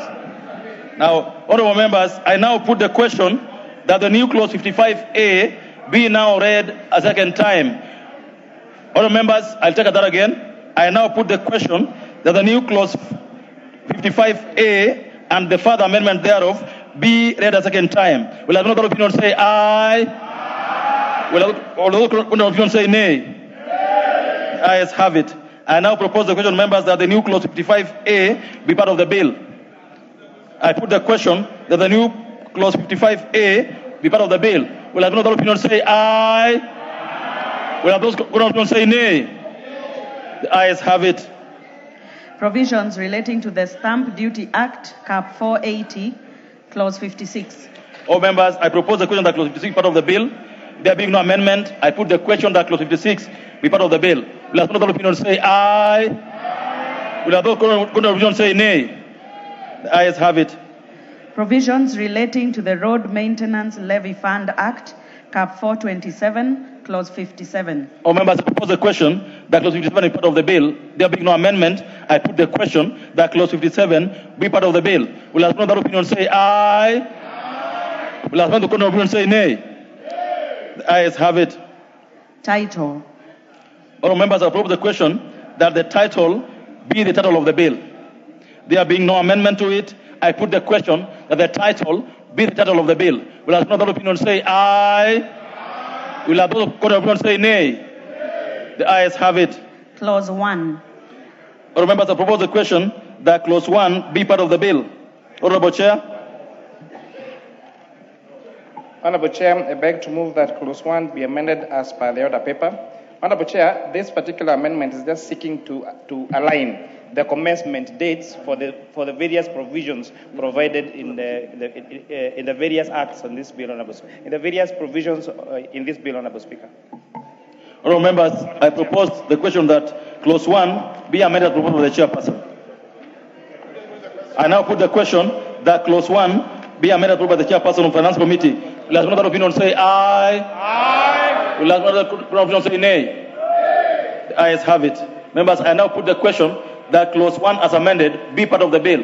Will another opinion say aye? Aye. Will another opinion say nay? The ayes have it.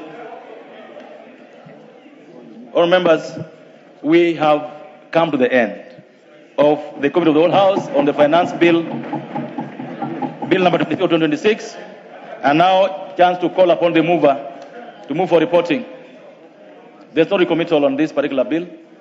Mover to move for reporting. The Honorable Kaluma, order. Go ahead.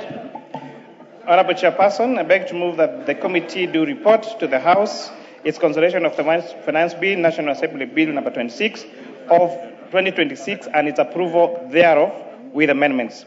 Honorable Speaker, as I move this, I would like to take this opportunity to thank all members of this House who have debated this particular matter in a very professional way I want to sincerely thank the members of my committee who has done a very good job in terms of the amendments. I want to thank our secretariat that worked extremely hard to make sure that all those amendments have been processed and we have given a good report. I beg to move, Honourable Chairperson. Thank you so much.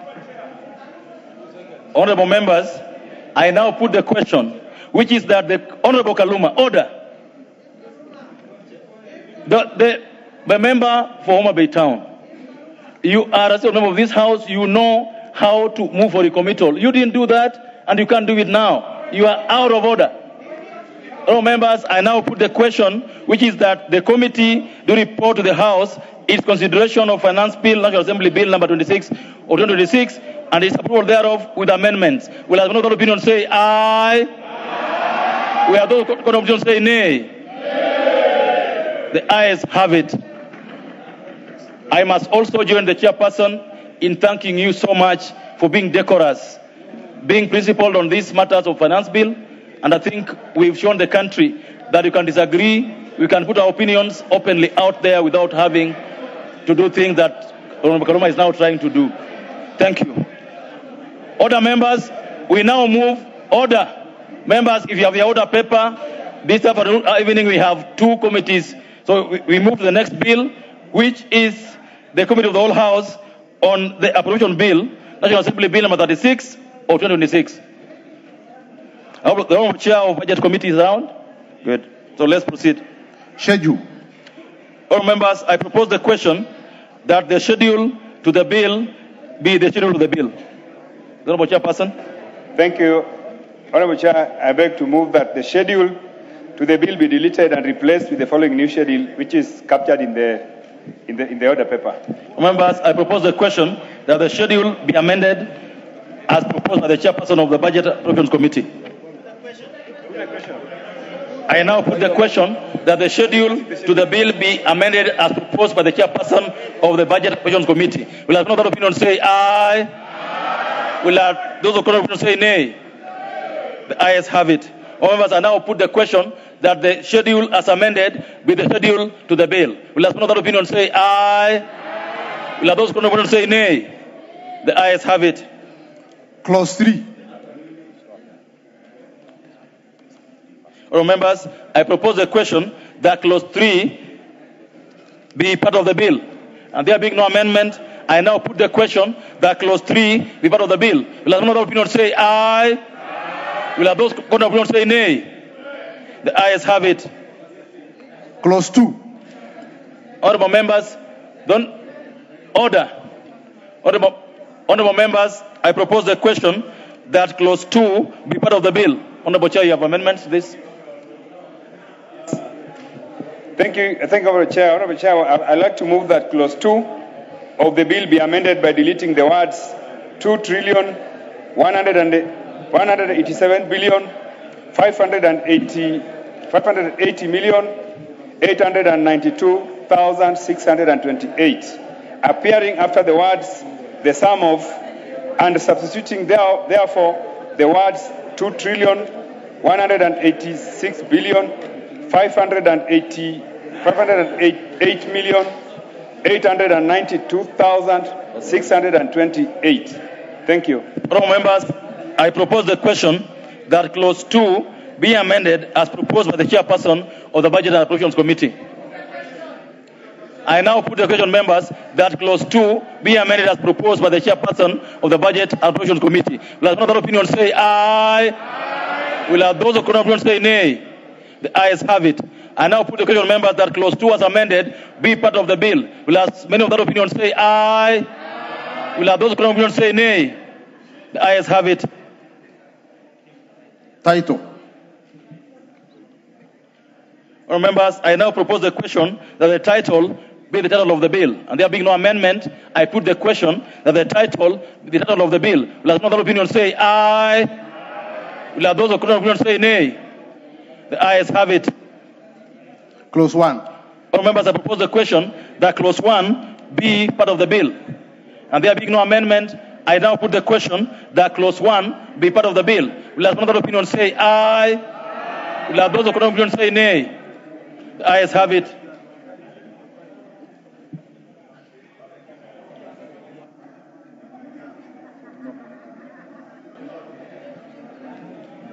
I now call, that marks the end of it. Order, members, order. The Honorable Makali Mulu, the Honorable Kaluma. Be clear of the aisle. The Honorable Chairperson, move for reporting, because this is the end of that particular bill. Honorable Chairperson, I beg to move that the committee do report to the House its consideration of the appropriation bill, National Assembly Bill number 36 of 2026, and its approval thereof without amendments. Honorable members, I now put the question. Chair, let me take it again. You want to take it again? Honorable Chairperson, I beg to move that the committee do report to the House its consideration of the appropriation bill, National Assembly Bill number 36 of 2026, and its approval thereof with amendments. Thank you. All members, order. Order.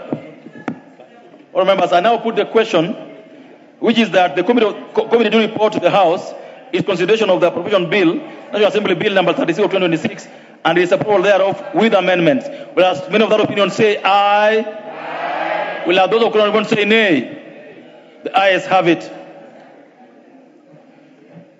So members, that marks the end of the two bills in the committee. Honorable members, Mr. Speaker.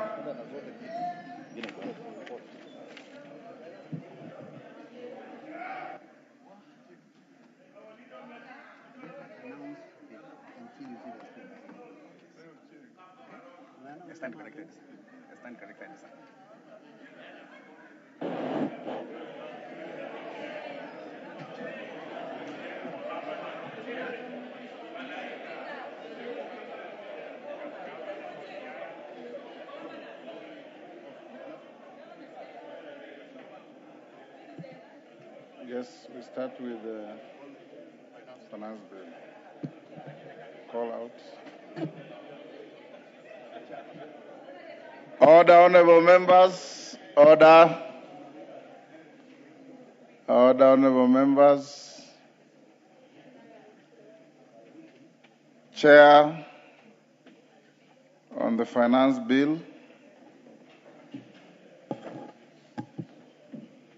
Honorable Speaker, I beg to report that the Committee of the Whole House has considered the Finance Bill, National Assembly Bill number 26 of 2026, and approved the same with amendments.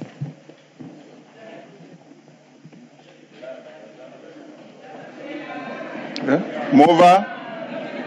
Mover. Kimani.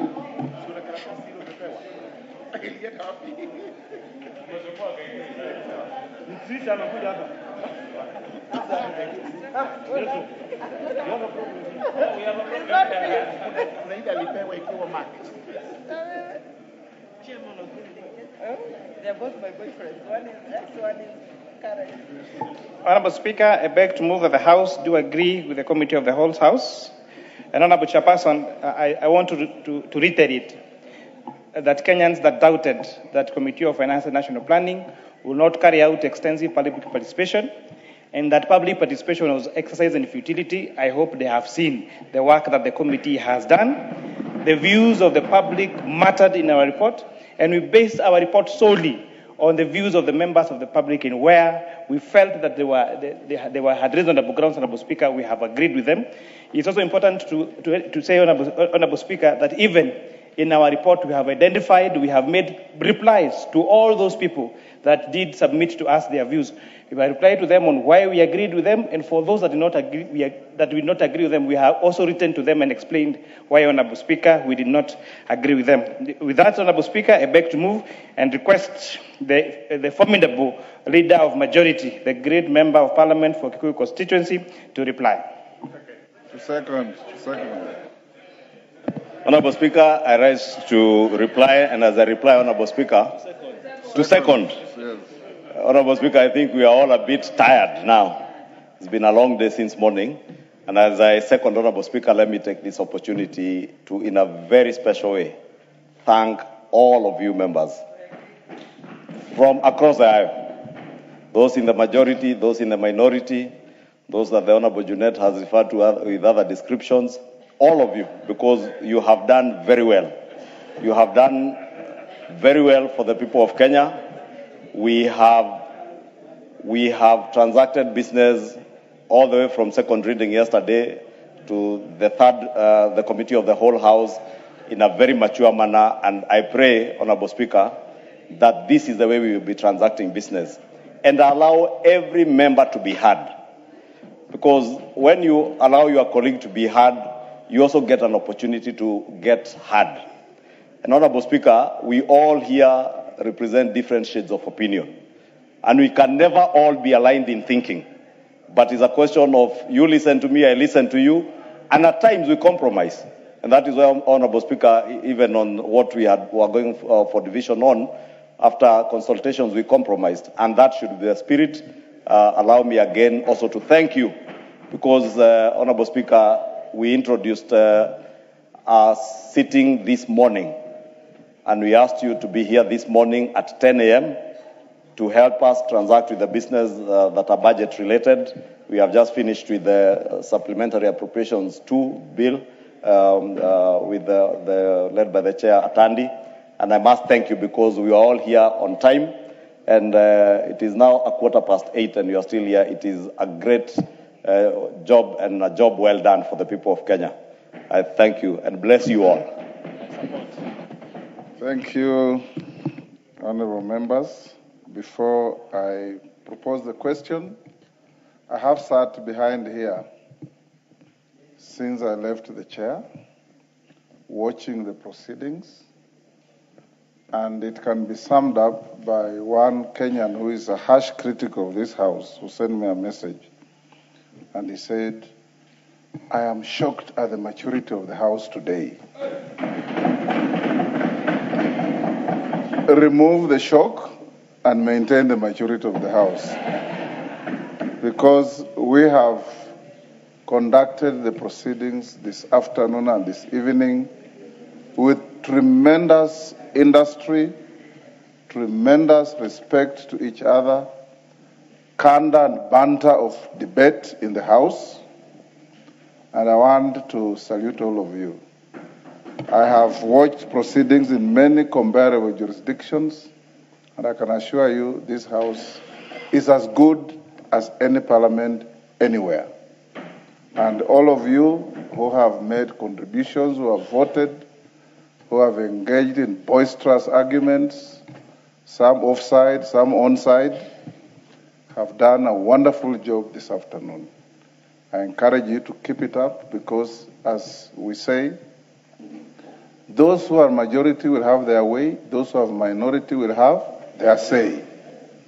And whatever we say is part of the process of legislation. And Kenyans want to see, want to hear, want to appreciate that they send men and women, the few of you here representing 55 million Kenyans, making decisions that affect them in their daily lives, making hard and difficult decisions that must move our country forward. As your speaker, I feel very proud this evening that sitting behind here, I have seen all of you. I have not seen sometimes what we veer off to engage in what V.I. Lenin would have called infantile disorder. I didn't see any infantile disorder. I just saw members of parliament, even some who hardly debate here, today were unusually active. And that is the way as it should be, because every dog must have its day. I now propose the question, which is that the House do agree with the committee in the said report. Can I put the question? I now put the question, which is that the House do agree with the committee in the said report. As members of that opinion say aye. Aye. Will those of the contrary opinion say nay? Nay. The ayes have it. Mover. Mover. Mover. Honorable Speaker,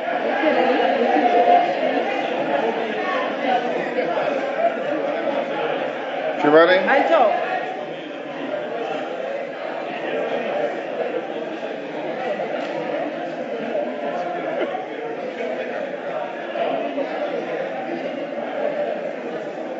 Kimani?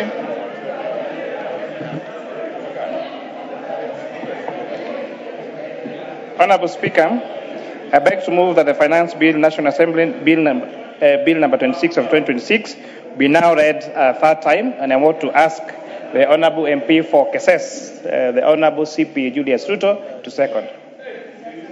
Mr. Speaker, I second.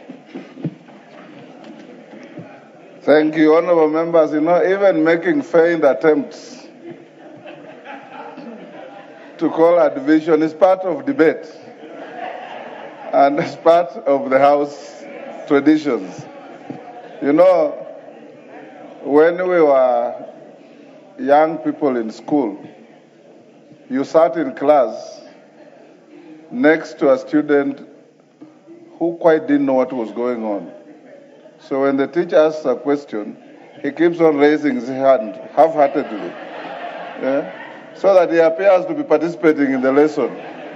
When the teacher picks Robert Muthui, then he raises his hand as if he had known the answer. But if the teacher picks him, he will be at sea. Honorable members, I now propose the question, which is that the Finance Bill, National Assembly Bill number 26 of 2026 be now read a third time. I put the question.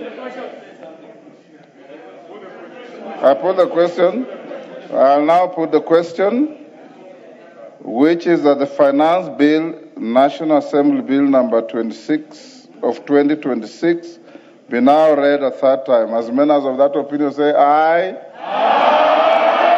Will those of the contrary opinion say nay? Nay. The ayes have it.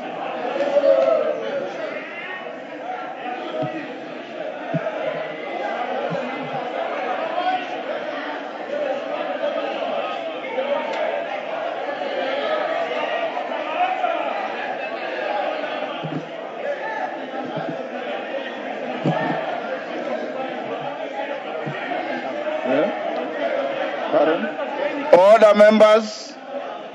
Order. I see on your feet, nobody has claimed anything. Yes, when you rise on your feet, the standing orders require order. That when you this is a learning curve for many of you. When you rise on your feet to claim a division, you add on a claim for the division. So go ahead and lay the claim. You have the numbers. We'll ring the bell, but before the bell is rung, I want to instruct that in the interest of time, you will have electronic voting. Everybody get your card. Order. Take your seats. Take your seats. Order. Order. Order, members.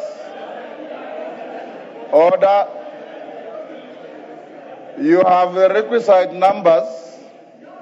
You have the requisite numbers for a division. I have granted the division. The rules of the House says the Speaker will decide whether you have electronic voting.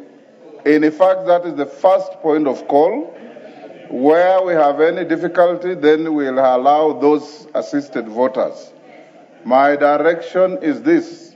In the event you don't have your cards, the office is open.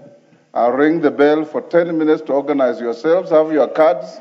We'll do electronic voting so that we don't spend 30, 45 minutes on something we can do in 5 minutes.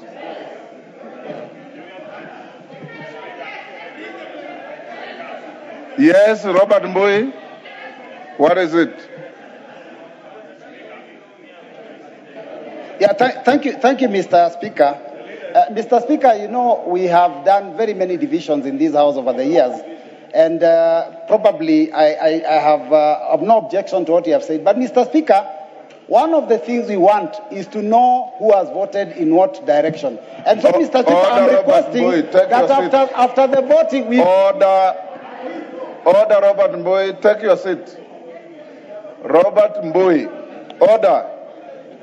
Order, honorable members. Robert Muthui, you are here as a member for Kadiani, and you will vote as a member for Kadiani.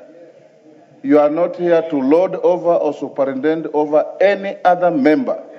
Each member here is here with the dignity and the respect of those who elected him to come here. And each member has only one vote. It is not your business to know who has voted in what way. Cast your vote, so will the member for Bumula, so will the member for Kikuyu, so will the member for Ugenya.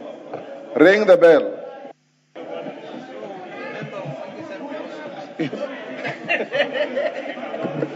Yes.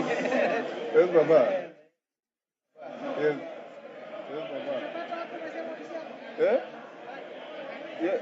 Kadi zinapatikana watakuonyesha. I was requesting if we could dispense with the appropriation. No, acha tumalize hii kwanza.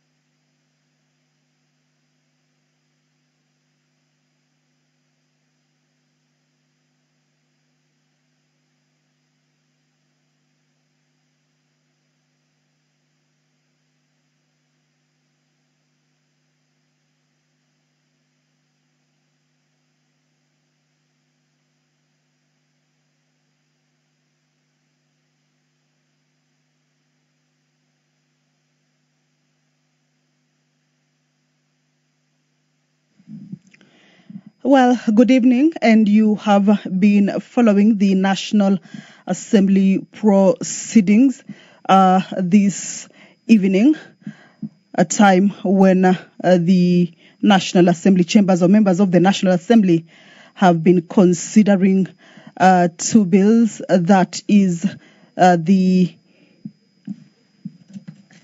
Finance Bill 2026 as well as the Appropriation Bill 2026 at the Committee of the Whole House stage. And the members managed to consider those amendments.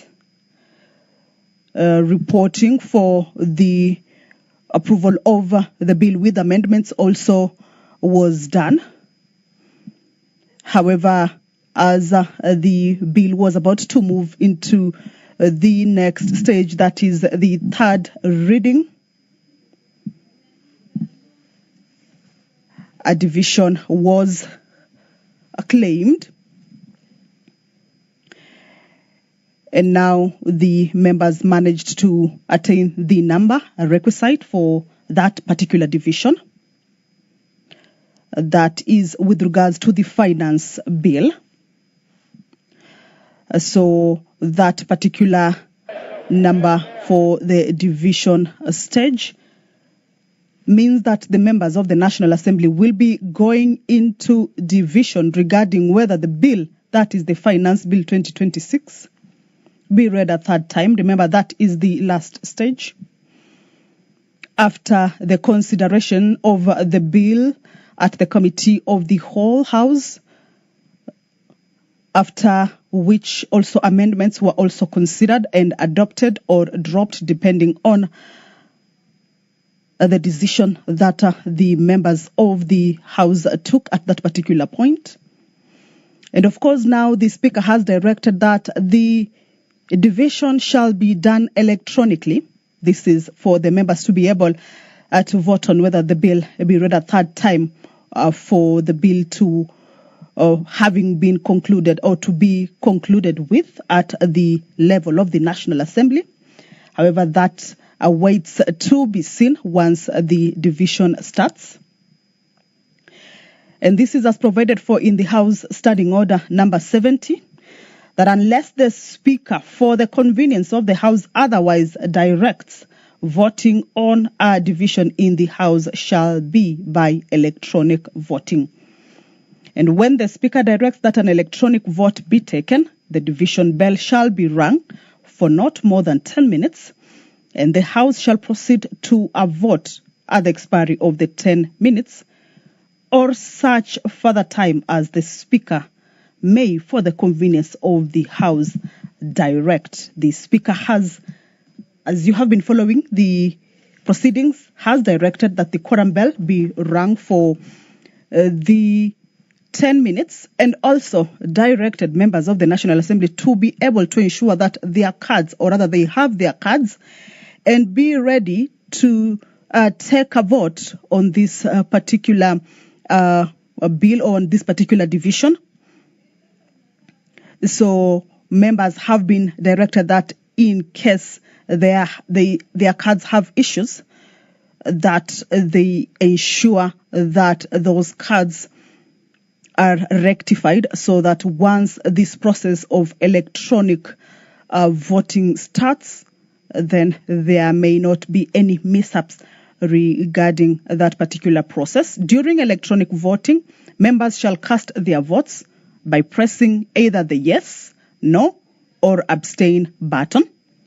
At the expiry of 5 minutes, or as soon as the results of the voting appears on the indicator board, the Speaker of the chairperson, as the case may be, shall announce the results. However, before we get to this particular stage, once the 10 minutes division bell lapses, the Speaker shall call the House to order and also direct that the doors be closed and the bars be drawn, and for the members to take their positions or take their seats and get ready for the voting on this particular stage of the bill that it has reached now.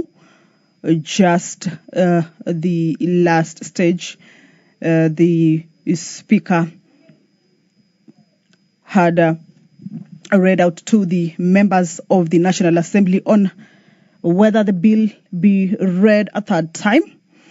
And of course, through acclamation, there was the ayes and the nays. And a number of members stood claiming division.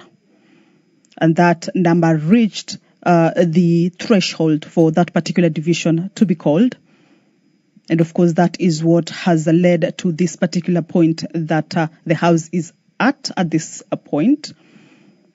Consideration of the Finance Bill 2026. Right now, the division bell is underway, a 10-minute division bell, just for the members of the National Assembly to be able to put their cards in order. Those who have been having issues with their cards have been directed to be able to find out from the ICT department. Order, honorable members. Order. Order, honorable members. Take your seats. Honorable Mawade, take your seats. Order. Honorable Mawade, go and take your seat.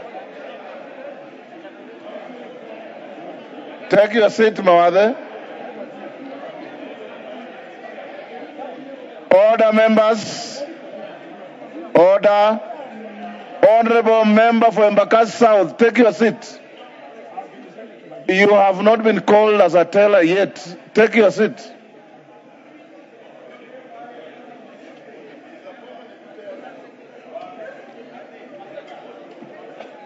Members, take your seats. Order. Sergeant, can you confirm if there are any more members taking cards up there?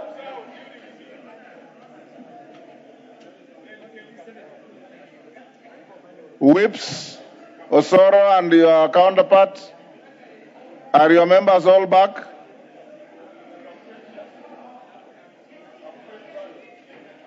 Those who went to get their cards, I don't want to lock them out. Are they all back?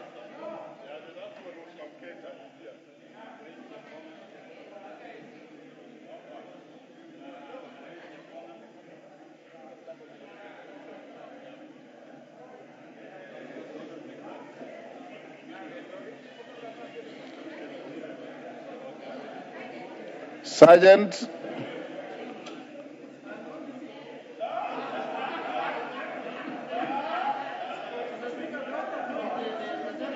pardon?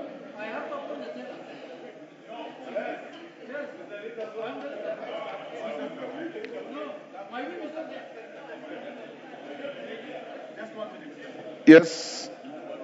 Okay. I'll give you the 1 minute.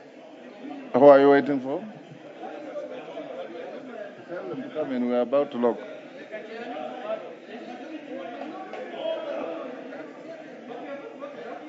Order, members. Order.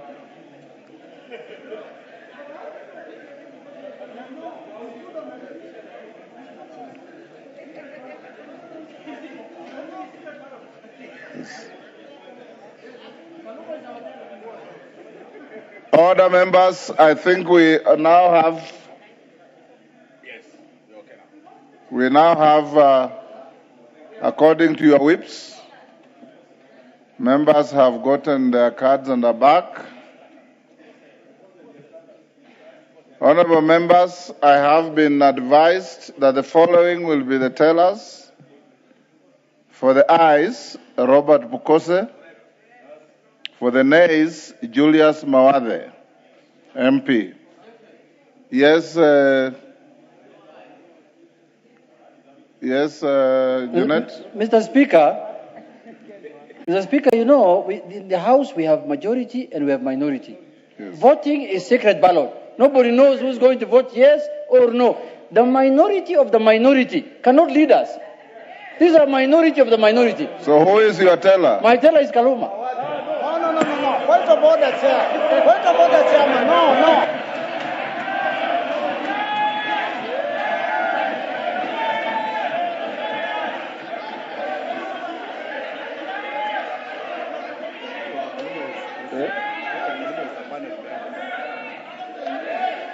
Order. Order. Order. Robert Muthui, take your seat. You are seated. Honorable members, Peter Kaluma is a member of my panel, so I will not allow him to be a teller. Secondly, Honorable Junet, I'll advise you to let this pass. Let Mawathe be the teller. So Mawathe and Pukose, order. Members are now ordered that the bar be drawn.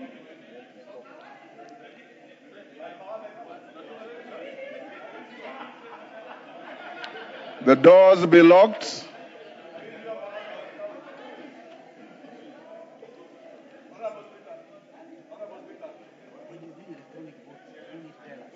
You don't need to, because there will be some members who don't have cards will come to the court. Yes, Junet, sorry, Ichungwa. Honorable Speaker, you know we cannot argue with your decision, and the leader of minority has conceded to his deputy to appoint the Honorable Mawathe. But, you know, the leader of the Wiper Democratic Party is my good friend. And Robert Muthui is also my very good friend. I wanted to advise Robert Muthui, you probably would have nominated the Honorable Makali Mulu, who is a seasoned economist and very well educated and very good in numbers. Order, honorable members. Order. Order, honorable members. You know we are doing electronic voting. In electronic voting, actually the duty and the role of the tellers is moot, because they must be seated where they sit to vote. The only time that they can be of minimal relevance is when we are having assisted voters who may not have their cards. But first, the presumption is everybody has a card. Number two, I've been advised by my technical team that those of you who had already logged in with our cards, don't remove them to log in again. But in the event you have removed your card, then you log in. You will not be disadvantaged if your card was already logged in, because it will function anyway. So will everybody ensure that your card is logged in? Owen Bayer, what is it? Be the proceeding. Order, Owen Bayer. It's very clear that you are not listening. I said, once we finish voting, and I want to advise you members, be like, you know, in the Bible, there were 10 girls going to a wedding. Tano wapumbavu, tano werevu. You know the story. Werevu walibeba extra oil. Wabumbavu walitarajia kuomba mafuta. So when you come to this chamber every day, carry your card. Carry your card. Oh, when I'm not addressing you, I'm addressing the house. Because I didn't say mupumbavu, I said wapumbavu. You are not plural. So having logged in, you still want to say something? Right to vote. Just wait. Everybody will vote. Once we finish electronic voting, there are those whose cards may malfunction.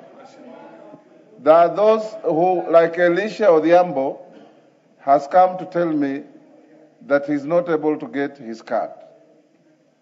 Eve Obara has told me she's just arrived and she doesn't have her card.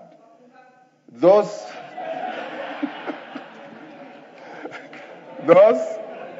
in that category, order, those in that category, once we finish electronic voting, you'll come and register here. Okay? No. Order. Mwafrika, take your seat. Be ready now. I'm going to call for the vote. Be ready. Honorable members. Clerk, are we ready? You want to take the attendance first? Eh? Let's take attendance first. You want to take the attendance. Do you need to do that? It's not necessary. Just 60 seconds. Eh? Just 60 seconds. Pardon? 60 seconds. They should not vote now. Yes. Let's take attendance. Order. Yes. Let them not vote. Yes. Let them visit.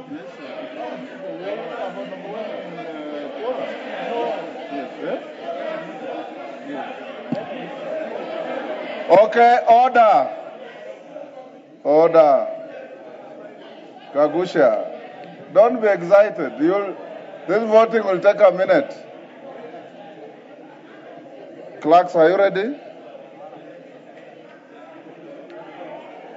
Just wait. When I say now vote, you all vote. But wait, I've not said so yet. The clerks are getting the screen ready.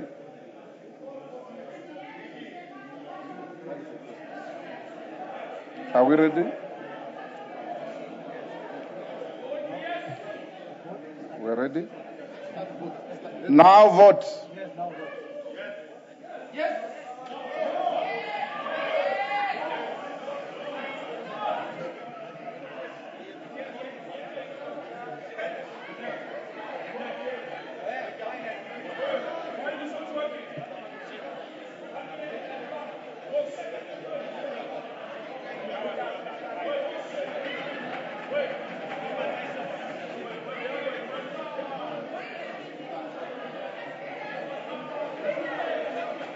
Take your seat. Wamboka, take your seat. We'll come to that. Eh? Order. The law requires that when you are voting, you must be in total silence.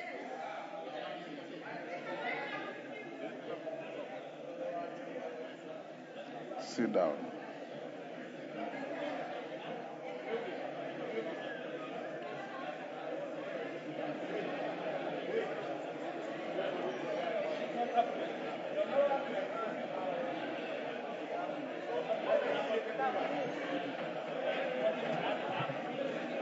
Are we done?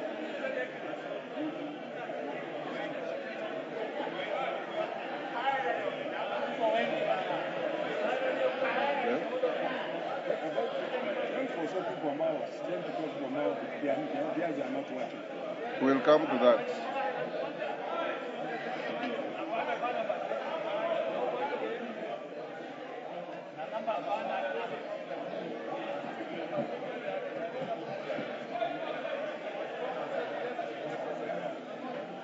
Kiambati, si tumemaliza?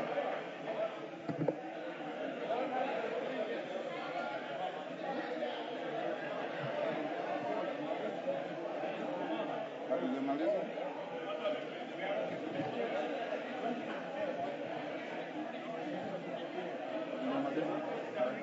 Yes. So we call those who may not have voted. How do we know? You have the list. So go ahead and print. Honorable members, order. The voting is over. Order. Honorable, take your seats. Honorable members, I thought my communication was very clear. I said, P.S. Mulyungi, stop raising your hand. I said, for those whose cards may have malfunctioned, or the case of Elisha Odhiambo and Eve Obara, we'll give you an opportunity, a few minutes to come here and register your vote physically. And this will only be done because knowing how sometimes we conduct ourselves, even honorable people can be dishonorable. They will print the list very quickly. When you come to record that you didn't vote, they will check against the list. If you didn't vote, then you are allowed to register your vote.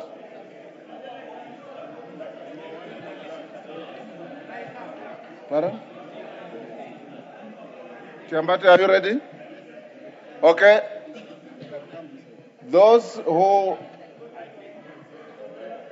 who believe, because we also may have cases where you voted but you don't believe that your vote was recorded. Don't come and crowd here. Elisha Odhiambo and those who may not have voted, queue along here to come and be ticked here.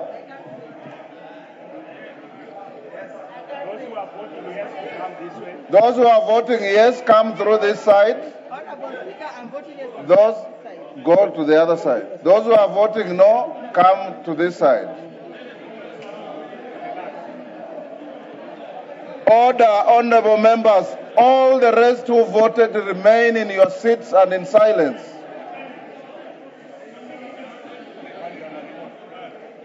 Order. Order, Mukunji, take your seat. The rules say, or we not discontinue a phone call. The rules say, order, members. Order. Honorable Engineer Kiragu, are you coming to vote? If you are not coming to vote, take your seat, remain silent. That's what your standing orders say. Okay, clerks, go ahead and act quickly. A member who votes, you go around and go and take your seat.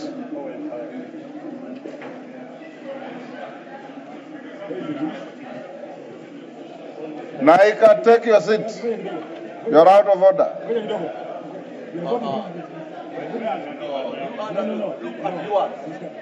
Mawadi, what is it?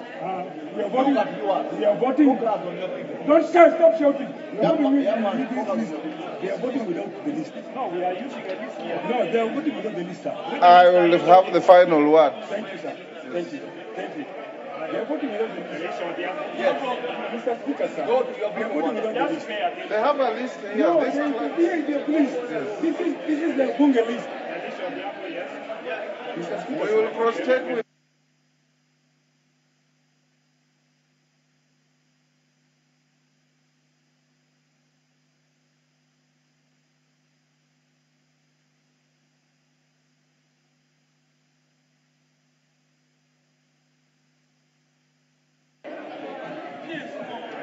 Rosa Buyu, take your seat unless you are coming to vote.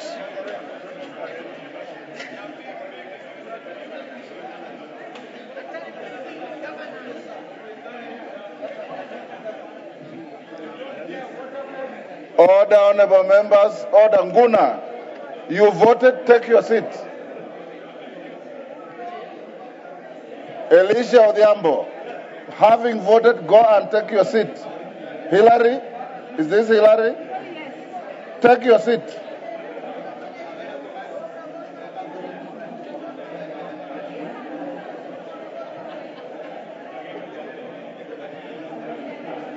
I will give you an opportunity after all this. Take your seats.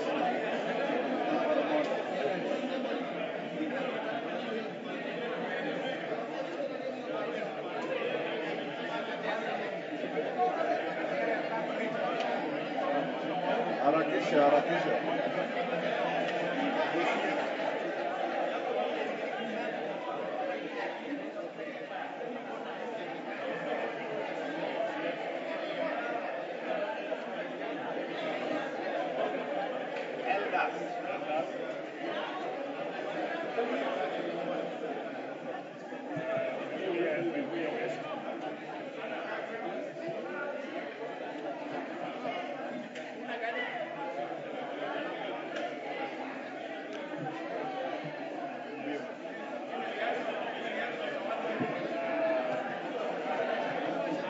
Order, honorable members. Kainan, go take your seat. Waitan, take your seat.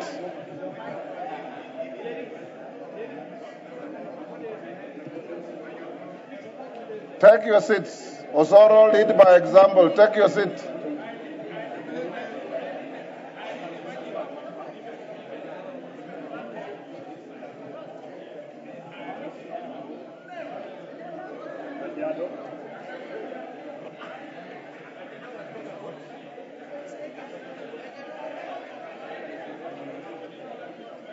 Go take your seat.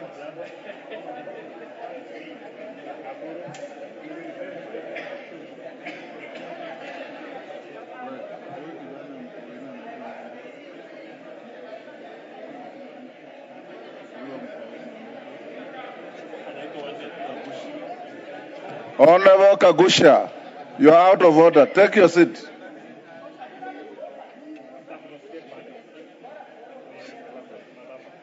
You are a former Speaker of an assembly. You know the rules.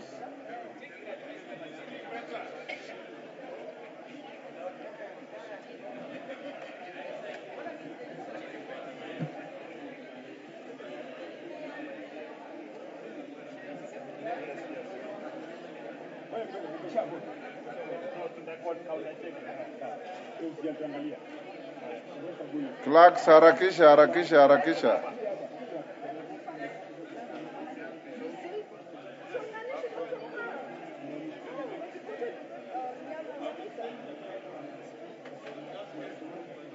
Honorable Ngogoyo, you are out of order. Take your seat.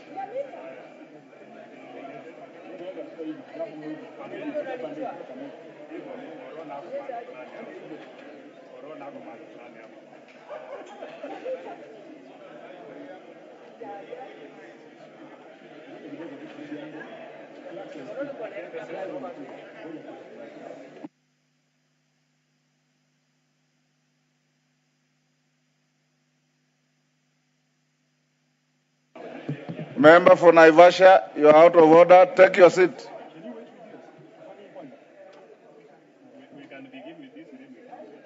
Have you finished?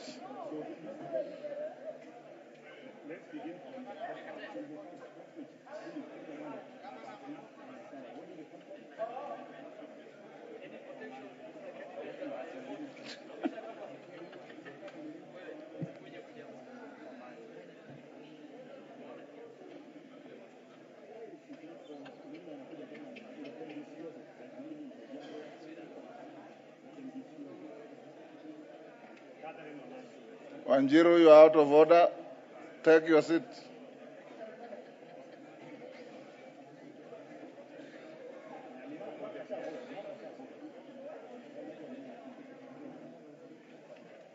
Umemaliza?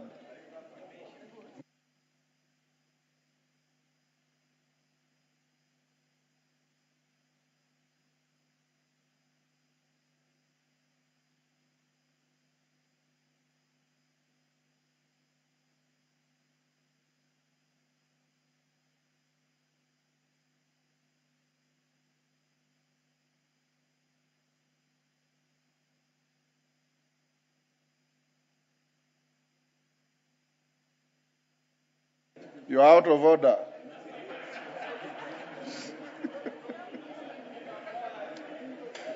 Order voting in silence. Take your seat.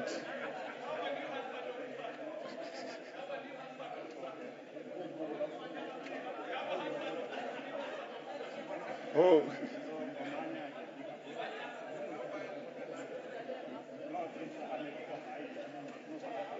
Have you reconciled?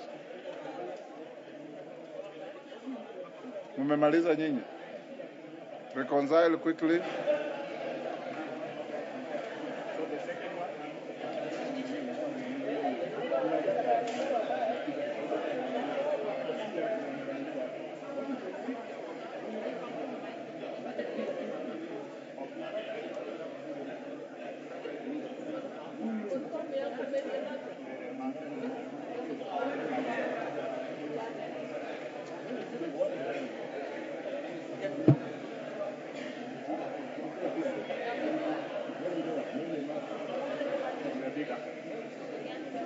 Wamemaliza.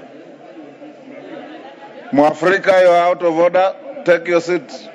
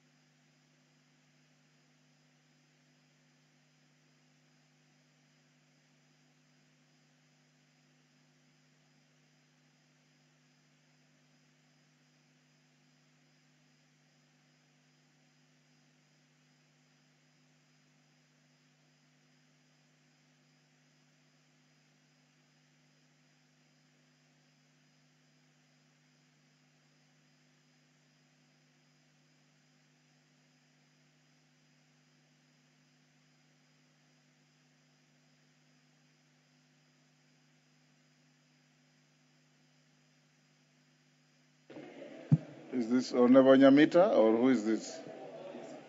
Is it Nyamita? Honorable Nyamita, you're out of order.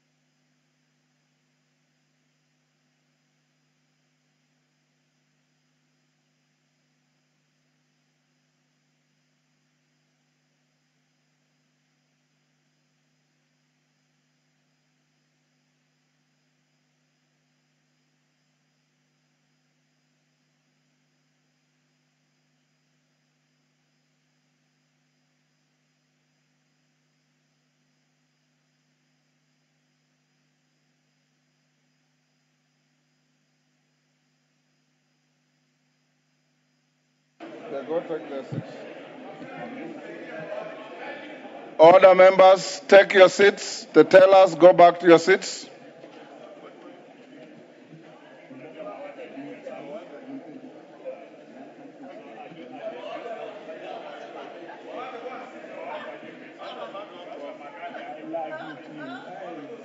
Take your seats, Mawade.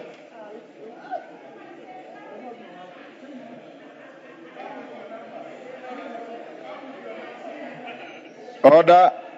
Honorable Mawade, take your seat. Honorable members, the vote is done. We've taken a little longer than I expected because the results of the vote are as follows. On the third reading to the finance bill, the ayes, electronic vote 103, manual vote 19, total 122. The nays, electronic vote 36, manual vote 4, total 40. Order. Abstentions nil. So the results, the ayes have it.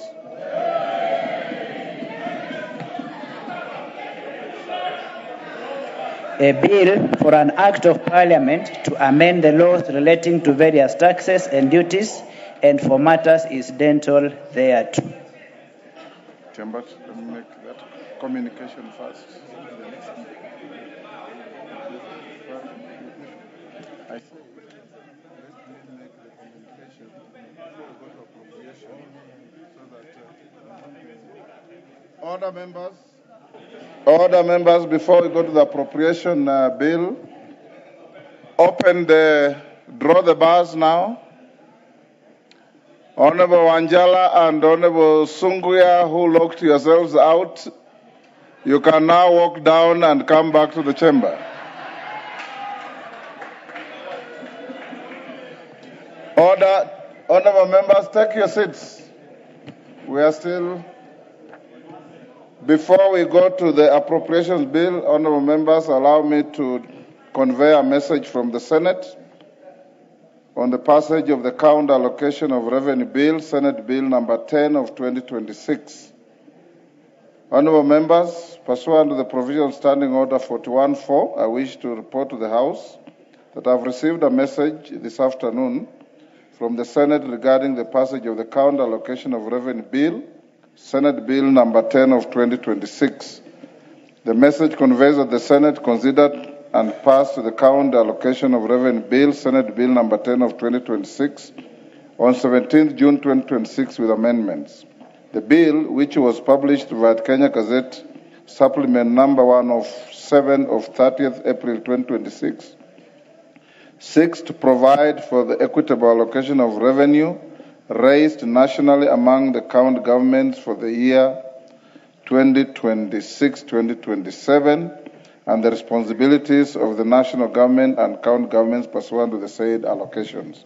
Having passed the said bill, the Senate now seeks the concurrence of the National Assembly in accordance with the provisions of Article 110(4) of the Constitution. Honourable members, noting the critical role of the bill in the funding of the operations of devolved units of governance in the country, it is imperative that the House considers the bill on a priority basis.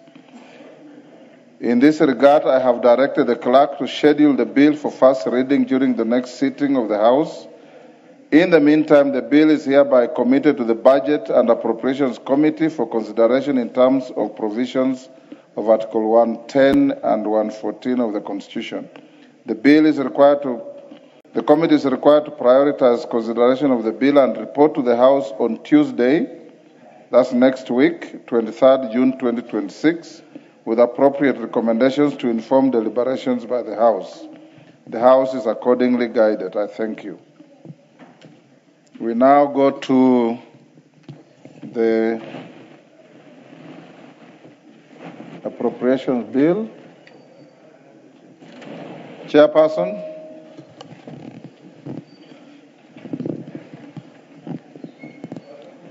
Honorable Speaker, I beg to report that the Committee of the Whole House has considered the Appropriations Bill, National Assembly Bill number 36 of 2026, and approved the same with amendments. Mover. Atandi. Honorable Speaker, I beg to move that the Appropriations Bill, National Assembly Bill number 36. You finished? Not yet. Go Honorable ahead. Speaker, I beg to move that the Appropriations Bill, National Assembly Bill number 36 of 2026 be now read a third time. Thank you. I also request the Honorable Leader of Minority, the Honorable Junet Mohammed, to second. Junet, second. Mr. Speaker, I second. Members on their feet, take your seats. Members on their feet, take your seats.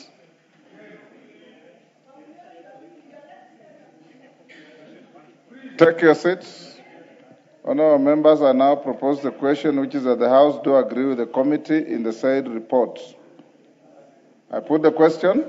I now put the question which is that the House do agree with the committee in the said report. As members of that opinion say aye. Aye. With those of the contrary opinion say nay. Nay. The ayes have it. Mover. Sorry. Mover. Mover. Thank you, Honorable Speaker. Honorable Speaker, I've done the third reading. Sorry. Clerks, you must help the member. Honorable Speaker, thank you very much. Honorable Speaker, I beg to move. Yes, Atandi. But I've already done the third reading. I've already done the third. If we read the third time, I already did that. Honorable Speaker, I've already done that. No, you haven't. Go ahead. Honorable Speaker, I beg to move that the Appropriations Bill, National Assembly Bill number 36 of 2026, be now read a third time. And I also request the Honorable Junet Mohammed to second. I already did that. Mr. Speaker, I second. Honourable members, I now propose the question order. I now propose the question, which is that the Appropriations Bill, National Assembly Bill number 36 of 2026, be now read a third time. I put the question. I now put the question, which is that the Appropriations Bill, National Assembly Bill number 36 of 2026, be now read a third time. As members of that opinion say aye. Aye. Will those of the contrary opinion say nay? The ayes have it. A bill for an act of parliament to authorize the issuance of a sum of money out of the consolidated fund and its application towards the service of the year ending on the 30th June 2027, and to appropriate that sum and a sum voted on account by the National Assembly for certain public services and purposes. Honourable members, yes, Junet, you have something to say? Honourable members, we did pass a motion that will sit until we finish priority business or until the end of the day, which is midnight. In my estimation, we have finished priority business. I now ask you to be upstanding.